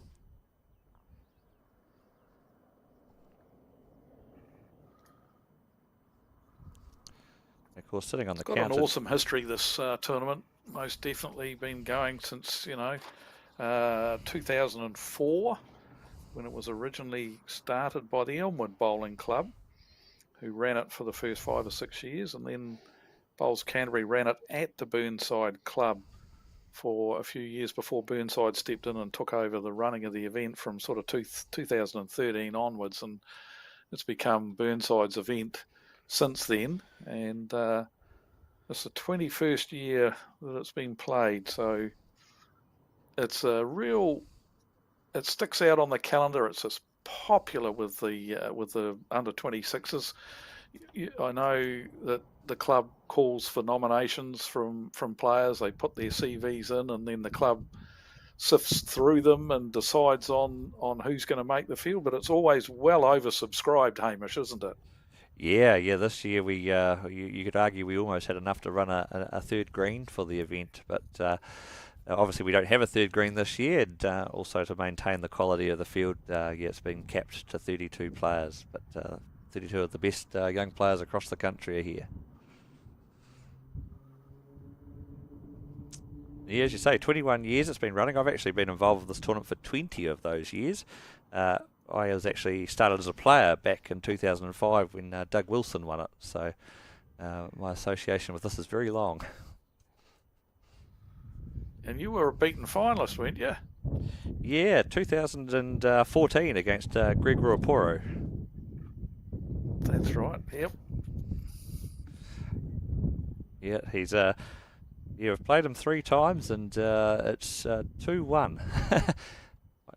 He managed to get me in this, and he beat me in the secondary school final as well. And I managed to get him in an event that's known as the Kitty Hawks, which was an under-19 event up in Auckland. I believe actually that's now rerunning out of Wellington as a new Kitty Hawk event, which is great to see. And Greg Ruaporo, one of the 2-time winners of this event too. So him and Shannon McElroy. Yeah, there's only one player that's done it back to back, and that was Shannon. Shannon, yeah, and Taylor Horns won it twice as well. But yeah, Shannon the only one to do it back to back. Yeah, it's a luxury Aiden has, is that Aiden is the defending champion, so he would create history as well if he was able to do that.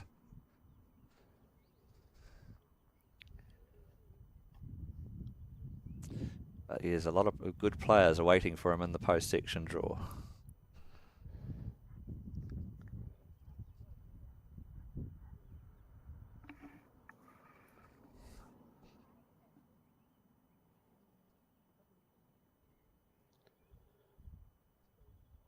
Now he's to run. He won't be far off counting.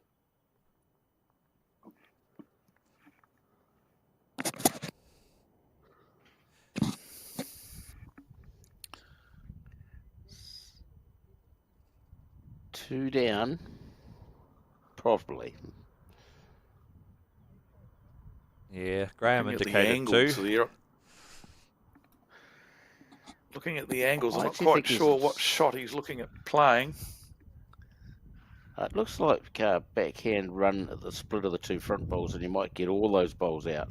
Yeah, unfortunately his own bowl just fell over. And changed the shot. Yeah. Yeah, that has changed it. Whereas before he might have been in get the split between the two bowls. It might still be on. He's come to have a nosy. Yeah, he was literally on the mat, ready to deliver, and you just saw the look on his face as it fell over. I won't be surprised if he still goes. Yep, he's still playing it.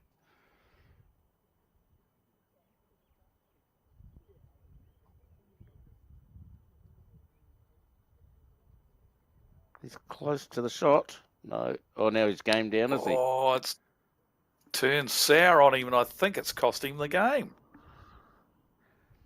It might not be. It might just be the two, but it'll be close. The third one.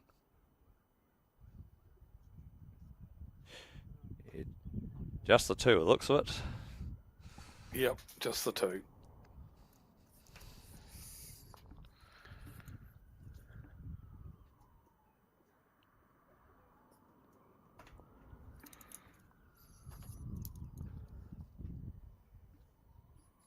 So he's now all but 20 to 10 up. Dave, dare I say another Trans-Tasman game we might not win? Yep. Dare I say that out loud? I'll get all sorts of messages after that comment, I think.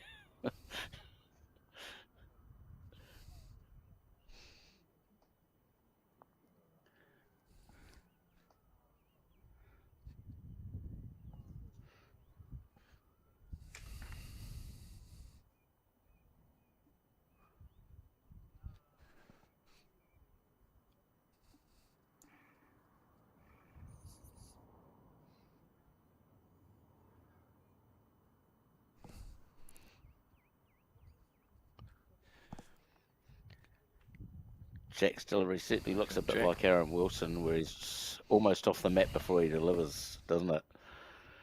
He's got that big forward momentum. Yep.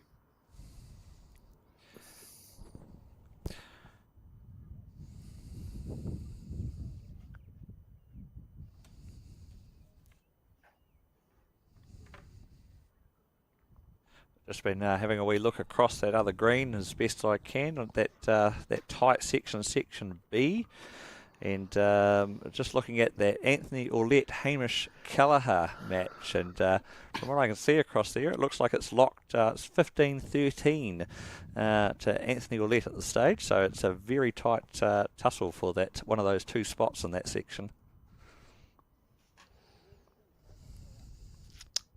And Anthony's a former winner as well of this event, 2021.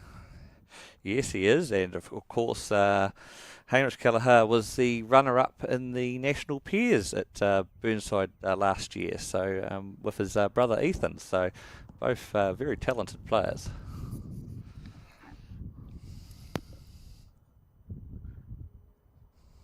Good West Coast prodigy, originally from the Greymouth area. Yeah, indeed. His father is floating around here somewhere today as well. Come over from the coast, especially to watch.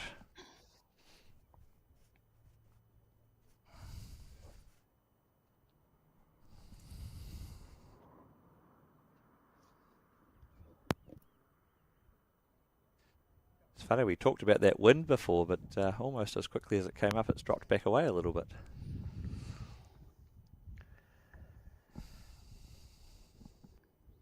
That would be one of the roughest bowls that Jack's played in this game, missing his line horribly there. This is an interesting shot choice. He's running the jack.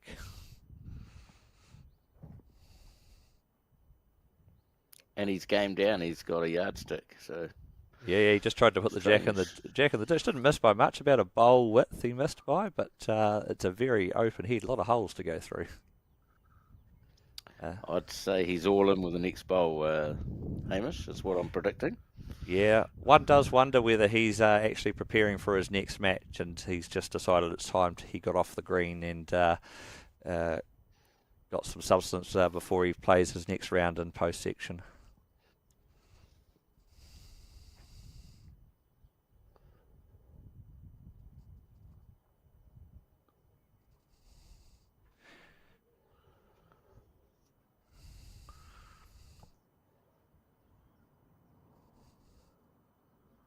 So has he saved the game with this, or has he just threw a little bit too much, I think?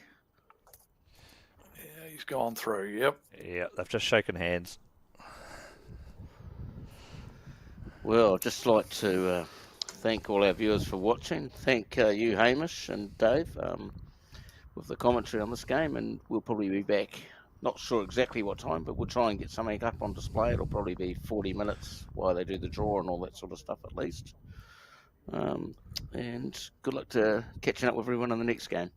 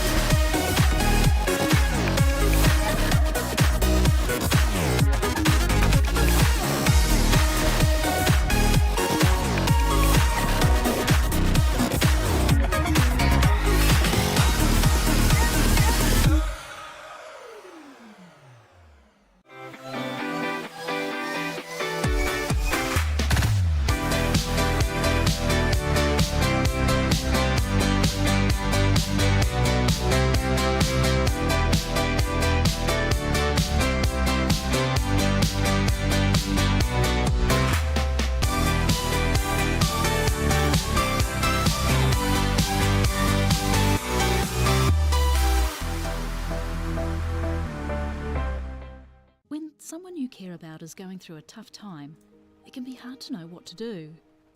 Here's 10 ways you can help someone who is struggling. Listen.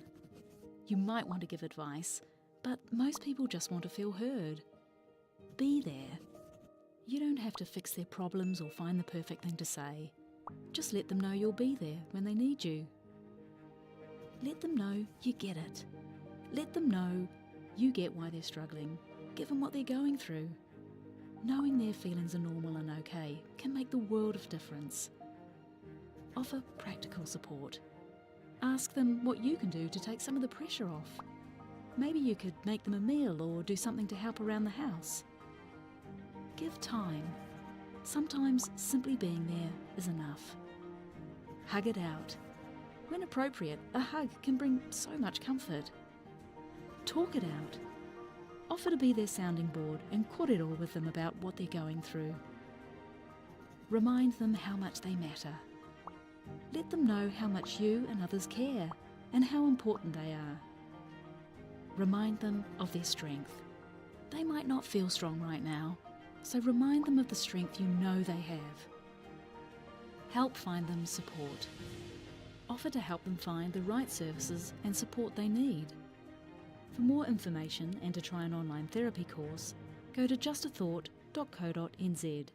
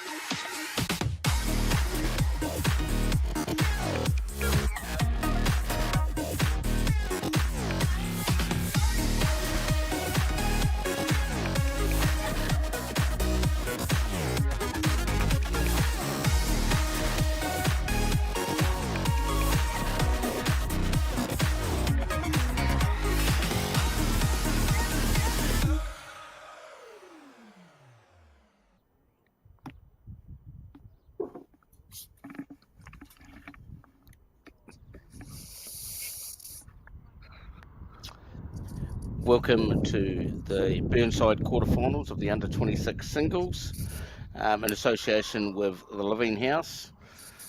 Broadcasting here live from Burnside. Beautiful day here, sun's out, not a cloud in the sky. My name is Mark Noble. We're joined today by Dave Edwards very shortly. But up now, we have a game between Kate Matthews and Seamus Curtin. Seamus won this event 2018. Kate is from Australia, so we're in for a great Trans-Tasman battle, Dave, in this game. We most certainly are. Looking forward to the quarterfinals, knockout stage now, nitty-gritty stuff, section play over and done with.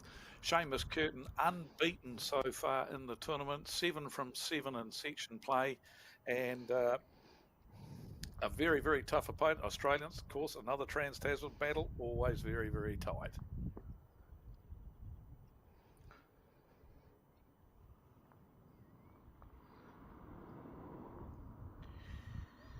And from the other games we've seen today, Dave, the ditch hand has been the favoured hand for all the players. I see Seamus has started off on the other side of the rink, but Kate was straight onto the ditch hand first up.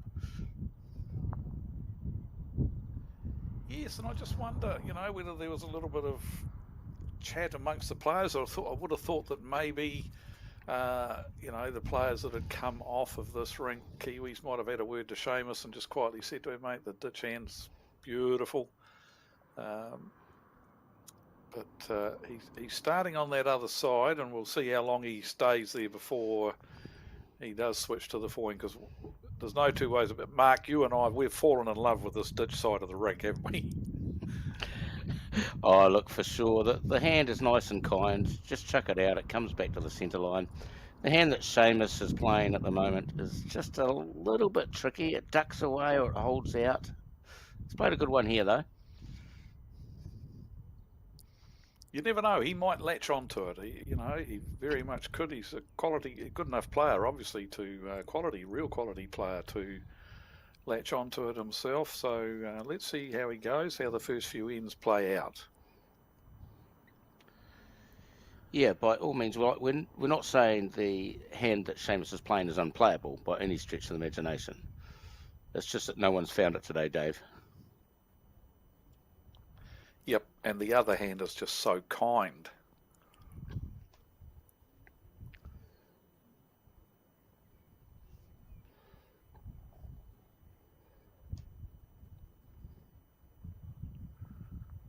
Seamus is making a liar out of us. So Seamus now is, I believe, living in Australia playing for Ascot Park.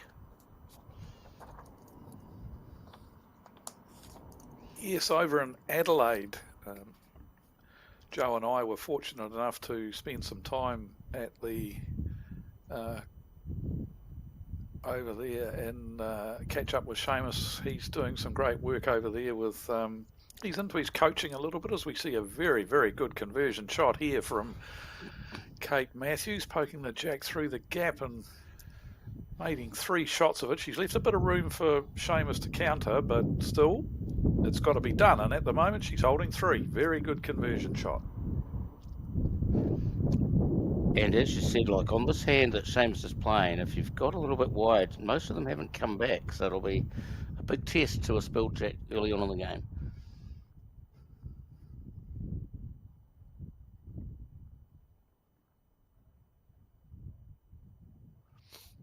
So here's the big test. Grass.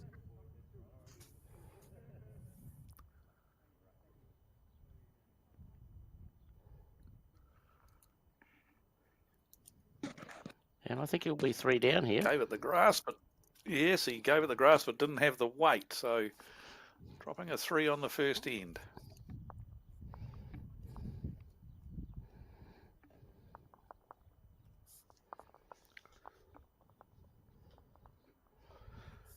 So it'll be interesting to see if Kate continues on the ditch hand coming back.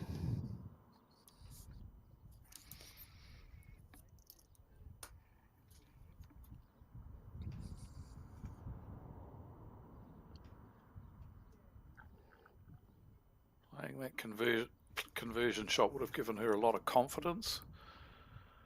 getting success with her first attempt at doing that, so a lot of confidence to be gained out of having played that shot.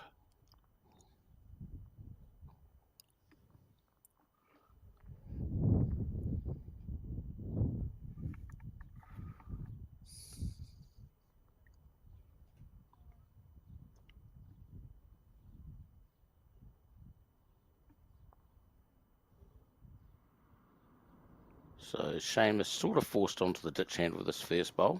He may well have played either hand if the other bowl had not been a little bit shorter.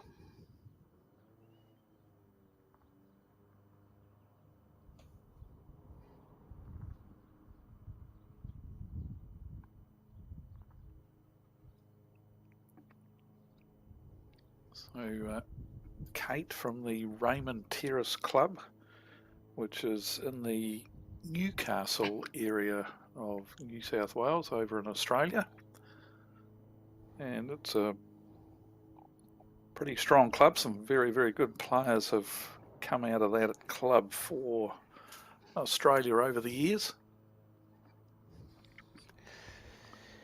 Yeah, and this is not Kate's first time to Burnside either. She has played in the Burnside Piers before, so she's used to the speed green from being over here in the past.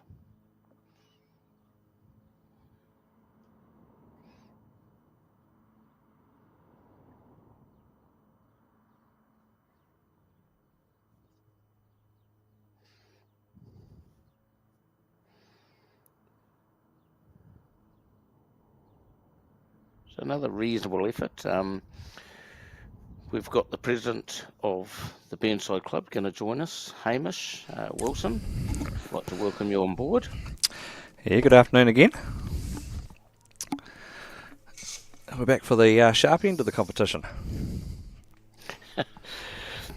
Glad to do everything, eh? Yeah, I've just been down there and allocated all the markers out, and now I can come back and sit back and watch some quality bowls. Love it.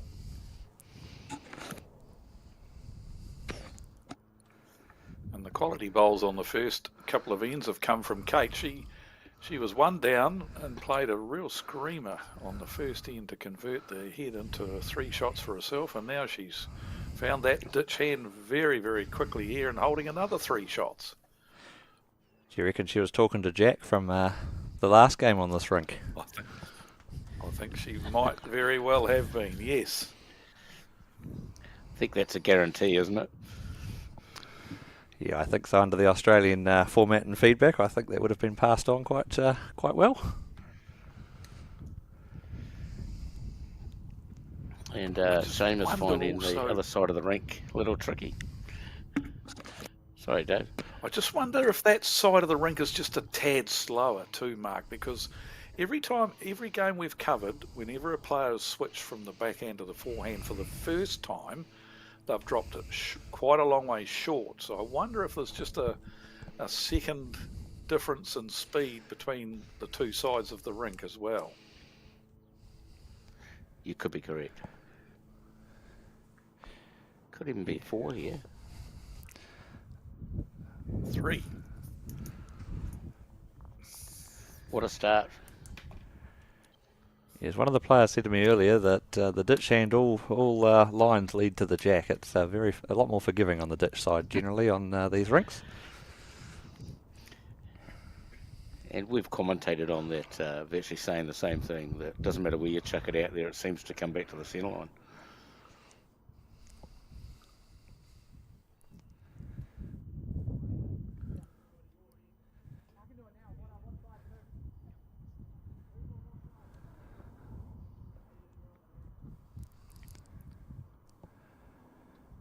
Yeah, certainly some quality bowls out there. The 3 rinks right next door to the TV rink are all the Div 1 games. And just looking right next door, Aiden's just moved 1 rink over. Aiden Takara's now playing Anthony Ouellette right next door on rink 10.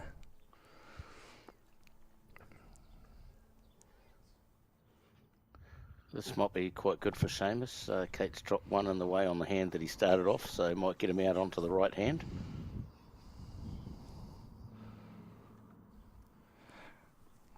He's going to have to learn a bit of how wide to go, though.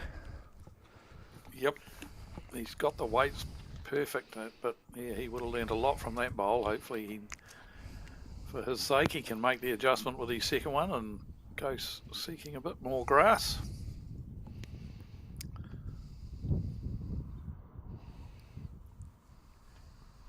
Yeah, Kate's down good areas again.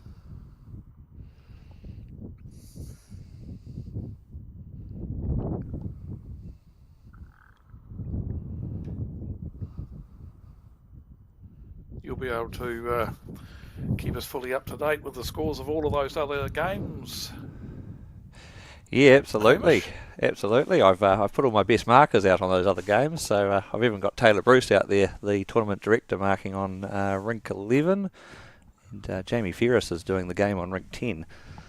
I'll give you very early stages on those games, but I'll give you an update a little bit later on. Beautiful.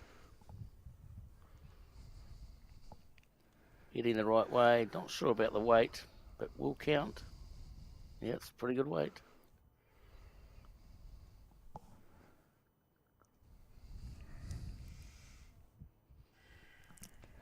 I think by this time yesterday, some of the players were already finishing their fourth game, so she's going to be a bit of a longer day today. He's got better grasp with this bowl. He's worked out that this is coming back quite significantly on that hand. Still hasn't got enough, mind you. Well, he's in danger here of being 10-0 down in a matter of a few seconds. So, big bowl coming up from Seamus with his last, Dave. Huge in the context of the game. It is early days, but even having said that, you're right. Giving your opponent a 10-0 head start, and he's currently 4 down, so he's got quite a bit of room to draw a second shot at least here. So he now knows that he can throw the bowl out as wide as he really wants to on that forehand side. He's just contemplating what he's going to play here. Stopped midway down the rink, having a look at things. He might look to play the backhand here. He's got bowls to land on the backhand side, whereas it's just a straight out there draw on the forehand. And he did play the backhand in the first end coming in this direction, so he may very well look to switch his hand here. And he has. He might be playing with weight as well. He's gone quick. Oh, I don't know I like this. Oh, He's good got result. What a result. He's got a result. He's got a result.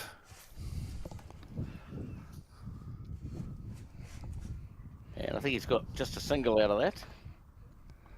Maybe. Yep, I think he's got a single.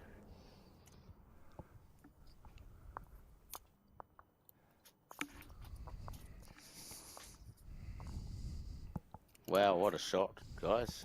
Big risk early in the game. Yes, it was fortuitous. He was in the area. I mean, he had a fairly wide target in the area, few options, but that wouldn't have been the head of the queue as far as the options were concerned. He definitely got the rub of the green there, but was in the target area. Your crew here on site, we're getting ready to go home early.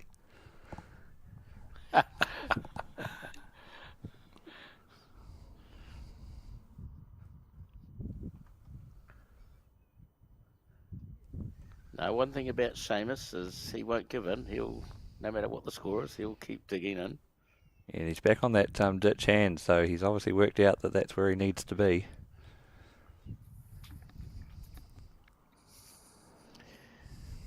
And just wondering, did both players come from the other green from the last round? I think they did. No, Kate came off rink 16, so she's gone from one end rink to the other. Yep.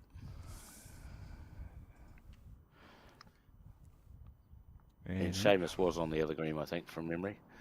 Yeah, that sounds about right.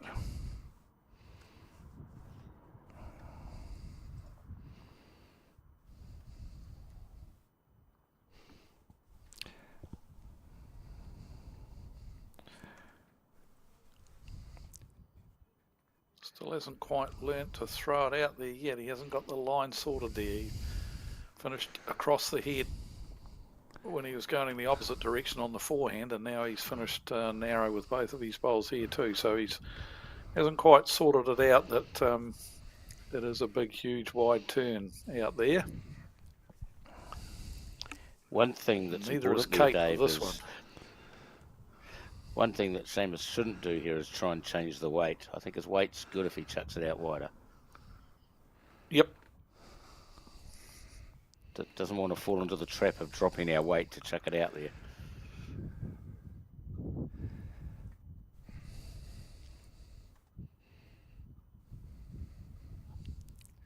I think he's Still doesn't a bit look tight wide again. enough to me.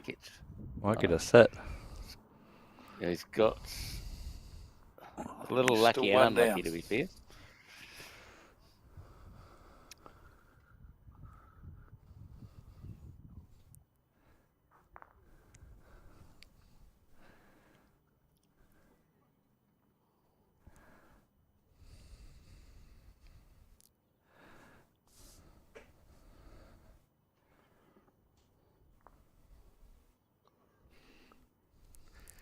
And this is a lot wider, but watch it turn back.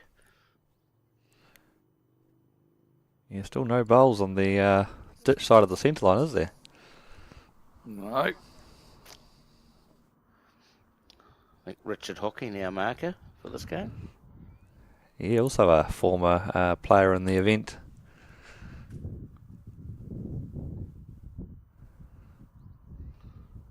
So I'm sure he'll help us out with his telling us who's up and down. Well, that looks narrow again, Seamus. Needs to land a bowl. Gonna have to land the shot bowl here, or that one might do it. That'll do it. But he wasn't wide enough again.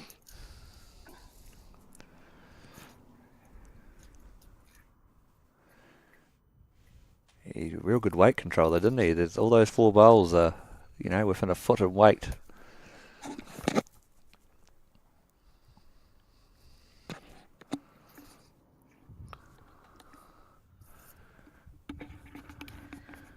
Big green.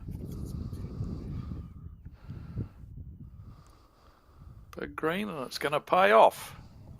Oh, not quite.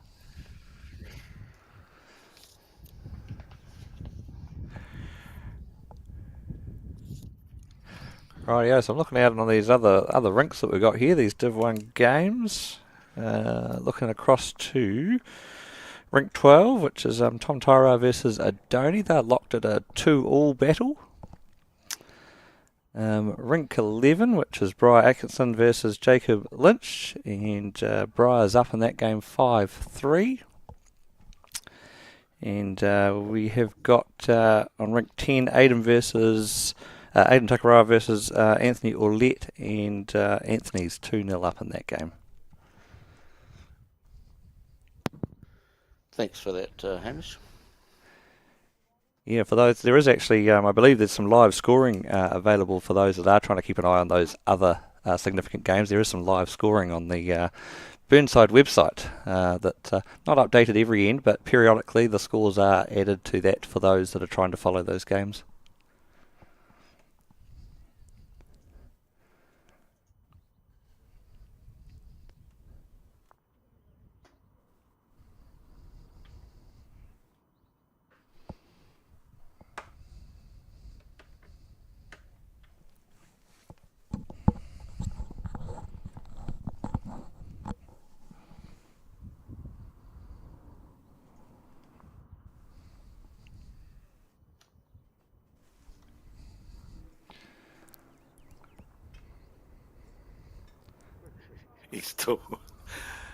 He still hasn't finished one wide of the centre line yet.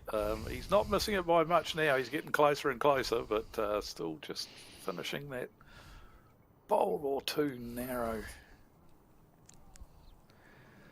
Yeah, he will work it out. He's been around for a wee while now, as Seamus. Kate just a little bit short with this one.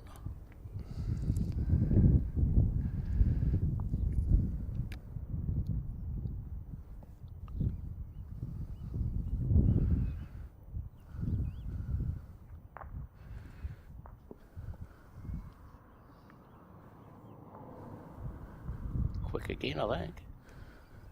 Yeah, he's quite quick this time. Yeah, he just seems to be groping around a little bit out there at the moment.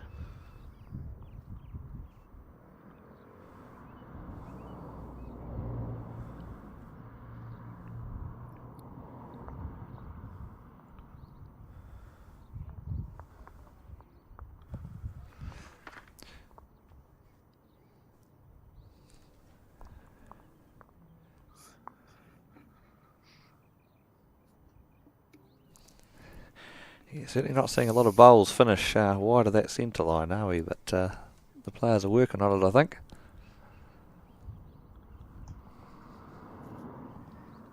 It's one of those ones we quite often say to it, look, it can't be that wide. It can't be that wide. We keep saying, but you've got to believe your eyes. You've just got to believe what you're seeing. That, okay, I've got to send it out there. So make sure you do, you know. Yeah, we said a lot. Just chuck one wide and then work your way back in, I feel. I just think he's quick again.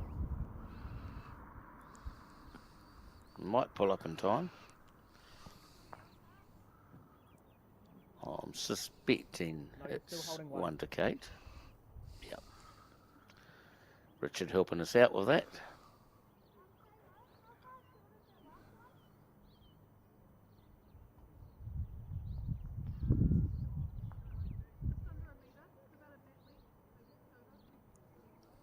Ooh, doesn't want the jack. She doesn't want the jack here. What's up, Thunder? Yeah, that'll be another counter. Yeah, nicely played.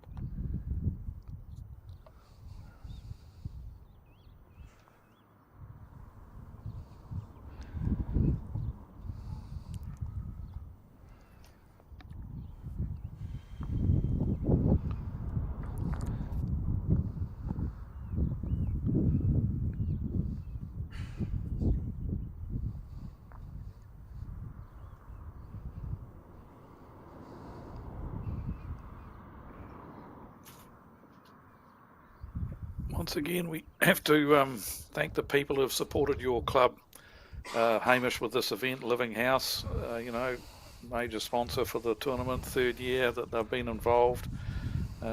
Great supplier of glass wool insulation, central vacuums, heat pumps, drive air ventilation systems. Just Google them and have a look what they've got to offer if you're looking for things along those lines.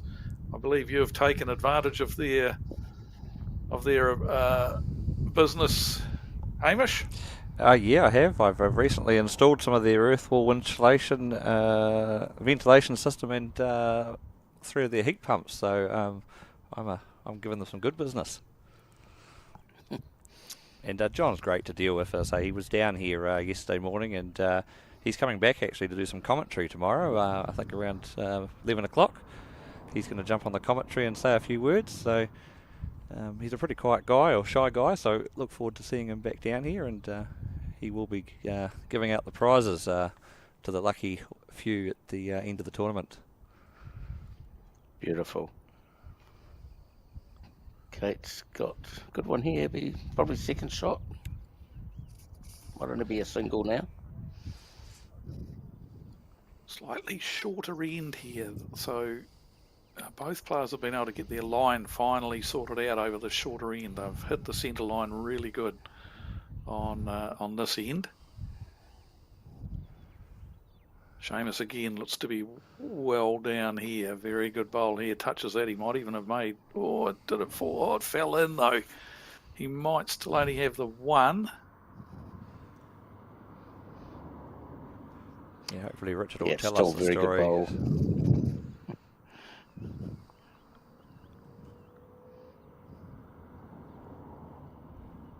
Here we go. Richard's telling us there's 3 shots out there at the moment.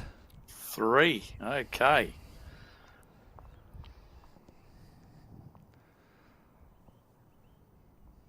Seamus is just checking things. He's not 100% sure whether Richard's got it right, but just having a check on things, because it could affect what he plays here. If that bowl of Kate's is in fact second or third shot, and Richard's got his eyes have let him down, he may look to try and get a roll out of that bowl to guarantee bringing his other bowls into the count. So, but if he's holding 3, then he'll just be dead drawing for the 4th. The key thing, Dave, is not to move the jack here.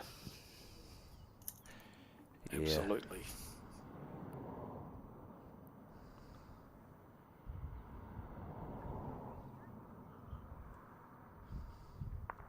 He's just playing a draw. Good line. Obviously taken real good lot of grass here, and this will count if it. Yeah, this should count. Absolutely. Well played, Seamus. Yeah, it's going to even things up a wee bit more.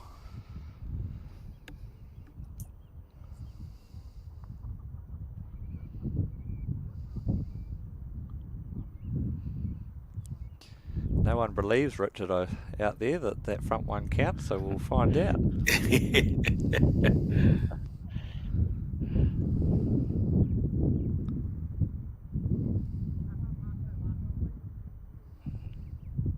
Don't know.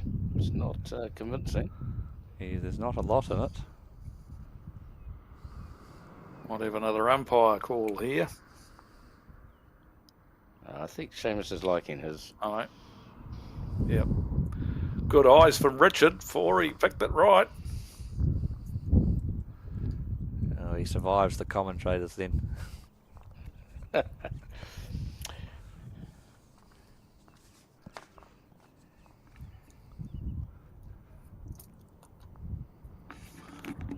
Matt right back at the tee for Seamus.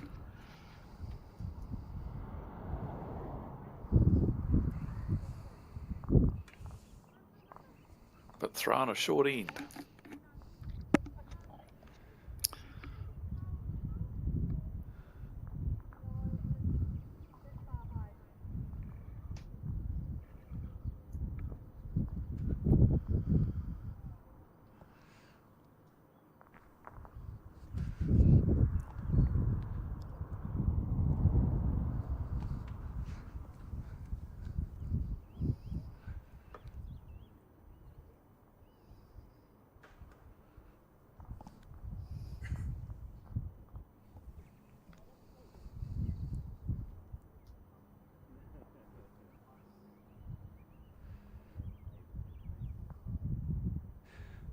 Change of hands. Everyone that's gone out that side's just struggled a little bit to find that line.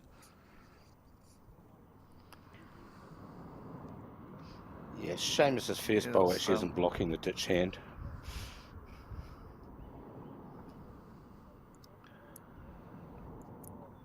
You might find Seamus play round the clock backhand now. He's obviously not handled the forehand coming this way. But he has definitely latched onto the backhand, as we saw on that last end, and he has here too. He's absolutely nailed that one. So you may see him play round the clock backhand. He's obviously just slightly favours it, and he's gone back to some basics as he needed to with the early start that Kate made.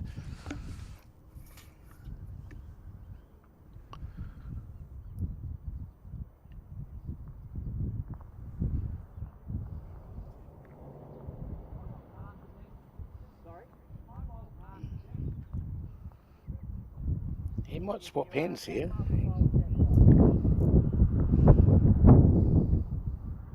Oh no, he's going to continue down there.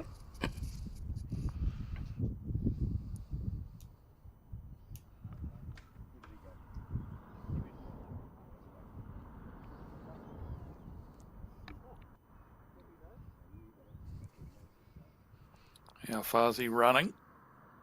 Not quite going to get there.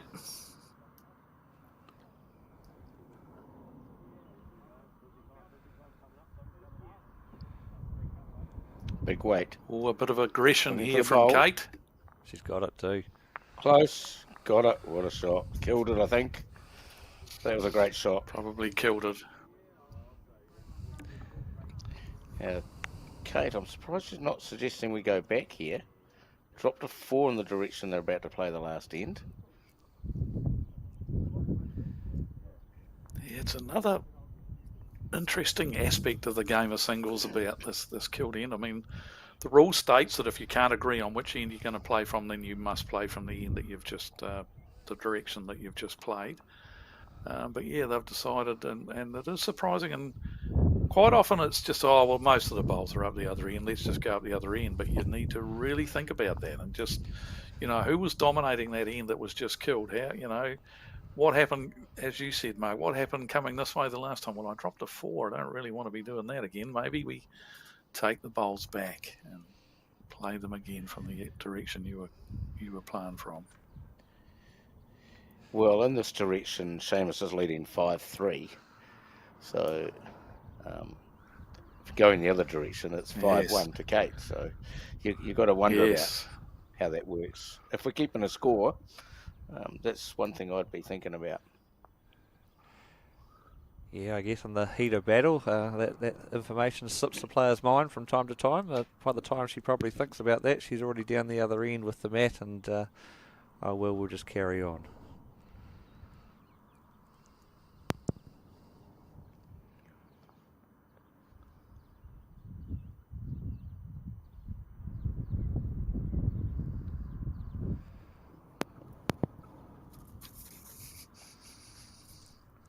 So that match, the match next door to them between Aidan and Anthony, locked at 4-all at the moment. So it's going to be a very tight match next door. Pretty good bowl from Seamus. He's finally nailed that line on the ditch side on the backhand. Makes you wonder whether next end, whether he'll look to try and play the forehand and stick to that ditch side, or whether he will, as I mentioned last time, perhaps play round the clock backhand. Great bowl here. Good reply here from Kate. Through. It's a fair effort.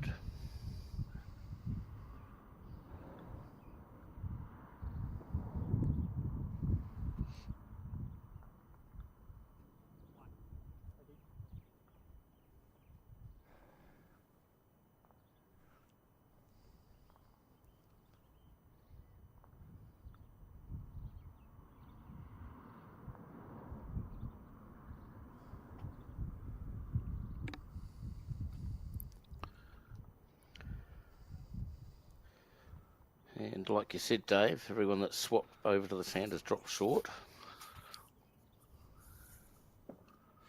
Yeah, it just looks like that ditch side hand. They're just coming down sort of around that 3 metres in from the ditch from where they played yesterday. So looks like they had a lot of traffic through that area, so it is just likely a fraction quicker.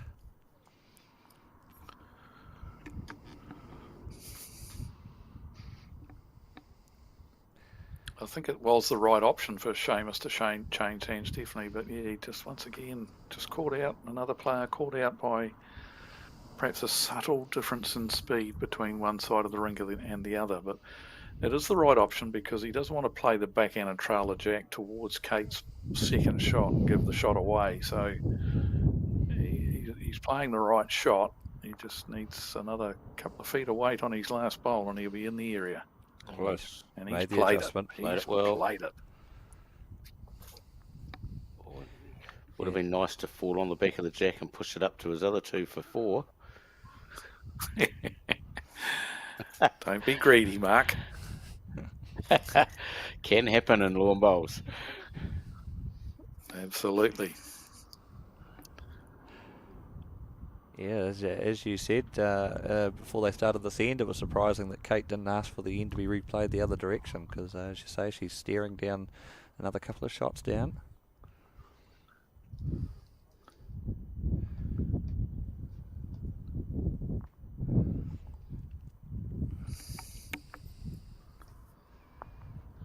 And I think we'll be all tied up right now at 8-all.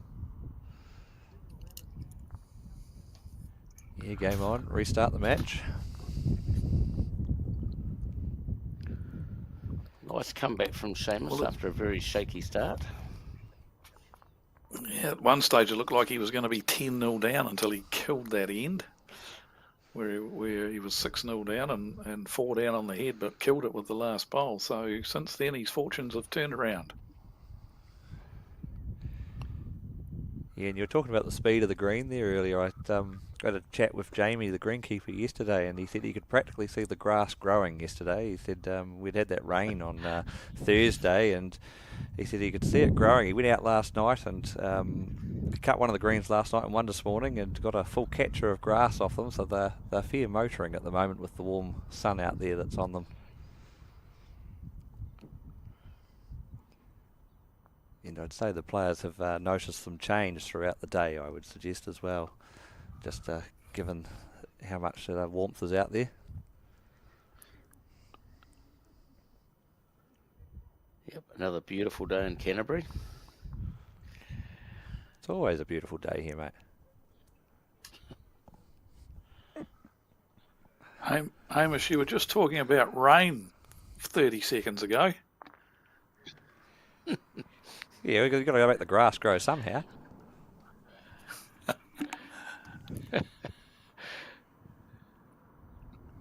Yeah, the greens handle the weather here very nicely.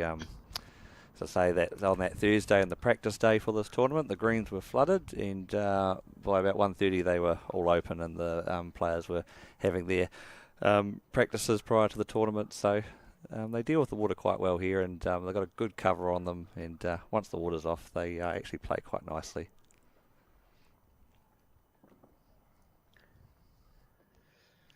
Yes, I heard you had a couple of boys there really early in the morning, or something like 9 o'clock or 9:30 on the Thursday. Yeah, there were some early starters or early risers to the club for their practice matches. I believe some of those early boys were put to work doing other jobs around the place. Beautiful.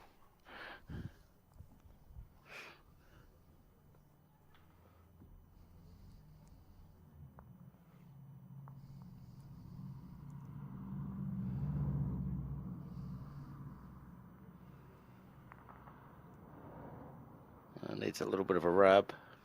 Might get one too.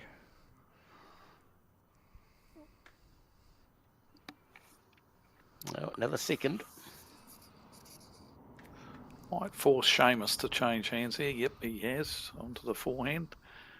See if he can sort the green out coming in this direction. He's got it sorted now, going back the other way when playing the backhand, but see if he's thrown it out enough here this time. It's a bit quick, I think. It's that speed difference you were talking about when you switch. Kate might be able to go her own bowl here and take that out for 3. Certainly going up to the head at the moment to have a wee look at that. Coming to have a look, yeah. Looks like a backhand run at her own bowl, especially if she's got 3 seconds. I'd be considering it.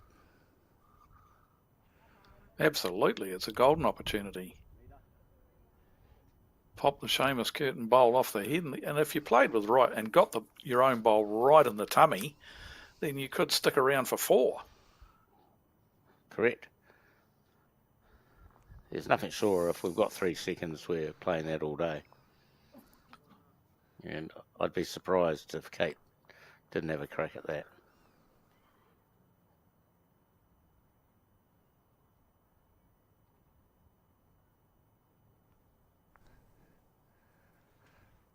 And it doesn't look like. Maybe he's only got 1 second. Very hard to tell from our end. Yeah, she might be going for just the sit on the bowl or touch the jack. It's both are options on that other hand as well.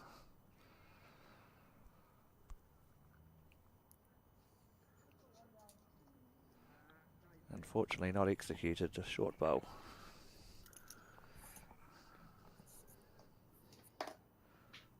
Seamus hits the front for the first time in the match.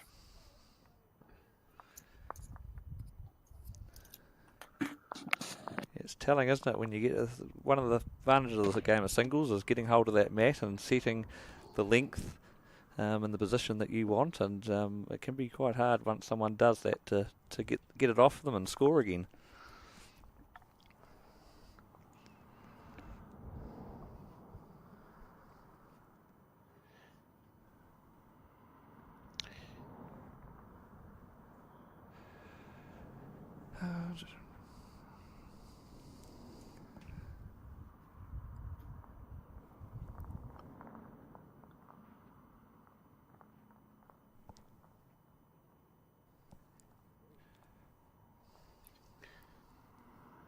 Not too far away here. A little bit quick, but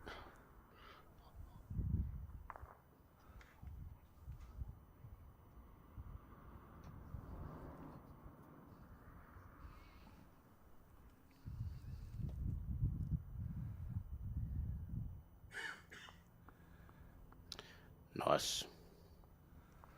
Yeah, that one got a clap from Karen Murphy sitting on the sideline about midway down that ditch hand side.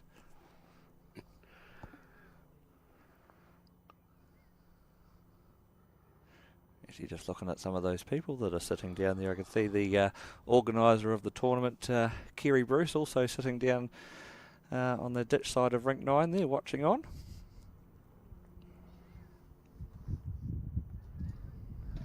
There's Karen Murphy over here as the coach for the Australian players that are over here for this event. One of the world's best ladies players of all time, probably. Certainly up there.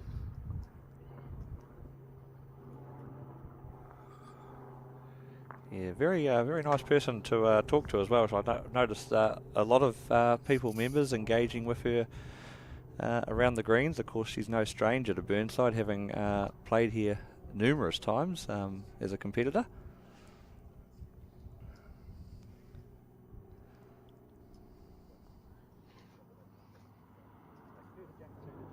Yep, lovely lady, fantastic bowler, and now finding another role in the game, staying involved in the high performance program in Australia as a coach.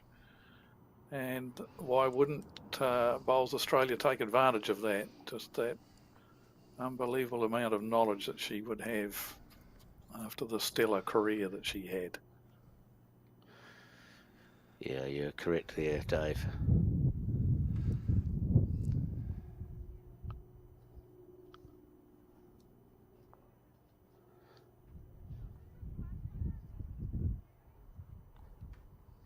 Seamus in a bit of trouble here, trying to get out of it. Might promote one of his own. Oh, it's got a great result. Measure for shot or one down, probably. So I think Kate will still hold one. Yeah, and Richard indicates, though, that it's one shot to Kate.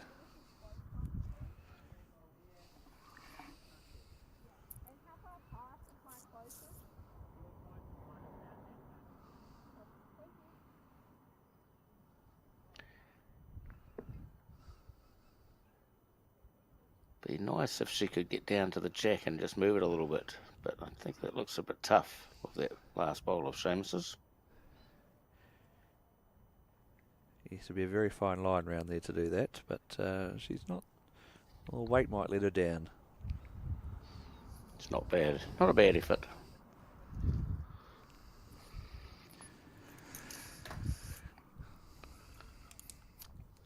I'm just looking 9-all in our race to 21. Yeah, very close match now. Tightened up from that early start. I'm just looking across at some of our other rinks out there, and I see Briar Atkinson's taken a commanding lead over Jacob Lynch on rink 11. That's currently 13-5.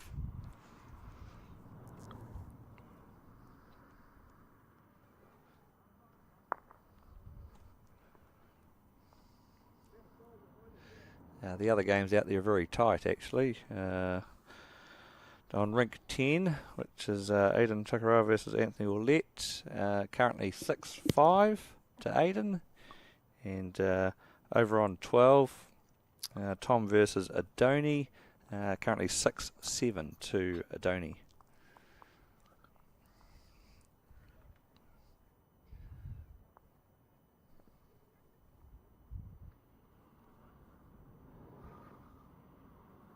Very good opening bowl here. Nice and handy. Seamus sticking to playing round the clock. not something we normally recommend. I always used to recommend play one side of the rink. You get used to the speed, because we've already noticed the fact that there is a subtle difference in the speed from one side of the rink to the other here. So that makes it difficult if you're playing around the clock like Seamus. Whereas if you stick to the one side of the rink, you get used to the speed of that rink, and up and back on the same side, you're using the same part of the green. Normally what we recommend, but he's opted to go around the clock. He's struggled to find the line on the forehand, basically because he hasn't been keen to throw it out as far as it needs to be thrown out. So he's sticking to. He might change his hand here because that bowl might be in his eye. Yes, he is. He's going to the forehand here. Let's see if he can pick it up. You almost get the feeling he's just thinking about how wide that's got to go out there.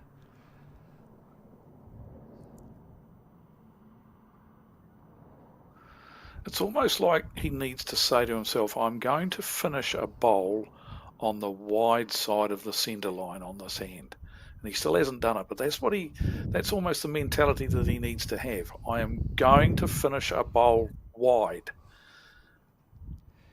Yeah, certainly plenty of real estate out there, and I haven't seen, there's always that risk sometimes when you get too wide that they just stay out there, but I haven't seen one stay out there as of yet. No, well, we definitely haven't all day, really. They've just, as Mark said earlier on, it's almost like the wider you throw it out, the more it comes back. There just seemed to be a line back to the centre line. As long as you went wide, it was always going to come back. See if he gets the adjustment this time.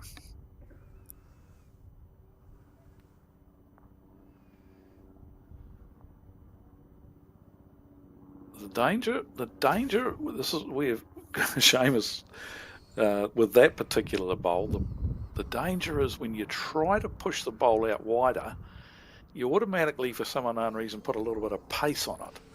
And that's what he's done there, and he's gone sailing well past. It's just about poking the bowl out there with the... He's in trouble here again now. He's 4 down here. So a big bowl coming up here.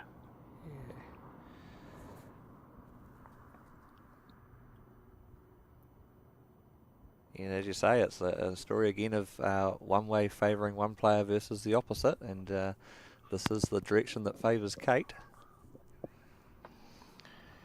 I don't think he's out there. He needs to get past that bowl. He could drop a 4 here. Might have cut one of them out with that last bowl. No, he signalled 4. I think... Yeah, and that's a couple of times come in this direction. He's just not trusted it. Trust the hand and just get it out there.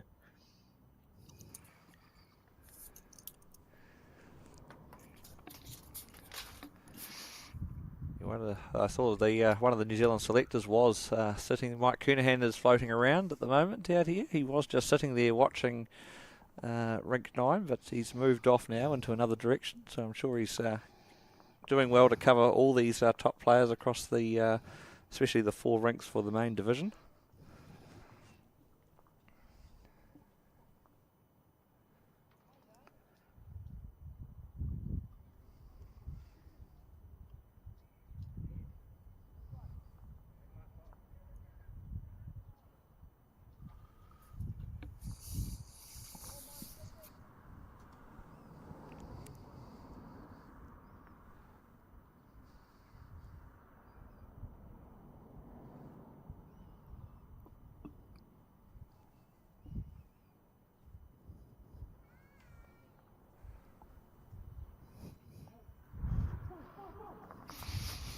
Good speed, yep.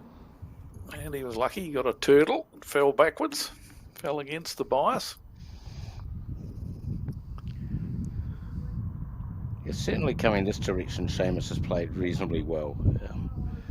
Going away towards the road, he's struggled a little bit.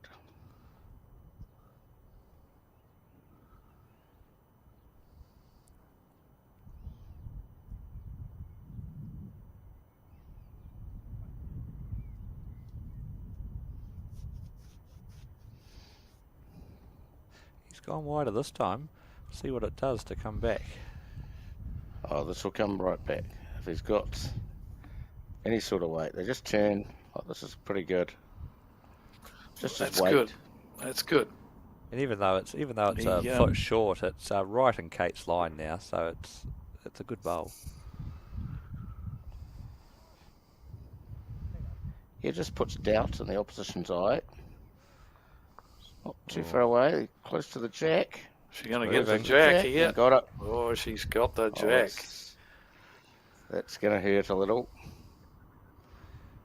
And her front bowl is actually right in line with those two shot bowls, so could be a little bit in Seamus's eye if he's reaching.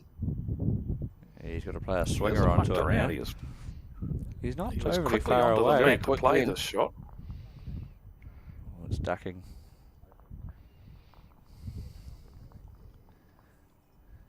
He would have got a good look at it with that one though, so it gives him an option with the next. Absolutely, it's stayed on the rink, so. Yeah, I think it'd be 3 down though, and so he'll have to make a decision. Yeah. Yep, this will count.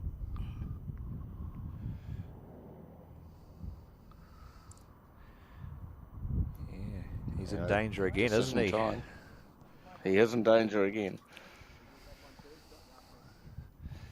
Very key moment Kate in the has certainly game. had the better. Kate's had the better of him the whole game. He's close here. He's got the very jack. close. What a shot! What a shot! If that Very, stays in, very he's good got shot. the He single, got that. I think. And it has stayed in. Yeah, he's got the got the bowl of the bat. That's a great shot. It was a tough shot, full length, having to play. But you said it. You picked it perfectly, Hamish, by saying he got a good sighter with his first attempt at it, and he kept the same speed, just made the adjustment with his line and played it beautifully. Great conversion shot and a crucial bowl. Otherwise, he'd have been staring down the barrel a wee bit. Yeah, quite a difference on the scoreboard. 3 behind versus, what would have been about 7 behind, wouldn't it? 7 behind. Yeah. Yeah, big bowl for sure. Yeah, mentally that's a very important bowl.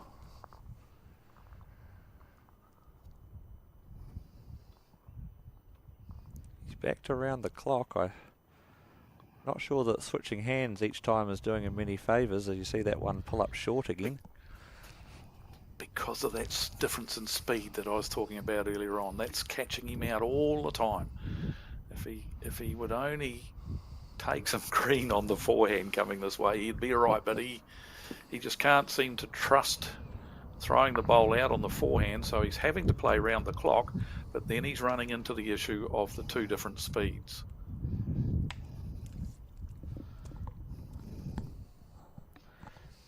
Yeah, and interesting there, Kate decided to follow him, and still the other hand is quite easy to get around Seamus's bowl. The short bowl was nowhere near in the way. No, it wasn't. So surprising decision by Kate to switch. It was. You're right, Mark. Yep, Seamus caught out again. See, he thinks that, oh, I let that go. That's the speed I've been using. But yeah, on the other side of the rink, it's the speed you've been using. But It looks so simple from here, doesn't it? But I'm sure it's harder out there. Kate's fallen into the same trap. Oh, from the 3 games we've seen, it's a lot harder on the hand they're playing at the moment to get close. It's been the same all day. It's not changed. Yeah, and if you ask any Burnside player, they would be on the other hand, I'd suggest. yep. He's dropped them into the bunch again. Yeah, that's not so great from Seamus. He'll be really disappointed with this end.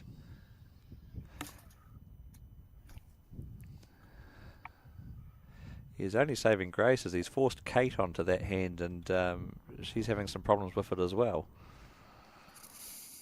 Yeah, there's plenty of room here. Still got 2 shots, and Seamus still has to beat one. Correct.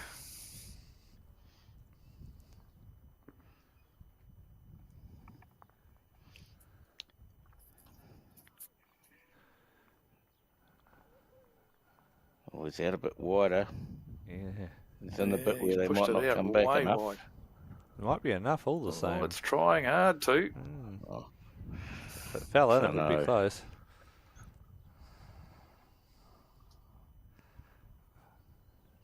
yeah, that's... No one's got the shot, I think, Richard. So, I think that's what I'd be suggesting. They're all too far away. Not sure he'll say that. He's indicated Oh, that no. Kate's got He one. thinks Kate's got one. Well, we'll see if we have to fire the marker. That's my saying that. That's my job to do if Oh, I have your to job. do it. Well, might not have one in a minute. Oh, maybe will. That's going to change things. Yeah, I think that's definitely one. But so I think she might have been trying to play and sit that bowl of Seamus's through the head and stick around, but she was just a bit tight. So Single. It's okay. We can fire Richard. He's not coming back tomorrow to play. He's over to Mark tomorrow, so we're okay. I'll let him know.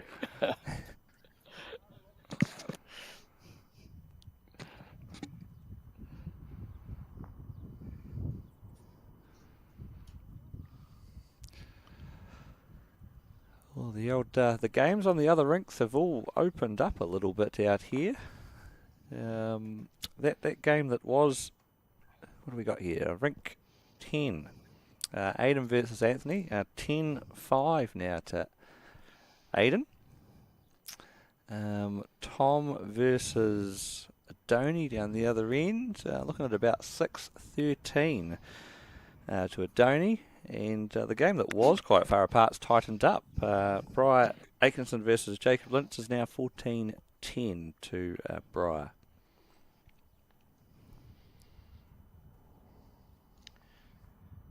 Pretty good first one up here.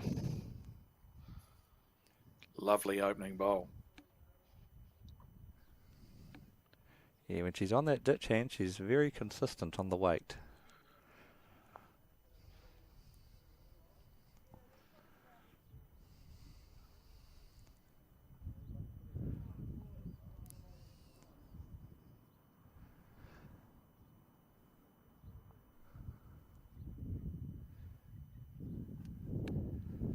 The quality of the heads we're seeing coming this way is they're a little bit better than going the other way.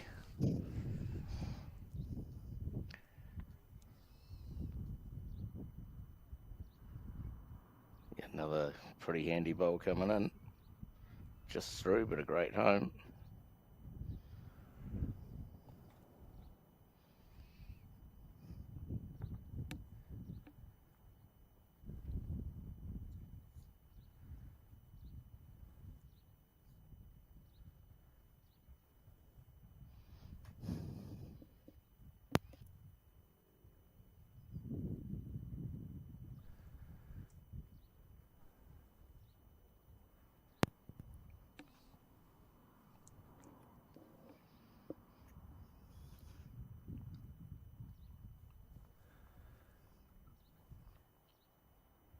Not far away here. Another good spot. Yes. Nicely set up head here as far as Kate's concerned. Little trail of the jack with her last bowl will make things very, very dicey for Seamus. He needs another bowl in and around the vicinity with this one. He's close. He almost needs to move it before she does. Yep, Yeah, good play call, the shot Hamish. before Yep, the and he opposition. has. Very, very good shot. Well played.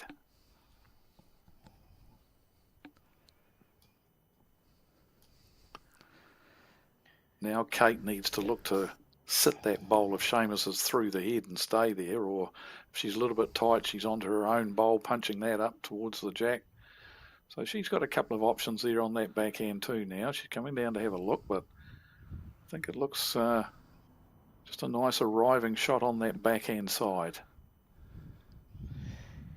Yeah, a couple of choices on either hand, really. Could play the hand that you're suggesting and sit the bowl. Could also try the other hand and try trail the jack back to her two bowls as well. So But we know how much harder the other hand's been, Dave. She's going to give it a go, though, on Yes. that other hand. Okay, looking for the trail.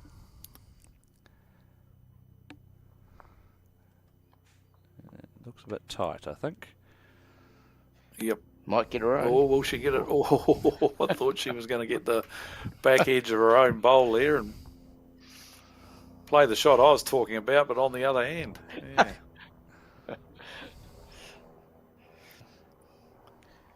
You've seen plenty of And those we've actually runners seen that. miss Yeah, on the miss narrow narrow. side, too. Yeah. Yep. Again, no one trusts it's going to turn as much as it does, and they all miss underneath.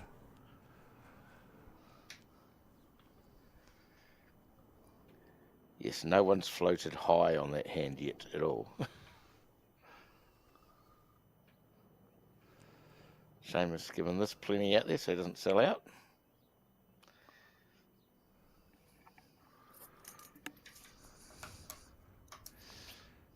Just the one to 14-11.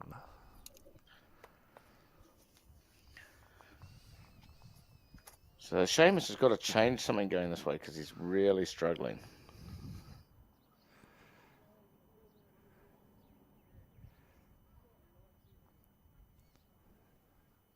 Yeah, not sure what that is just yet. I thought I might have seen the mat a bit further up than he's taken it, but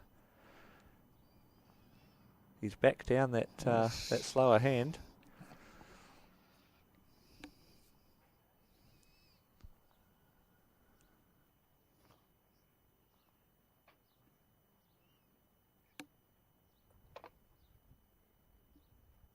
Has he got the weight?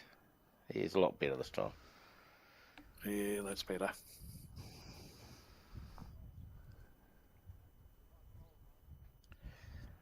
And the good thing about that bowl, it's got Kate coming down the same hand. Yeah, that's useful to him because that's while Kate's been going okay this way. On the other hand, she hasn't been quite as sharp as she has on that ditch hand. Yes, correct.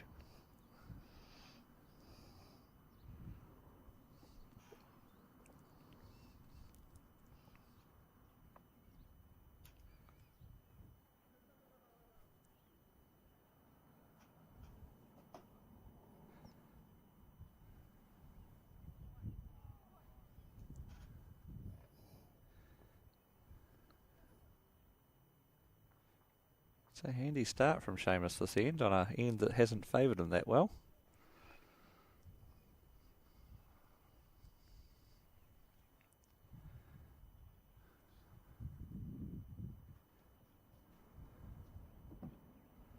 Looking too quick.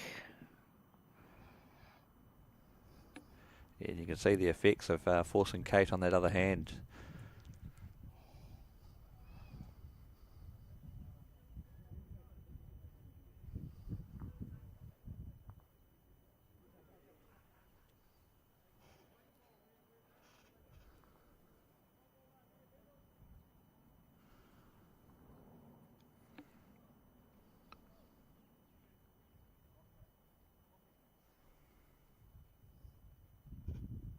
Probably not what he was after, but it's ended up in a reasonable home for him, that one.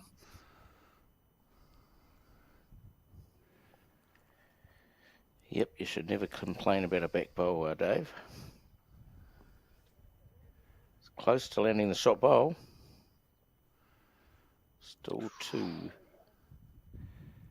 Yeah, she was still probably going to finish narrow like the first two, actually. So had the good weight with that one, but just not quite out enough.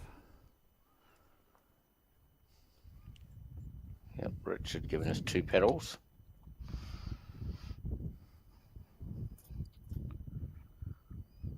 A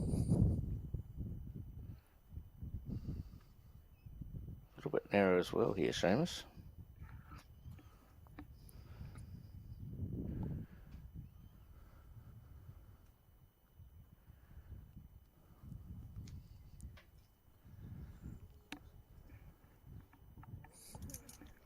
Not sure she likes it. Yeah, she's still crossing the centre line, I would say. She might get lucky and sit something. Through the hole. 2 shots to Seamus, tightens it up again, just won the diff now. It's been nip and tuck.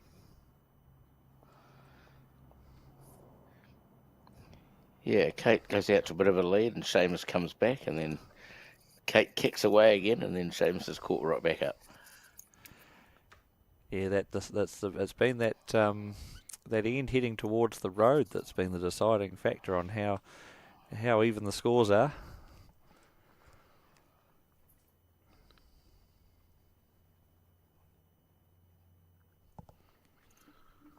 So even though Seamus is a shot behind, he's won 2 more ends than what Kate has.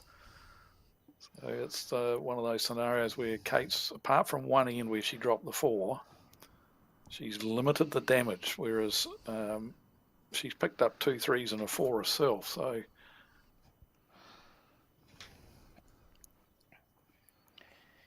yeah, that's very telling when you're dropping 4s and 3s in singles. It's not an ideal scenario, is it? makes 21 not look so far away when they're coming in bundles like that. They're all good if you're the one picking them up. Yes. Nice, handy start.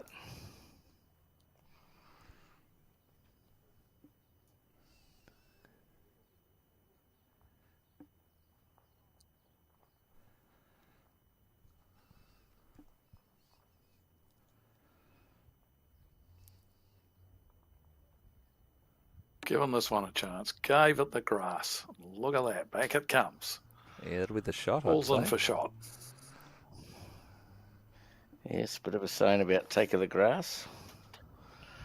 Draw a shot. They both seem to trust it this way, but the other way is a slightly different story. Kate's quick here. Kate's close to the jack. Got some jack. 50-50 on the shot now.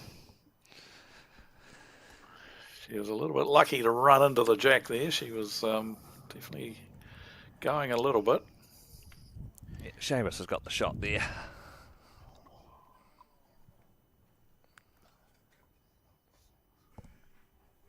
Yeah, just a little bit hard because we clearly can't see the jack. Yeah, I'll help you out. Or Seamus's bowl. Oh, there we go. Beautiful. Oh, there we go. Yeah, might have just fallen in for a second. Second, yep.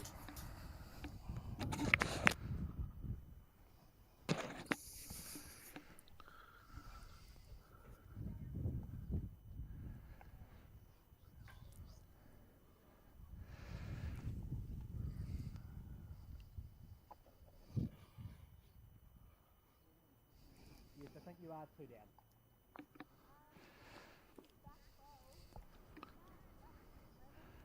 It's jet high. That wouldn't happen to be Seamus's father standing behind the rink there, would it? By any... I think it looks familiar. It looks a bit like it might be.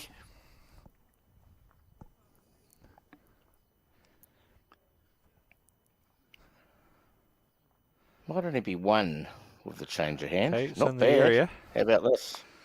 How about this? Oh, Oh, the follow through. Oh, I think it might still be Mighty one effort. to yeah. Seamus. Yes, it is. Still the one.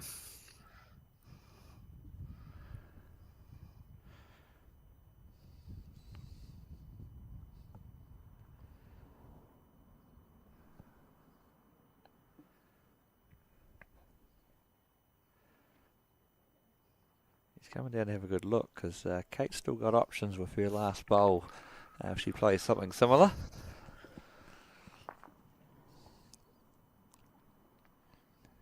Well, she might even be able to consider playing the ditch hand, trying to land the shot bowl, trail the jack to the ditch now. So she might actually have a few shot options. Yeah, it's an option out there, but she does risk hitting him up for another shot if she's slightly tight on that side. Yep. That would be weight related, so yeah, if she's not playing with quite enough, that will happen. So I'm sure she'll pick which one of the 2 shots she might try. Yeah, she's down there somewhere, ready to have a look when this bowl finishes. Not far away either.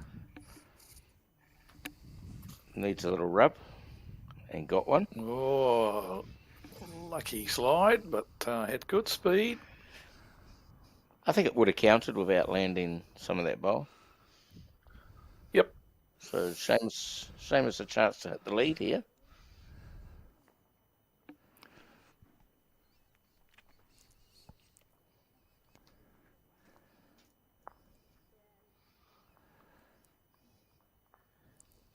He did lead 9-8 earlier. Well, there's New Zealand selector there, Mike Kinahan, just snuck in on rink 10. He's been on site all weekend, actually. I actually saw them just before they started this round. They were having a wee meeting in one of the rooms we've got in the building. A wee chat to everyone before they went out.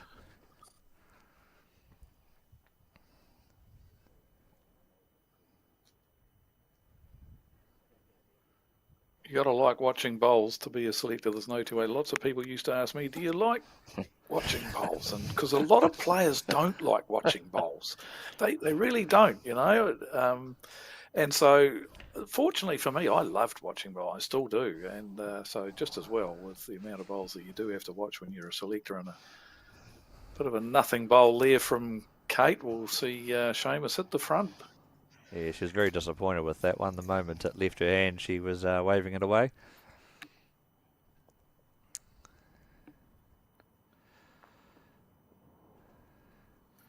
What is it with players that don't like watching bowls? There's so many players that, just don't seem to enjoy watching it. Yeah, not sure what that is. I myself struggle to watch too many games. I can watch a really good game, but outside of that, I struggle. Well, I think you can always learn. You want to be out there playing. That's the big thing. I think it's also why we've seen, I noticed Bowls New Zealand with the sort of 5-end singles matches that they've been broadcasting during the week with some of our top players. It's why we're seeing the shorter forms of the game, just to get a wider interest in it.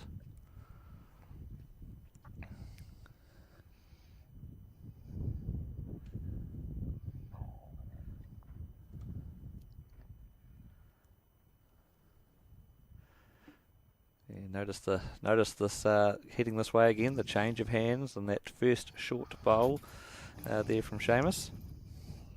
Yep, it's history repeating, isn't it?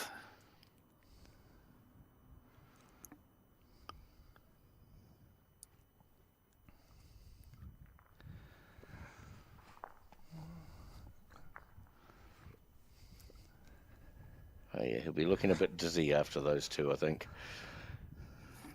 Well, I think he's looking at his first bowl and saying, well, it's okay, finish short, but it's finished way wide. I need to really cut my grass here, and he did, and finishes. And this is the challenge that's been happening all day with that hand, Mark, isn't it? That's what we've seen, and that's why the forehand side has just been so much easier to get a result on, as we can see by these two. Yeah, you notice the difference too. Yeah.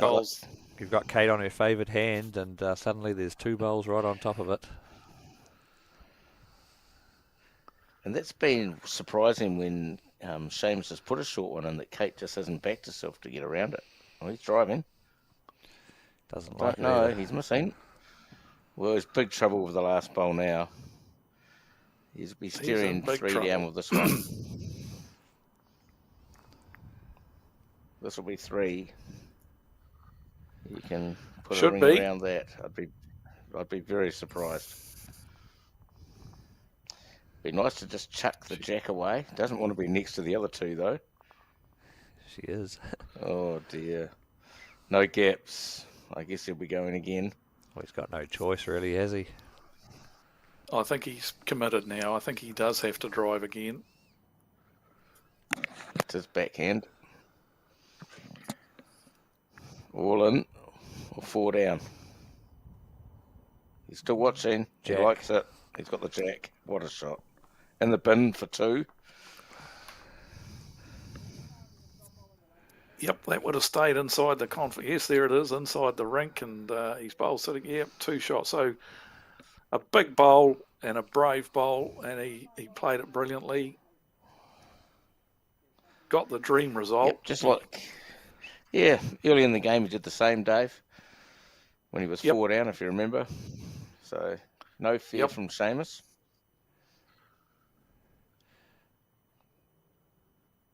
I think that'll maybe get second.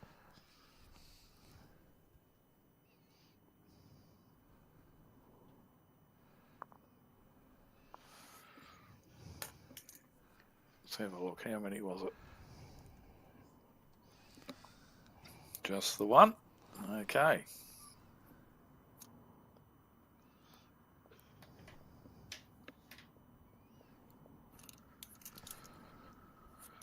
So, 2 big drives, one right at the start of the game and one that we've just seen there, have really got Seamus out of a pickle on both occasions. He could have been in serious trouble both times, but backed himself, had the courage of his convictions, good technique, trusted his delivery, trusted the drive shot, and got the perfect result both times.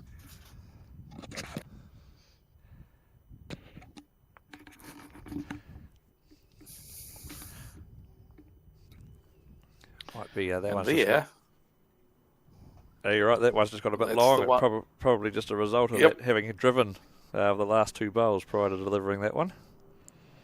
Yep, a little bit of that, but also a little bit of the fact that he's back on the quicker side of the green. He tried drawing on the back end, going the other way with his first 2, and he was short, and this time he goes charging past. So that's, once again, he's been caught out by playing around the clock and being caught out by the 2 different speeds of the sides of the rink. And I won't go on about it anymore because I think I've said enough about it now. And Kate was just straight in there behind him, wasn't he? He left the door open and Kate drew a toucher.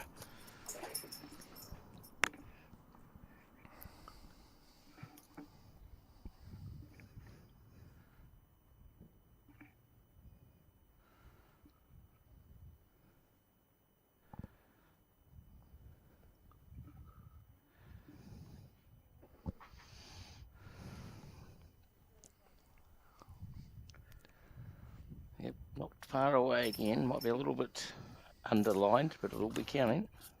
Yeah, that pressure starts to build again.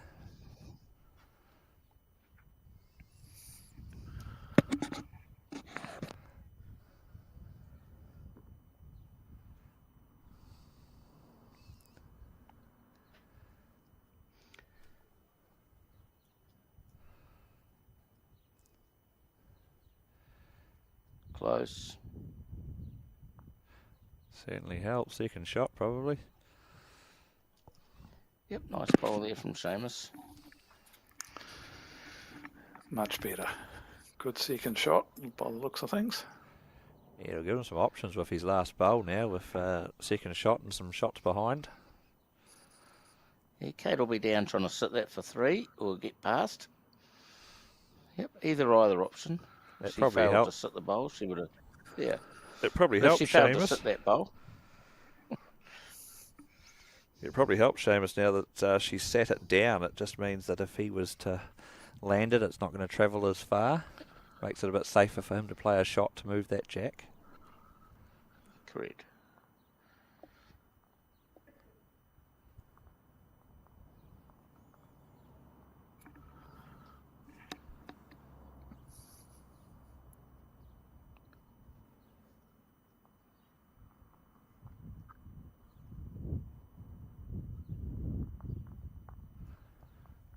He looks well under here.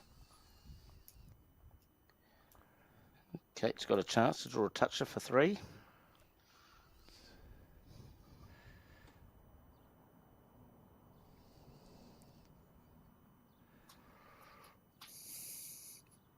She's gone pretty wide with this one.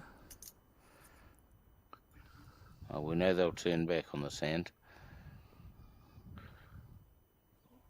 Close. Far away. Close. Fair effort. Just pulled up a foot short, but yep. Broke Seamus had won 4 ends in a row, so it's good to win an end back. Chance to change the lengths.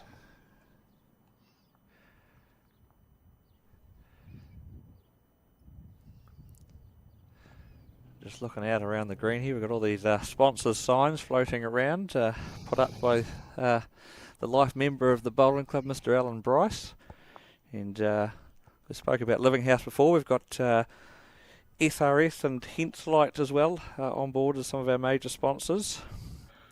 SRS supplying timber and export timber and packaging, and that's a sponsor that's actually one of our club members, Nick Cook. We also have Henselite on board. Henselite's been a long time sponsor of this tournament, and they have the famous Henselite raffle, which is sets of bowls and some bags to go with it. I believe there's still a few tickets actually available for that, but I'm sure that'll sell out later today. I see Kate's just drawn a beautiful shot there. Yep, she's been going good coming this direction on that hand. Seamus is finally back over there. Has he learnt? He's closer. Yeah. Oh, beautiful speed. He's learnt in terms of like he's going to get closer on that hand than what he has been on the other. I think that's the one key thing. He's struggled on the other side to actually get close. Yeah, every time he's been in trouble, it's been because he's out that other side, isn't it? Correct. Another reasonably good bowl.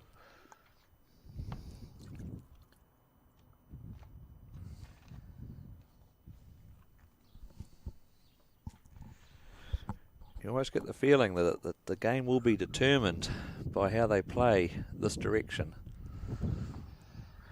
Yeah, I think you're correct. Once again, he hasn't thrown it out enough. He's narrow again. He just will not take his green out there.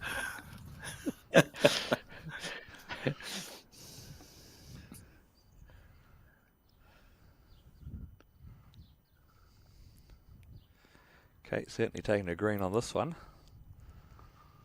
And you watch it come back, though. You watch it hook back. It'll sweep back to the centre line. She's a little bit short of weight, but look at it. Sweep right back to the centre line. We might see something quick here from Seamus. Yeah, I Looks think like so. it.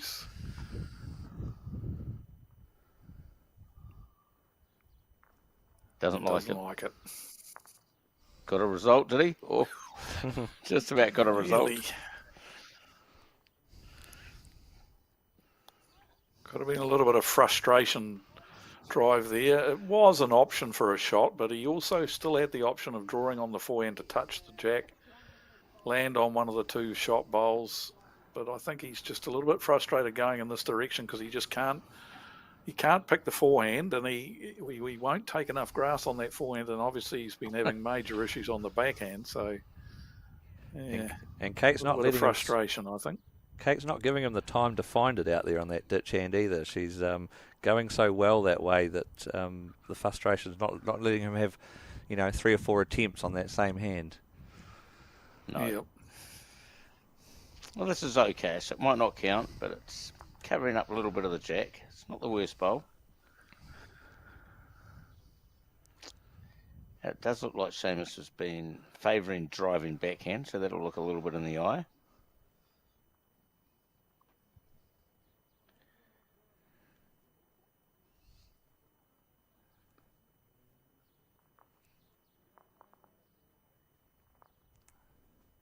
He's on the draw on the forehand. Let's see if he takes some green this time. Well, he's playing with weight. Yeah, that's not a draw. He's Close. What a shot. Well, we got one of them. It's a good shot anyway. 2 right it was, yep. I think it's one to Kate, but it's not. I'm not convinced just yet. Definitely looks like it from that shot.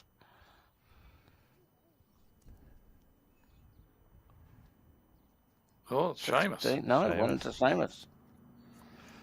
He's saving himself a lot going that way, isn't he? Is he what? He saved a lot of shots in this direction with the drive or the run shot.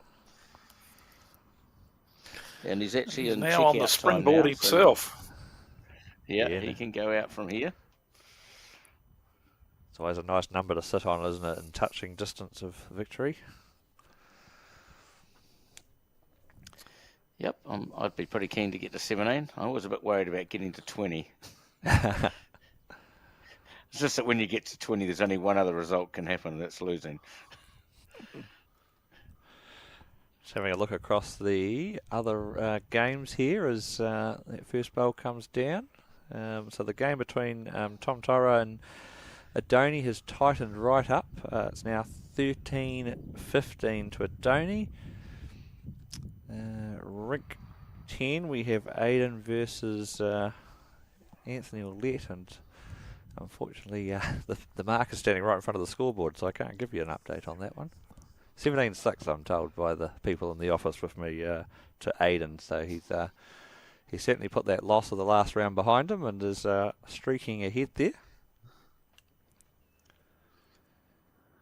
And the other match out there, which is Briar Axon, Jacob Lynch, 17-13. I think that's sitting it to Briar.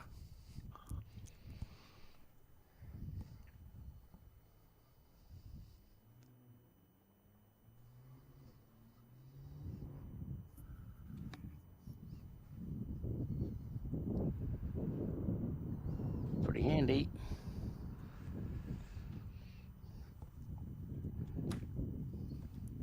Yep, left her too much room with these first two bowls, Seamus did.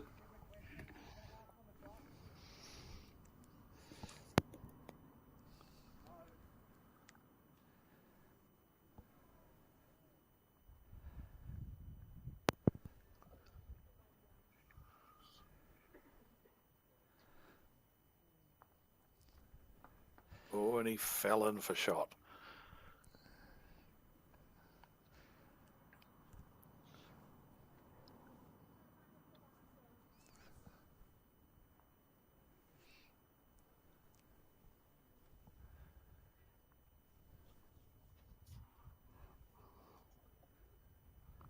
Close, yep. Good. Yeah, good Close, effort. Might yeah, get the what jack. a great bowl. Oh, I thought she was going to get the jack. Just shaved it, so Seamus still got the shot. It needs a friend, though. Yeah, it does need a friend day with that. The way that hand's swinging, Kate will definitely be looking to move that jack on that next bowl. Good tracks. Seamus is close. Oh, it's going to be a nuisance bowl, perhaps. Right. I think it's just Oh. the one, though. He got a little bit unlucky with that one. It fell against the bias. And Richard indicates Might just Kate the one just play shot. the same bowl. He might have got just play third the with same that, bowl. so yeah, possibly. So Seamus might have got third shot with that, so that means Kate's only got the 1 second, obviously, so that might reduce her options, but I think you're right, just same bowl as what she just played, and she's going to be desperately unlucky not to get a result. Land the shot bowl, tickle the jack round the corner. Yeah, if she played that hand and touched the jack, there's still an option for a 3 there. It only has to move half a foot almost to be 3 shots. But I suspect she may also be looking at the other hand, just giving her own a roll. Yeah, the one thing I don't like about the forehand is if you got half the black bolt onto the jack, you might drop 3.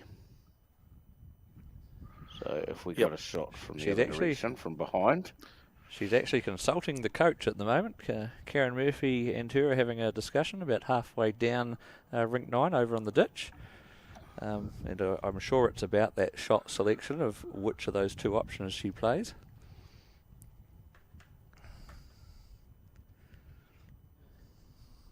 It just worries me on the forehand. You might get half a black bowl onto the jack, out to the right of our screen, and you could drop 3. So that worries me, that shot on that hand. Yeah, I think she's got to play exactly as you said, Mark. Same bowl as she did last time, on the backhand, on the draw, sit the shot bowl, tickle the jack round the corner for possibly 3. Yeah, and that's what she's choosing. Yeah, she's enjoyed the luxury of having a registered coach here as well, just to be able to bounce that idea off, make a sensible decision. Just might be a bit quick. Yep.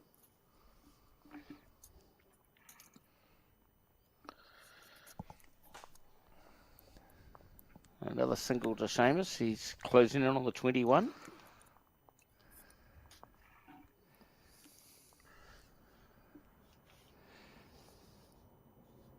Yeah, given some of those numbers earlier in the game, he's done well to be in the position he is.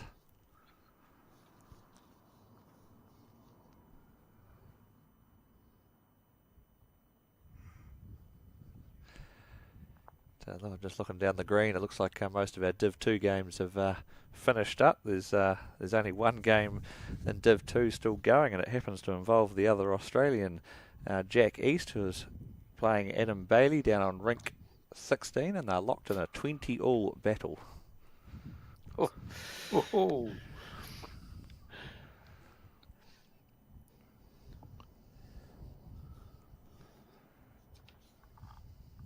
I believe for those that are interested, we'll be back here tomorrow, I believe, at 9 a.m. for our semi-final.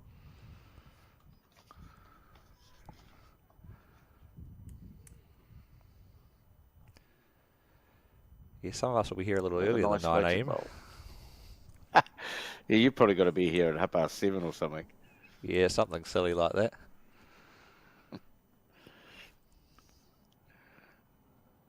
As much as I love having everyone here, I look forward to them going home and getting a good sleep in. Yeah, the joys of running events. Seamus has finally taken some green, I think.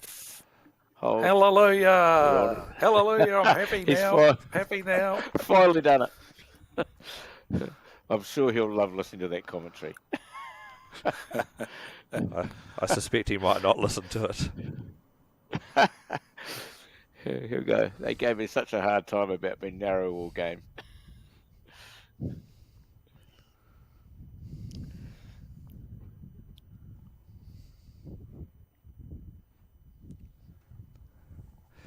Yes, it's good to see him starting to trust that hand, though. Well, this will be the telling bowl. Will he get this one out there again? If he does, he'll draw another. Got the confidence to throw it out there. Yes, he has. He's out there. Throwing it out there again. And what do you know? He's pretty good. Yep, draws another one. Could go out the way this is going. Maybe someone had a wee word into his ear a couple of ends ago.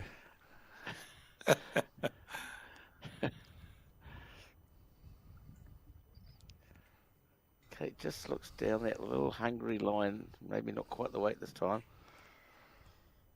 It's a big opportunity for Seamus to win the game. Put the pressure on with this bowl and then see if Kate can respond. Yeah, this to put him into the semi-finals. He's out there. Does he like it? Oh, yeah. He's out there again. I wasn't sure whether he liked it, but he's up all right. It's another counter. Yeah. That's the game. Big decision here. I think just got to make sure we're up here. Coming down to have a look. Well, interesting. That's the first time Seamus has trusted that hand. And look, he's got three beautiful shots. Look what happens. I'm sure someone will tell him that we were racking him up. I'm sure he'll still smile about it too.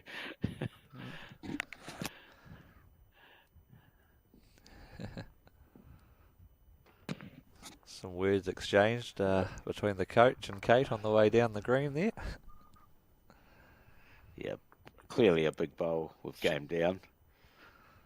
She's got to be up into this. I mean, get rid of one bowl and she's still in the game. So she's got to be charging down here, trying to reduce the count.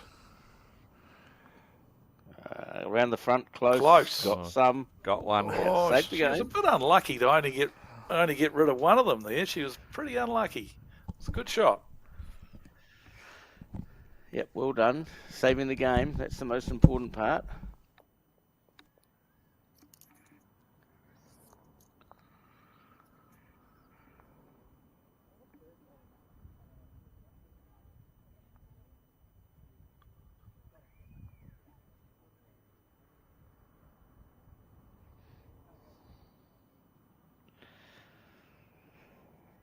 Well, that was a bomb to keep in the game.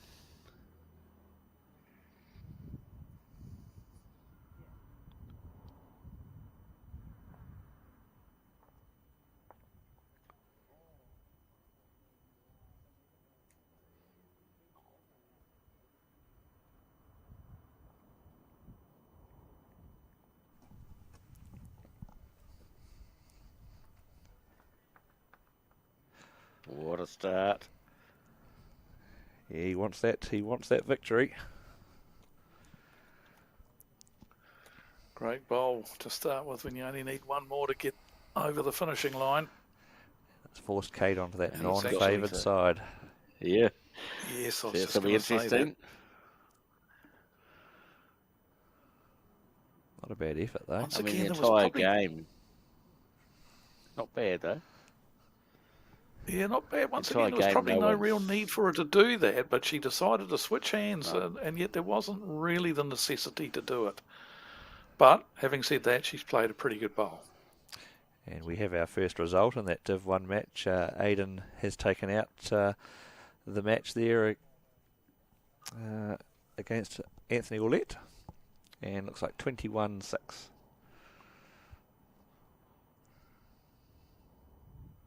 Nice win after losing a couple of games in a row.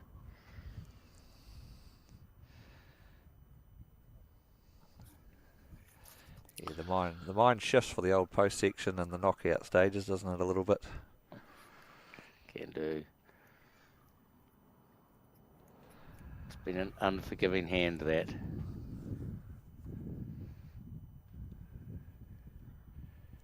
I think she wants to be just through that jack, and she's brought the line in to do it, but it just punishes her.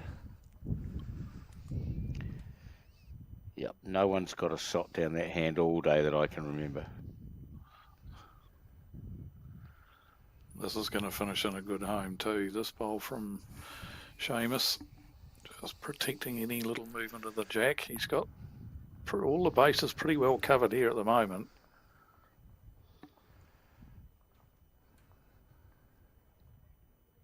Still watching it. Oh, I think it'll This'll drop away swing now. away, though. Here it goes. Yep. And we will be down to match bowl again, I believe. Yeah, tough hand. It has to be very precise out on that side. So, just a reminder, 9 a.m. tomorrow, semi-finals. Just updating on those other games while both players come up and look at the head. In the game of Brian Atkinson versus Jacob Lynch, it is, oh, the marker's in front of the board again. Was it 1917? Yeah, sorry. And the other game that's still going, which is Tom Tyra versus Adoni, is 16-15. So very tight matches across the board there. That must mean Tom's made a bit of a comeback, because he was 13 something down earlier. Yeah, correct, he has, and he's also just drawn a toucher, so he's obviously found some form over there.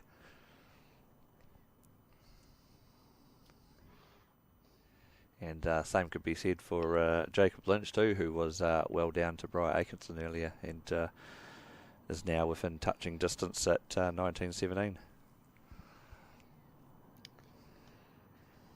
Yeah, I'm not sure. I think Seamus should be up and past here, just do nothing, really. Nothing other than backwards. I like this idea. Don't want to Just get another one past. Don't want to fatten the target up, that's for sure. And he's a good option there. Just stay well clear of it. Yep. Just say if you get it, you get him one, and if you fail, we'll shake hands.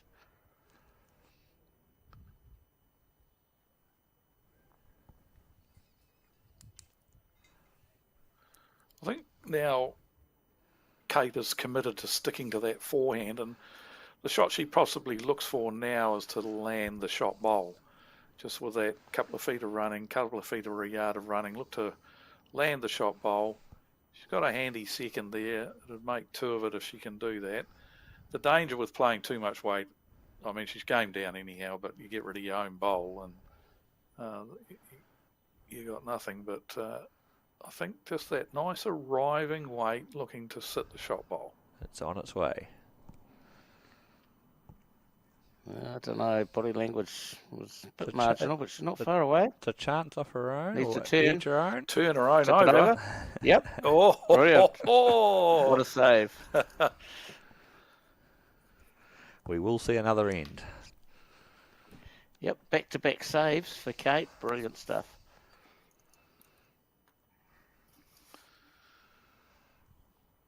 The advantage now for Seamus is that he's got last bowl on this end, so he'll be hoping he doesn't have to play it, but... The hardest shot to get, Dave, as you know, is the 21st shot. Absolutely.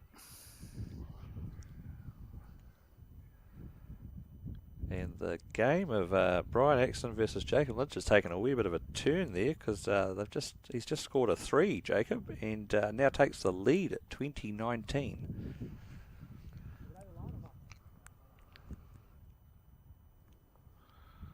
Oh, and now Kate's thrown the short jack, giving Seamus the opportunity to play the length that he wants to play. I don't think it matters coming this direction, to be honest.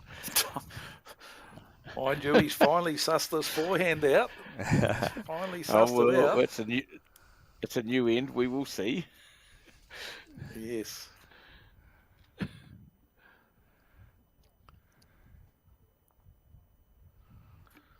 And Kate gets first crack at that hand to whack one on it, and she's reasonably good lined. Yeah, she's close. And not that bad. Yeah. First crack at the hand. It's pretty good.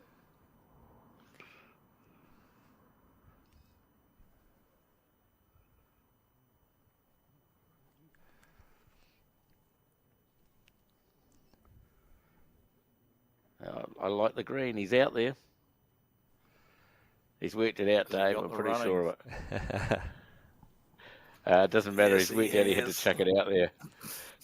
How good's that?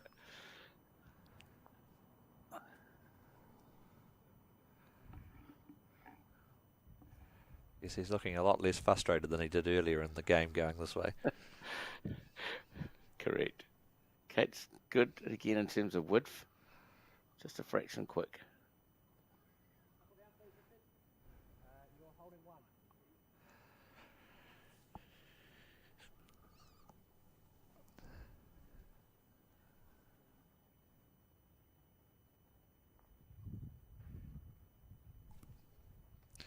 And yeah, I see Tom Tyro has hit the lead over there on the other match as well, so he's streaking for home.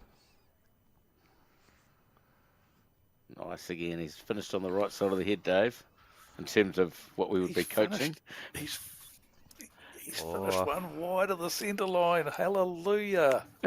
It's a good set opportunity though there for Kate. He's finally got it sussed, that's for sure. But Kate can still draw the shot here. She's close with this one. Off the last bowl. Use that bowl. Yep. Yep. Oh, I don't know. Touch and go. One to Seamus. That's what I'm going with. Yep. There we go. You're on the money. Thanks Richard. I'd be not playing that hand now, I think. Oh, he's going to carry on. A lot of risk on the sand. Yeah, he might do well to potentially stay away from it. Well, he doesn't want to be coming back study the head. head. He does not want the jack. This is not great. Uh-oh. He's got away with it. Oh, he's stuck with it. He's stuck with it, luckily. He's stuck with it. And he's made it really hard because we know the other side of the rink is harder. And that might be why he was playing down there, just to take the shot away from Kate, because she'd been in that area 3 times with the bowls down there. I think we're just driving at the edge of the bowl here. Try and kill it, restart. That's my vote. Hard to tell from here what how that jack and bowl is sitting, of whether it will kill or whether it will just go straight back into the ditch back there. Well, I'm not thinking we're going to draw inside an inch or less.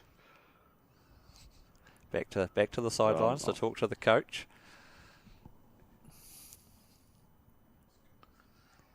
Yeah, I'm thinking give it all you got.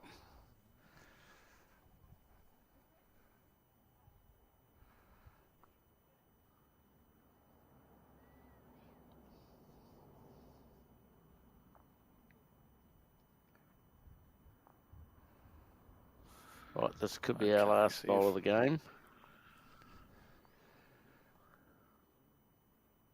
Definitely playing that backhand, and I think she's playing with weight. You've got your wish, Mark. She's tight. Could get it lucky. Needs luck. Yeah, close to luck. Not quite. Well, pretty good game of bowls, I think, guys. Thanks for everyone coming in to watch us. Brilliant display of bowls from both players here.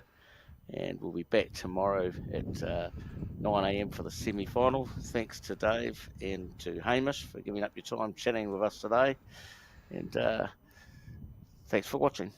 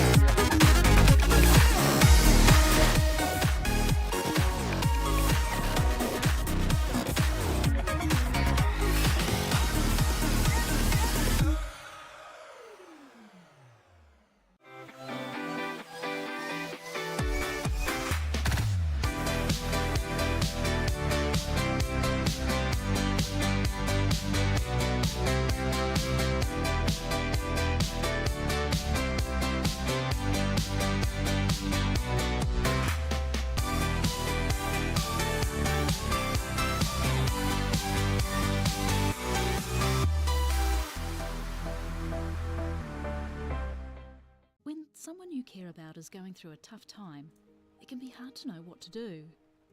Here's 10 ways you can help someone who is struggling. Listen. You might want to give advice, but most people just want to feel heard. Be there. You don't have to fix their problems or find the perfect thing to say. Just let them know you'll be there when they need you. Let them know you get it. Let them know you get why they're struggling, given what they're going through. Knowing their feelings are normal and okay can make the world of difference. Offer practical support. Ask them what you can do to take some of the pressure off. Maybe you could make them a meal or do something to help around the house. Give time.